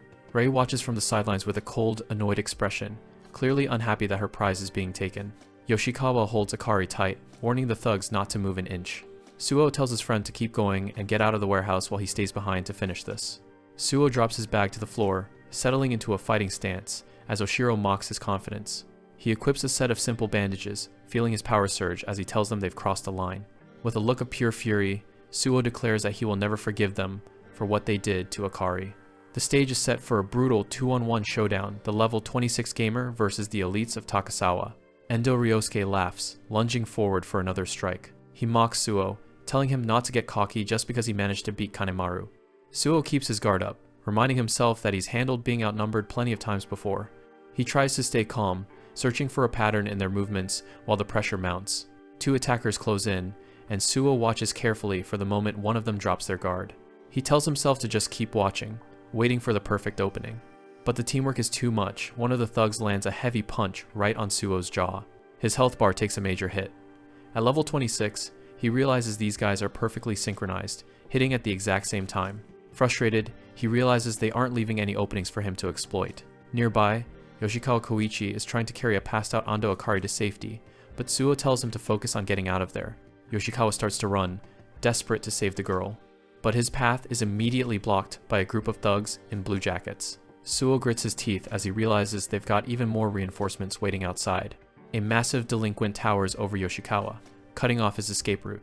He looks down at his fallen friends, Yamada and Kato, who are already taken out during the chaos. The thug sneers at Yoshikawa, calling him Mr. Four Eyes and acting like he's no threat at all. A girl with pink hair tells the big guy to quit messing around and just finish him off already. He pulls back a massive fist, aiming a finishing blow straight at Yoshikawa. Someone shouts out Yoshikawa's name as he braces for the hit. Suo watches in horror, unable to break away from his own fight to help. But the punch never connects, someone catches it midair. Ando Takuma has finally arrived, and he looks absolutely murderous as he stares down the attacker. He doesn't waste any time, burying a powerful kick into the guy's gut and sending him flying. Yoshikawa tries to explain the situation, but Takuma is completely stunned to see his sister Akari in such a state. The sight of his sister hurt sends Takuma into a blind rage. He roars that he's going to kill them all, while Kojima Hisashi charges in right beside him.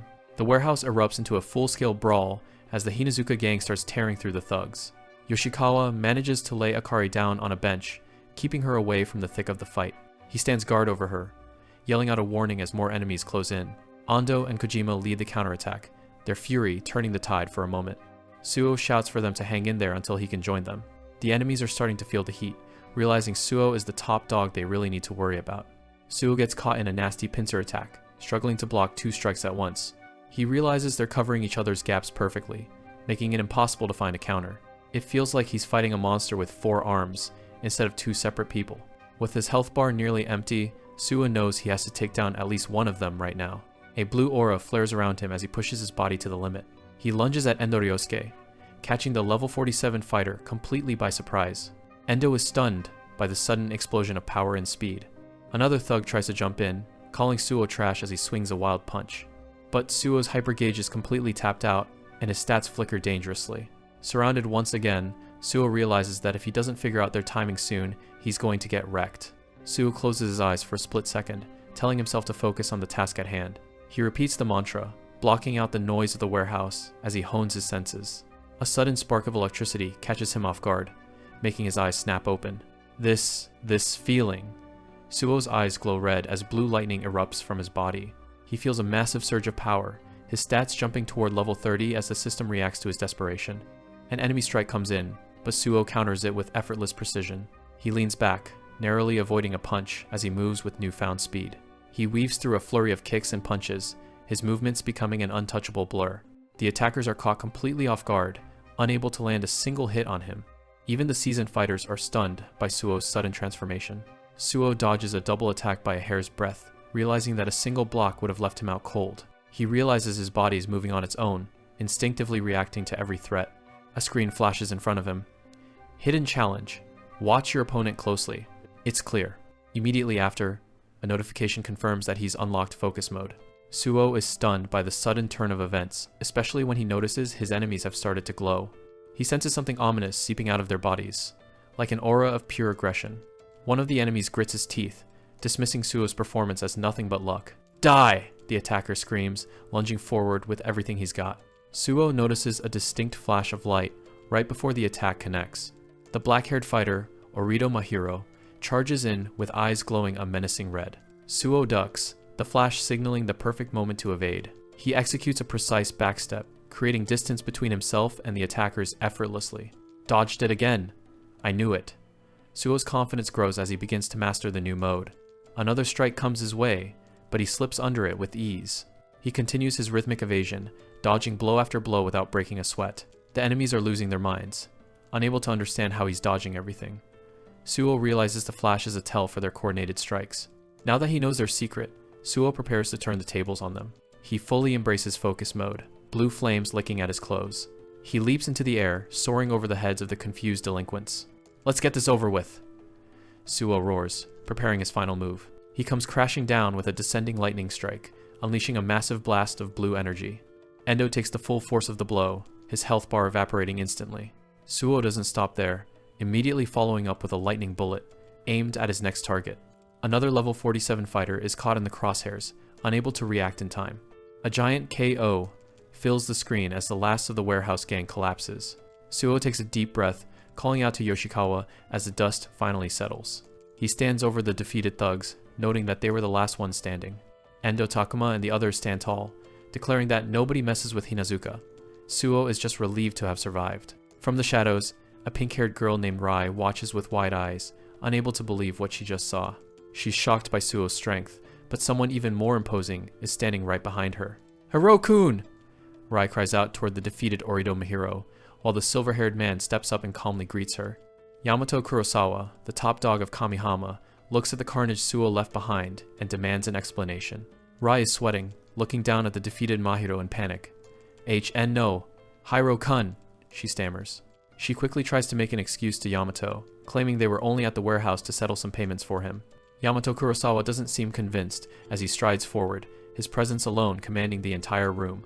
The remaining delinquents in the warehouse are paralyzed with shock, unable to believe that the top dog of Kamihama has appeared. Yamato raises a hand in a casual wave. "Hey there, Suo," he says, sounding far too friendly for such a tense situation. He glances at the wreckage and the fallen bodies of his underlings. "Seems like there has been a bit of a mix-up," he notes smoothly. He stands over the defeated gang members, his smile never wavering. "Looks like you've all had your fun. Now then." His eyes glint behind his glasses as a chilling smile spreads across his face. "What should we do?" Suo is frozen, sensing an overwhelming pressure from the man. "Orido. What is that dark aura he's giving off?" he wonders, his voice trembling. Yamato is suddenly engulfed in a pitch-black energy, a manifestation of pure malice that terrifies everyone present. Meanwhile, across town at the Salt Bank headquarters, the atmosphere is much more mundane and peaceful. Two girls chat about their phones, completely oblivious to the life-or-death struggle happening in the warehouse. In a quiet apartment, Kei Tsuchiya relaxes while his ribs continue to heal from his last encounter. He picks up his phone and sees an urgent message. "Suo and I are heading to the XX warehouse. Akari-chan might be in trouble." A sadistic grin touches his lips as he reads the text. "Sounds like they're getting into something fun," he muses, his boredom finally broken. Kei Tsuchiya is getting mobbed by girls at school, but he's playing it cool, telling them he's just heading home for the day. He gives them a wink and promises he'll hang out with them all night once he's finished recovering. As he waves goodbye and walks off, the girls are left wishing he'd stayed longer. The girls watch him go, chatting about how much Kei seems to have changed lately. One of them wonders if that nerdy guy, Suo, is finally starting to rub off on him. Meanwhile, Suo Hayate is looking pretty worse for wear, bracing himself for the next encounter. Hiro shows up with his crew, cornering Suo, and making it clear they aren't done yet. He actually gives Suo some credit for taking down Endo and Oshiro all by himself. Ando, Takuma, and the others try to stand their ground, reminding the thugs about their promise to leave them alone for a week. Hiro just laughs it off, saying that promises are made to be broken since we're all only human. He glances over at Akari, who's still unconscious on the couch behind them. Takuma is about to snap, but Suo holds him back, knowing they're completely outnumbered. Suo pulls out his wallet and offers 100,000 yen, saying it's all the cash he could scrape together. Shin just scoffs at the amount, asking if Suo has any idea how much money he's actually cost them. Hiro acts all disappointed, like he really expected Suo to be more reasonable than this. Suo is desperate at this point, begging them to just take the money and walk away. Surprisingly, Hiro says he can see the sincerity in Suo's eyes and seems to accept it. But he's not letting them off that easy. He still wants the rest of the payment. He points at the unconscious girl and coldly suggests that she can be the one to collect the debt. Suo is stunned as Hiro explains that they might as well put her to some good use. He looks down at Akari, rambling about how having a role to play is a wonderful thing, no matter what it is. Then, Hiro takes things way too far and spits right in her direction. The spit lands right on her face, as Hiro calls her nothing more than a piece of trash. That's the breaking point for Takuma, who charges in with a furious scream. Takuma swings a massive punch, while Suo also jumps in to back him up. Suo is absolutely livid, unable to believe someone could treat another person like garbage. Hiro doesn't even flinch, effortlessly dodging the punch with a smug grin on his face. Before Suo can connect, a hand suddenly catches his fist and stops him dead in his tracks. Hiro announces that negotiations are officially over, and the talk is finished. Shin is the one who caught Suo, and he's looking more than ready to throw down. Suo realizes that this guy must be the one who took out Taniguchi before. Hiro gives him the green light, and Shin is more than happy to take over the fight. The system kicks in as the match begins. Level 22, Hattori Shin versus level 26, Suo Hayate. Suo doesn't waste any time and goes straight for a heavy blow right out of the gate. He manages to bloody Shin's nose, but the guy just takes the hit and smiles through it. Shin counters immediately, mocking Suo as he launches into his own attack. Suo barely manages to dodge a high kick as the speed of the fight picks up. They start trading strikes in a blur, both of them looking for any kind of opening. Shin admits that Suo is surprisingly tough, and Hiro seems content to just watch from the sidelines. Suo is starting to feel the pressure, wondering how Shin could be so much stronger than the guys he fought before. A heavy strike from Shin connects, sending Suo staggering backward. Suo realizes that if this guy is only the number 2 of the group, he's in serious trouble. Shin is suddenly surrounded by a strange purple aura, and Suo can't understand why his attacks aren't landing with any weight. Hiro watches from the side, looking completely unbothered as Shin prepares to get serious. Hiro calls out to Shin, telling him it's time to listen up and handle business properly. A quick flashback shows a younger Hiro telling a scared Shin to stay hidden and out of sight. Back then, Hiro was the one taking charge, promising Shin they were going to find a way out of their situation.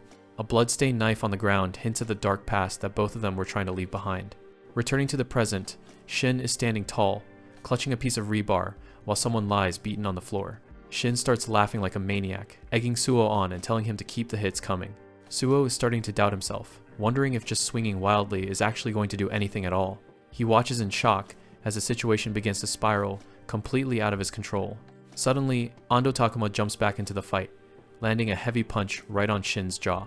Kojima Hisashi joins in too, shouting that this is a real fight and they don't need to play by the rules. Both of them start wailing on Shin together, hoping that their combined strength will be enough to take him down. Suo can only watch from the sidelines, confused by how Shin is just taking all the punishment. Even though he's being pummeled, Shin's HP bar hasn't moved a single inch, which makes no sense at all. Shin just smiles through the beating, that purple aura flaring up around him even brighter than before. Suo realizes that if they don't stop him now, things are going to get very ugly very fast. He taps into his gamer instincts, imagining the arcade controls as he prepares to unleash a major combo. Suo calls out his move, the descending lightning strike, and launches himself into the air. He connects with a powerful kick right to Shin's head, pouring everything he has into the strike. For a split second, Suo thinks he might have actually done some damage. But then, in the blink of an eye, Shin literally vanishes from right in front of him.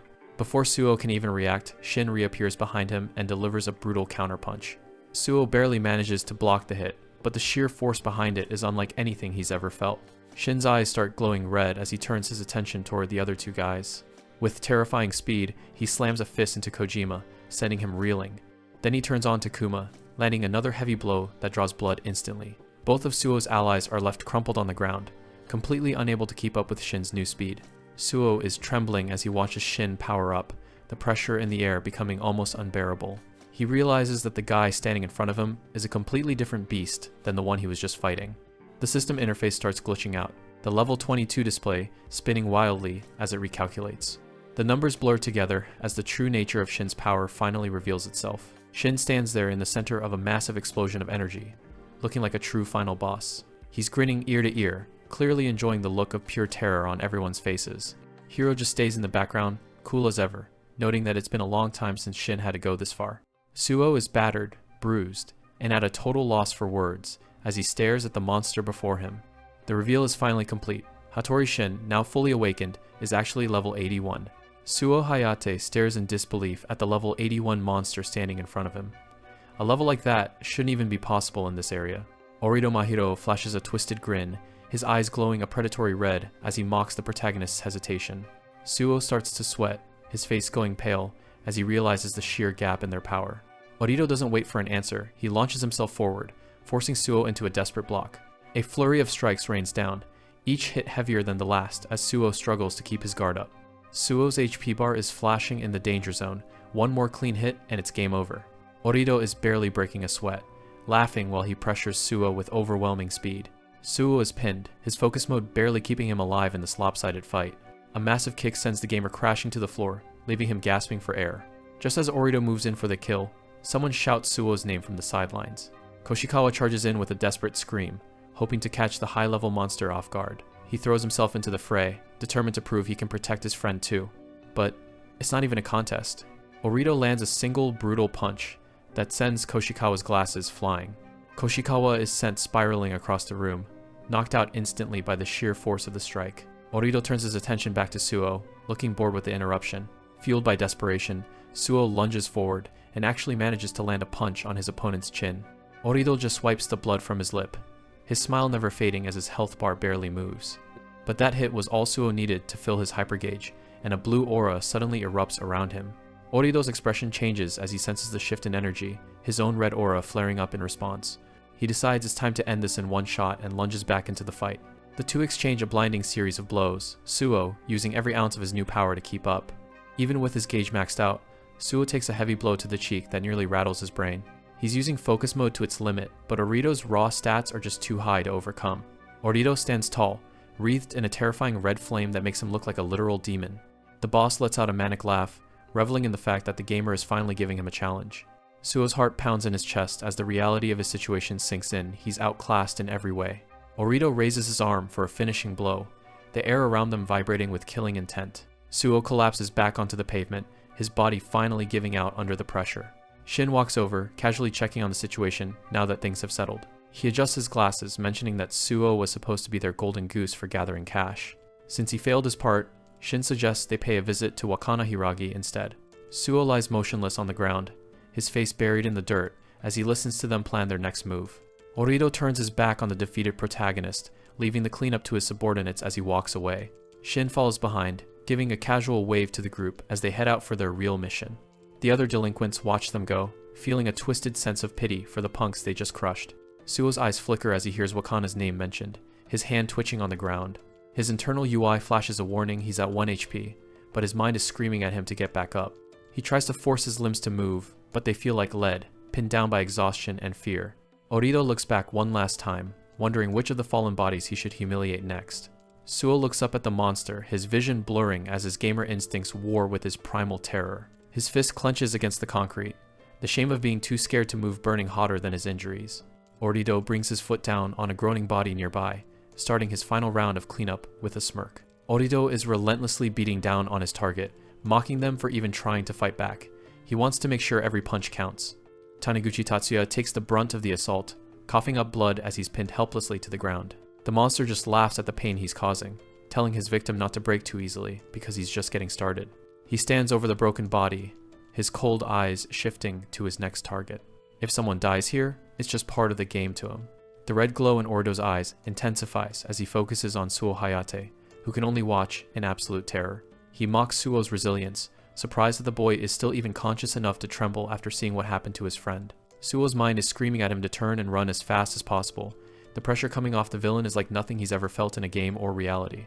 But despite the paralyzing fear, his hands tighten into fists.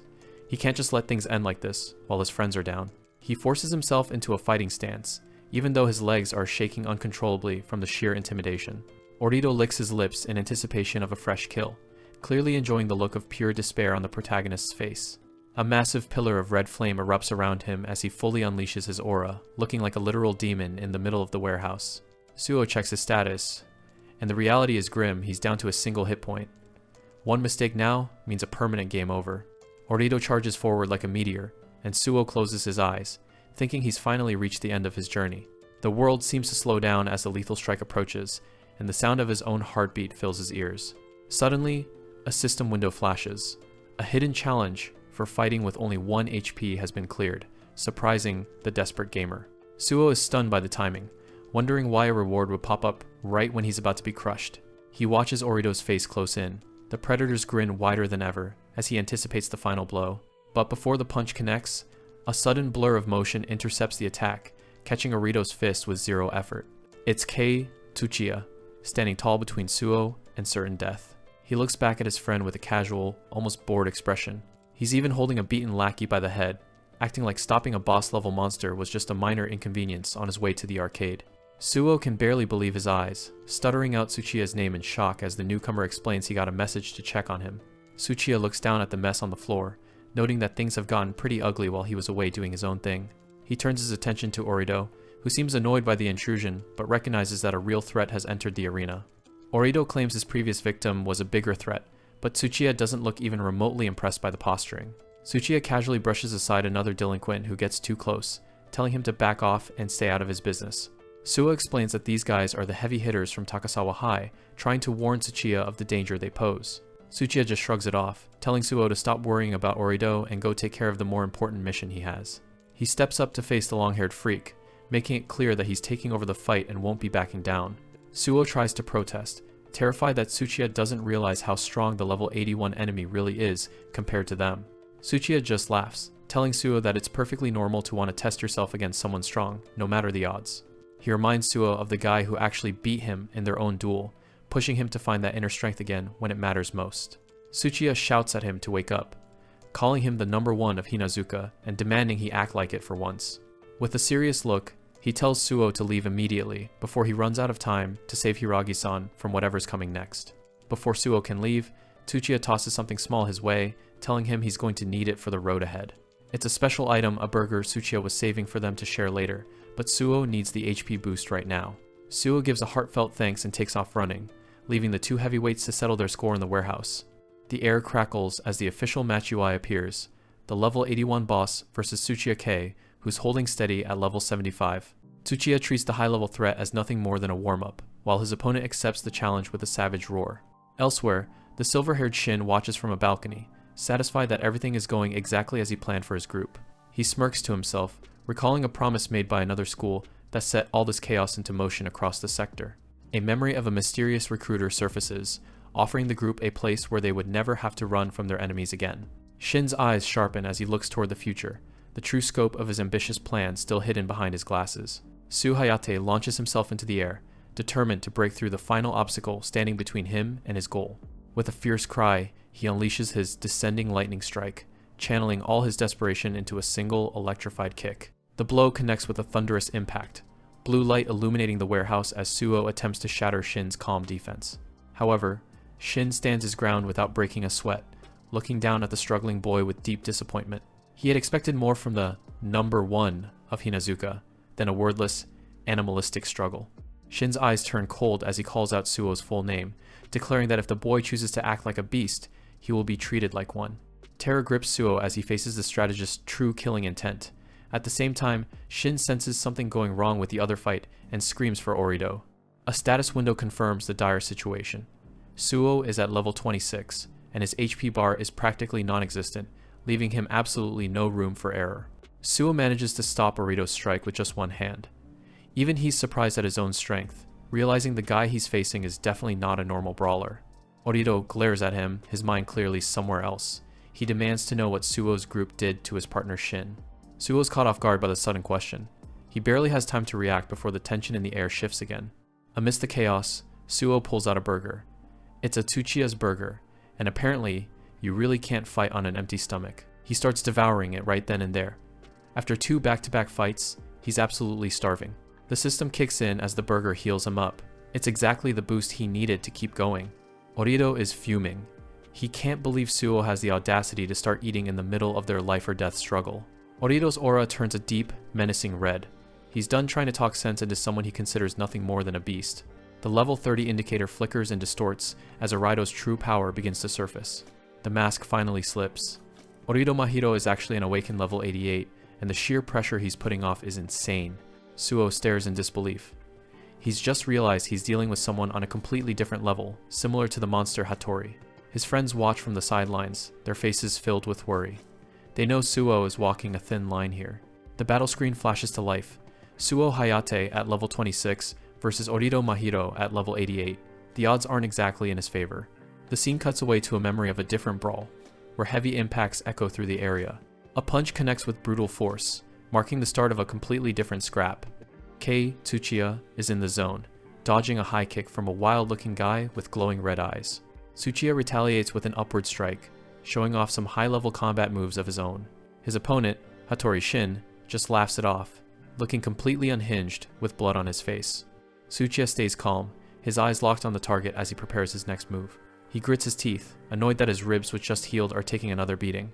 Tsuchiya takes a hit, but keeps his composure, refusing to let the pain slow him down. He finds his footing and prepares to launch a counterattack. The system announces a critical hit, as Tsuchiya finds a clear opening. He doesn't hold back, raining down strikes on the red-eyed delinquent. His opponent is relentless though, lunging forward with a desperate attack. Shin goes for a dirty move, an eye poke, narrowly missing Tsuchiya's face. Tsuchiya catches a heavy punch to the side of the head, the force sending a shockwave through the air. He realizes Shin is coming at him with pure killing intent.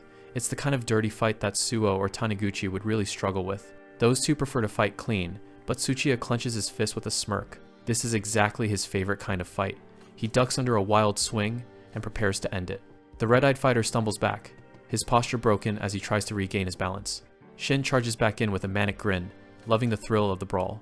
Tsuchiya dodges effortlessly, taunting the guy for being a tough guy while looking for the perfect moment. Shin's face is twisted in a psychotic smile, his eyes glowing brighter as he continues his assault. Tsuchiya remains unfazed, his expression cold as he analyzes every movement. He lands a solid kick to the guy's midsection, doubling him over. Tsuchiya wonders if he took that hit on purpose. He can tell Shin isn't normal. The red-eyed delinquent just smiles, blood dripping from his mouth, seemingly agreeing with Tsuchiya's assessment. Tsuchiya lands a devastating punch right to the face, the impact shaking the entire area. He stands over his fallen opponent, sarcastically apologizing, while making it clear he's on a completely different level. Later, documents are spread across the table, detailing the history of Orido Mahiro and Hattori Shin. At a meeting, officials debate what to do. Even though they're minors, their history of assault makes them more than just delinquents, they're criminals. Shin's past was built on a dark foundation. Hiro always told him that their environment was the reason they lacked pain receptors, but it was just a way to cope with their reality. They were just two kids trapped in the dark, trying to figure out how to survive. Hiro was the one who led the way, setting the rules they would live by. His advice was cold and practical. If you learn to forget the pain, you can take any kind of beating and still come out on top. It was a brutal lesson for a child. Back then, Hiro believed that words were useless against the world they lived in. The only thing that mattered was getting stronger. We just have to get stronger, he told Shin. Until then, we must survive. It was a promise that forged the bond between them. Back in the present-day fight, Tsuchiya stares at Shin, realizing the guy is reaching his limit. He can see the cracks starting to show in his defense. Tsuchiya is actually a bit disappointed. He's starting to realize that if Shin really can't feel pain, it takes some of the sport out of the fight. Shin just licks his lips, his eyes glowing with a feral red light. He wants to know how Tsuchiya's meat tastes, looking completely unhinged. He lunges forward, shouting that he'll take Tsuchiya on. He refuses to believe that someone like this could actually exist in the same world as him. Tsuchiya just watches him come, his expression dropping into something cold and predatory. He's officially done playing around. Shin is all smiles as he charges, but his speed isn't enough to keep up with the monster he's provoked. Tsuchiya lets out a chilling grin of his own. If Shin really can't feel pain, then he doesn't have to worry about holding back. A massive purple aura erupts around Tsuchiya as he powers up. He laughs like a maniac, relishing the chance to go all out. "I can wail on you all I want," he shouts. The realization that his opponent won't break easily is like a gift to someone as twisted as him. The system UI flickers, unable to even quantify Tsuchiya's awakened level. He's clearly on a whole other plane of existence. He lands a devastating punch squarely on Shin's face. The force is enough to shatter bone, but Shin just takes it and keeps smiling. Shin laughs through the blood, his face twisted into a mask of pure madness. He's found the unbreakable toy he's always wanted. Tsuchiya doesn't stop, following up with another heavy strike that sends Shin reeling back. He's enjoying this way too much. "If you won't die no matter how much I hit you," Tsuchiya says, his eyes glowing with an eerie yellow light. He slams Shin into the ground with overwhelming force. He's done holding back, and the results are absolutely brutal. Shin is still smiling, blood dripping from his mouth. He thinks Tsuchiya is being unfair by having all the fun for himself. He tries to get back up, his body trembling from the damage he shouldn't be able to feel. His willpower is keeping him moving. Tsuchiya clenches his fist, his knuckles turning white as he prepares for a final, crushing blow. He's ready to end this. Shin's eyes widen as he realizes his body won't move. The accumulated damage has finally exceeded his physical limits. Tsuchiya delivers a massive punch that seems to swallow Shin whole. He tells the long-hair creep that it's finally his turn to suffer. Shin is sent flying, his world spinning as he tries to grasp what's happening. He yells for Tsuchiya to wait, but the monster isn't listening. Everything goes dark for him. He can't understand why the lights have suddenly gone out in the middle of their fight. The darkness triggers a deep-seated memory. "I hate the dark," he thinks, as the trauma from his childhood comes rushing back to the surface. A monstrous figure from his past looms over him in his memory, a symbol of the fear he's spent his entire life trying to outrun. In reality, Shin is just a terrified child again, reaching out for a light that isn't there as he starts to fade. Tsuchiya doesn't care about his history. He lands another punch to Shin's face, the impact shaking the entire area and leaving a crater in the ground. He follows up with a series of brutal body shots, each one landing with a sickening thud as he vents his frustration. Tsuchiya looks down at the mess he's made, his expression unreadable as the adrenaline finally starts to fade. Shin is sprawled on the floor, his eyes glassy. He thinks back to Hiro's words about the environment, making them indifferent to pain. He realizes now that Hiro was right, but not in the way he thought. He really can't feel anything anymore, not even his own existence. His eyes lose their red glow as he drifts into unconsciousness, his body finally giving up after years of abuse. Tsuchiya stands over him, indifferent to the destruction he's caused. He's already bored with the fight and ready to move on. He broke after all. Tsuchiya scoffs. It's a total KO, and the fight is officially over, leaving no room for a comeback. He wonders if fighting the other guy would have been more fun. Shin was just a disappointment in the end. Back in the present, Suo's on the ground, gasping for air. He's at his absolute limit, his vision blurring as he tries to stay conscious. Orito stares down at him, his face a mask of cold indifference. He thinks he's finally won the day and secured his territory. He looks around, his mind wandering back to his partner. Shin? He mutters, a seed of doubt finally starting to sprout in his mind. Suo is sprawled on the pavement, his body battered and his breath coming in ragged gasps. He can barely keep his eyes open as the weight of the defeat starts to sink in.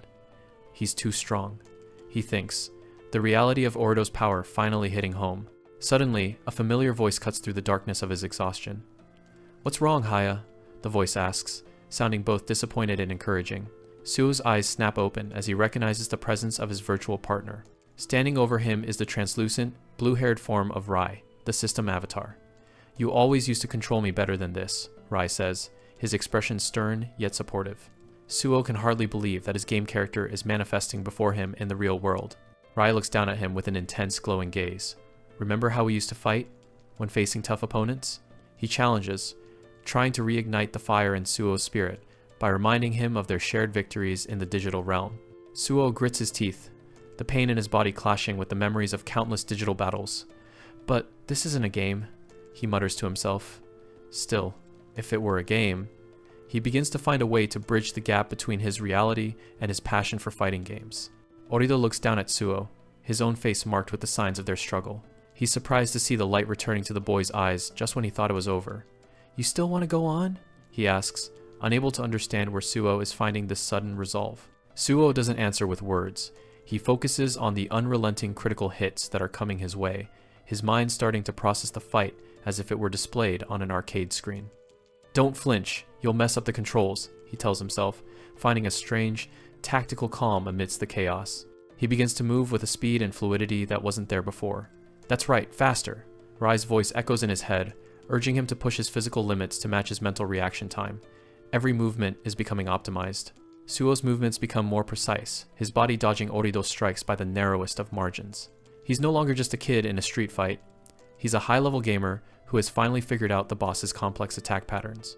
Draw out your true power, Rai commands, his spectral presence becoming even more tangible behind Suo. The air around them begins to crackle with a latent digital energy that seems to warp the very atmosphere. Orito's expression shifts from arrogance to pure shock. He's never seen anyone react with such unnatural precision after taking such a heavy beating. You, he stammers, unable to complete his thought as the pressure from Suo's presence intensifies. Suo is actually smiling now, a look of pure, focused joy on his face that completely unnerves Orito. Why are you smiling? Orito shouts, his voice cracking with a sudden, sharp fear that he can't quite explain. Suo thinks about the unbelievable opponent in front of him. There are no Ritos in real life, but that's exactly what makes this moment so thrilling. This is the kind of moment that fires up a real gamer, he thinks, relishing the high stakes. He remembers all the times they lost in the past. No matter how many times we lost, we never gave up on a match, he reflects. For Suo, every defeat was never a failure, but just another necessary step toward eventually becoming stronger. A system notification flares to life in Suo's vision. Synchro rate with Ray, 100% achieved. Behind him, the system avatar looks more powerful than ever, their spirits finally aligned in perfect, lethal harmony. That's right, Rai, Suo thinks.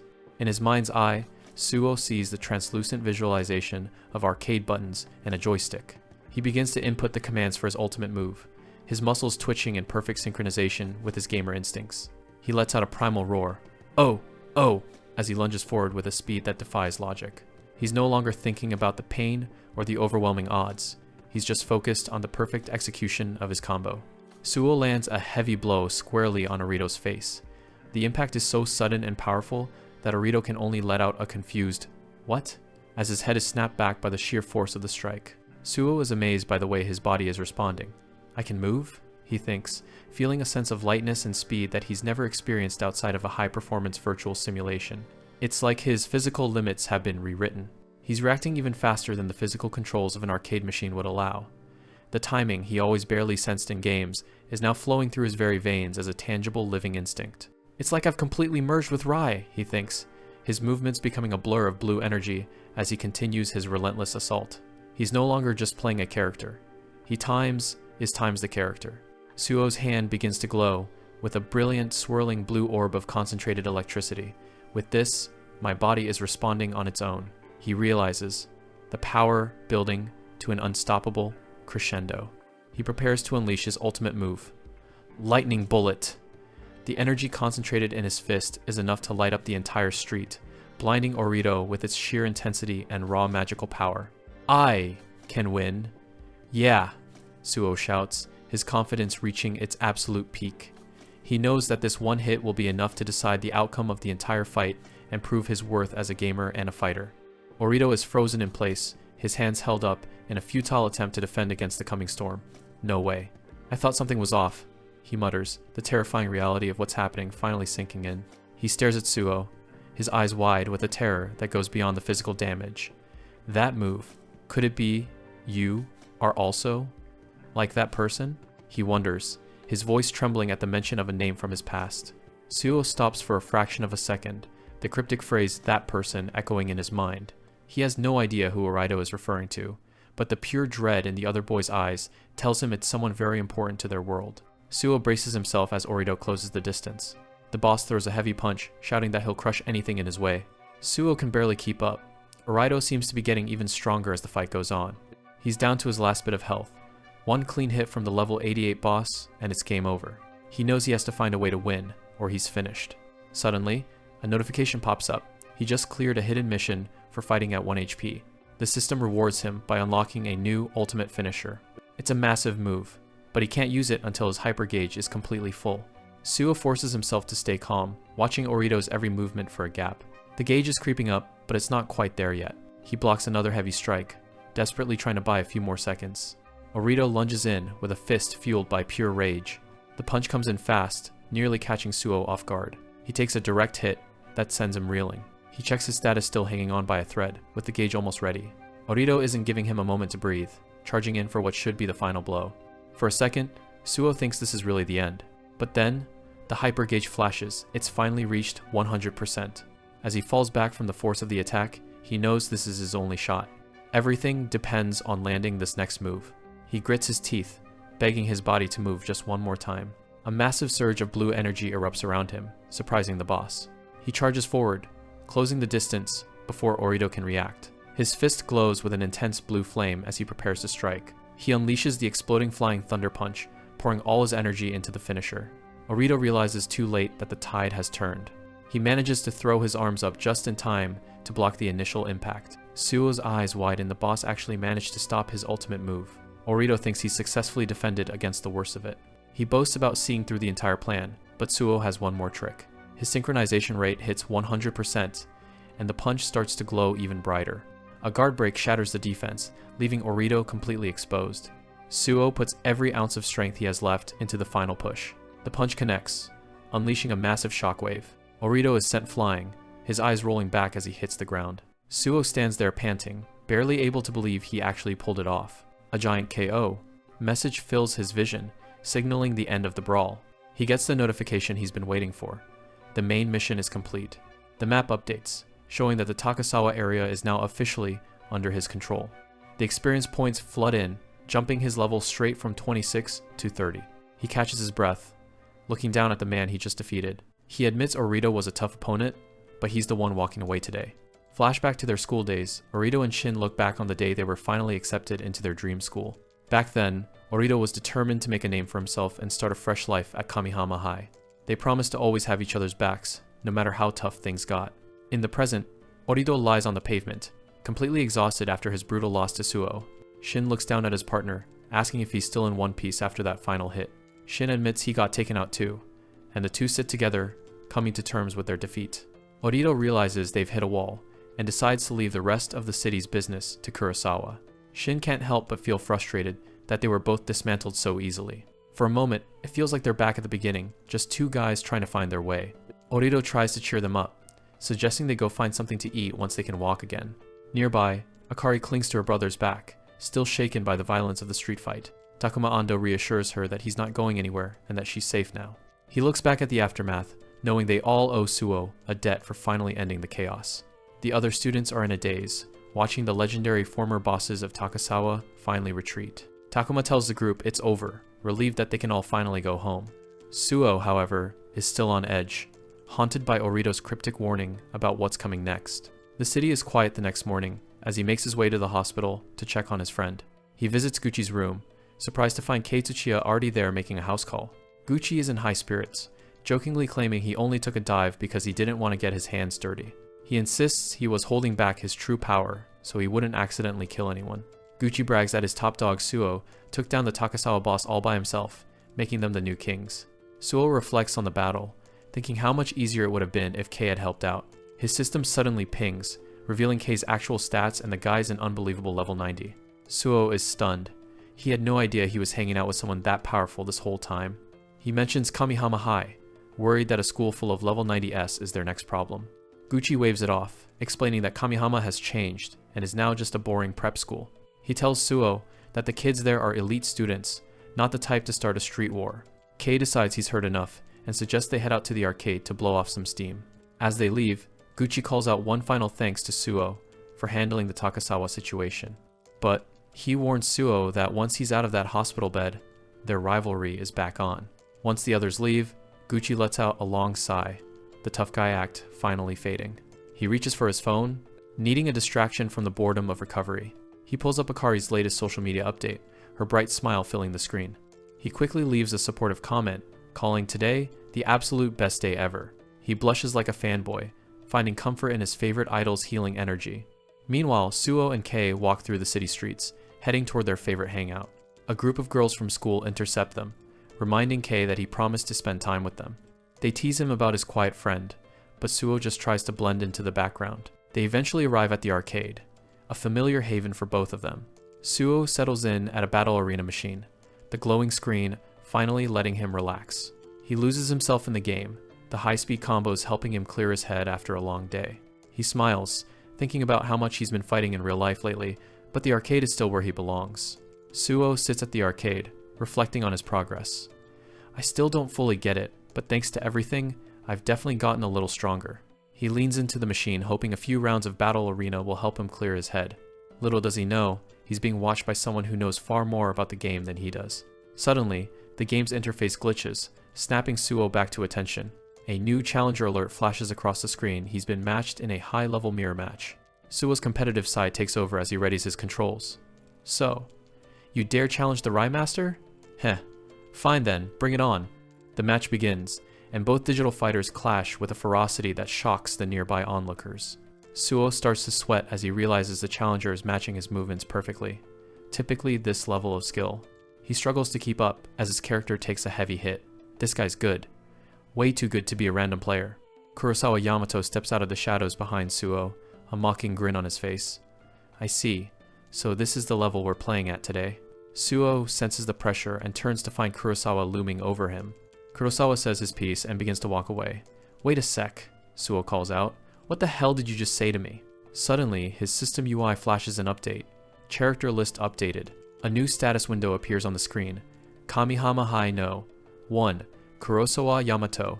LV 112. Suo is stunned. Level 112. You're... Kurosawa stops and looks back. Did you really think Battle Arena was just a fighting game? And that you were the only one who could use reality mode? Kurosawa asks, his rank as Kamihama's top player finally revealed. A cold, arrogant smile spreads across Kurosawa's face as he prepares to show Suo the true power of a high-level player. Suo is paralyzed by the sheer intensity of the aura radiating from Kurosawa. Without warning, Kurosawa thrusts his hands forward. Lightning bullet!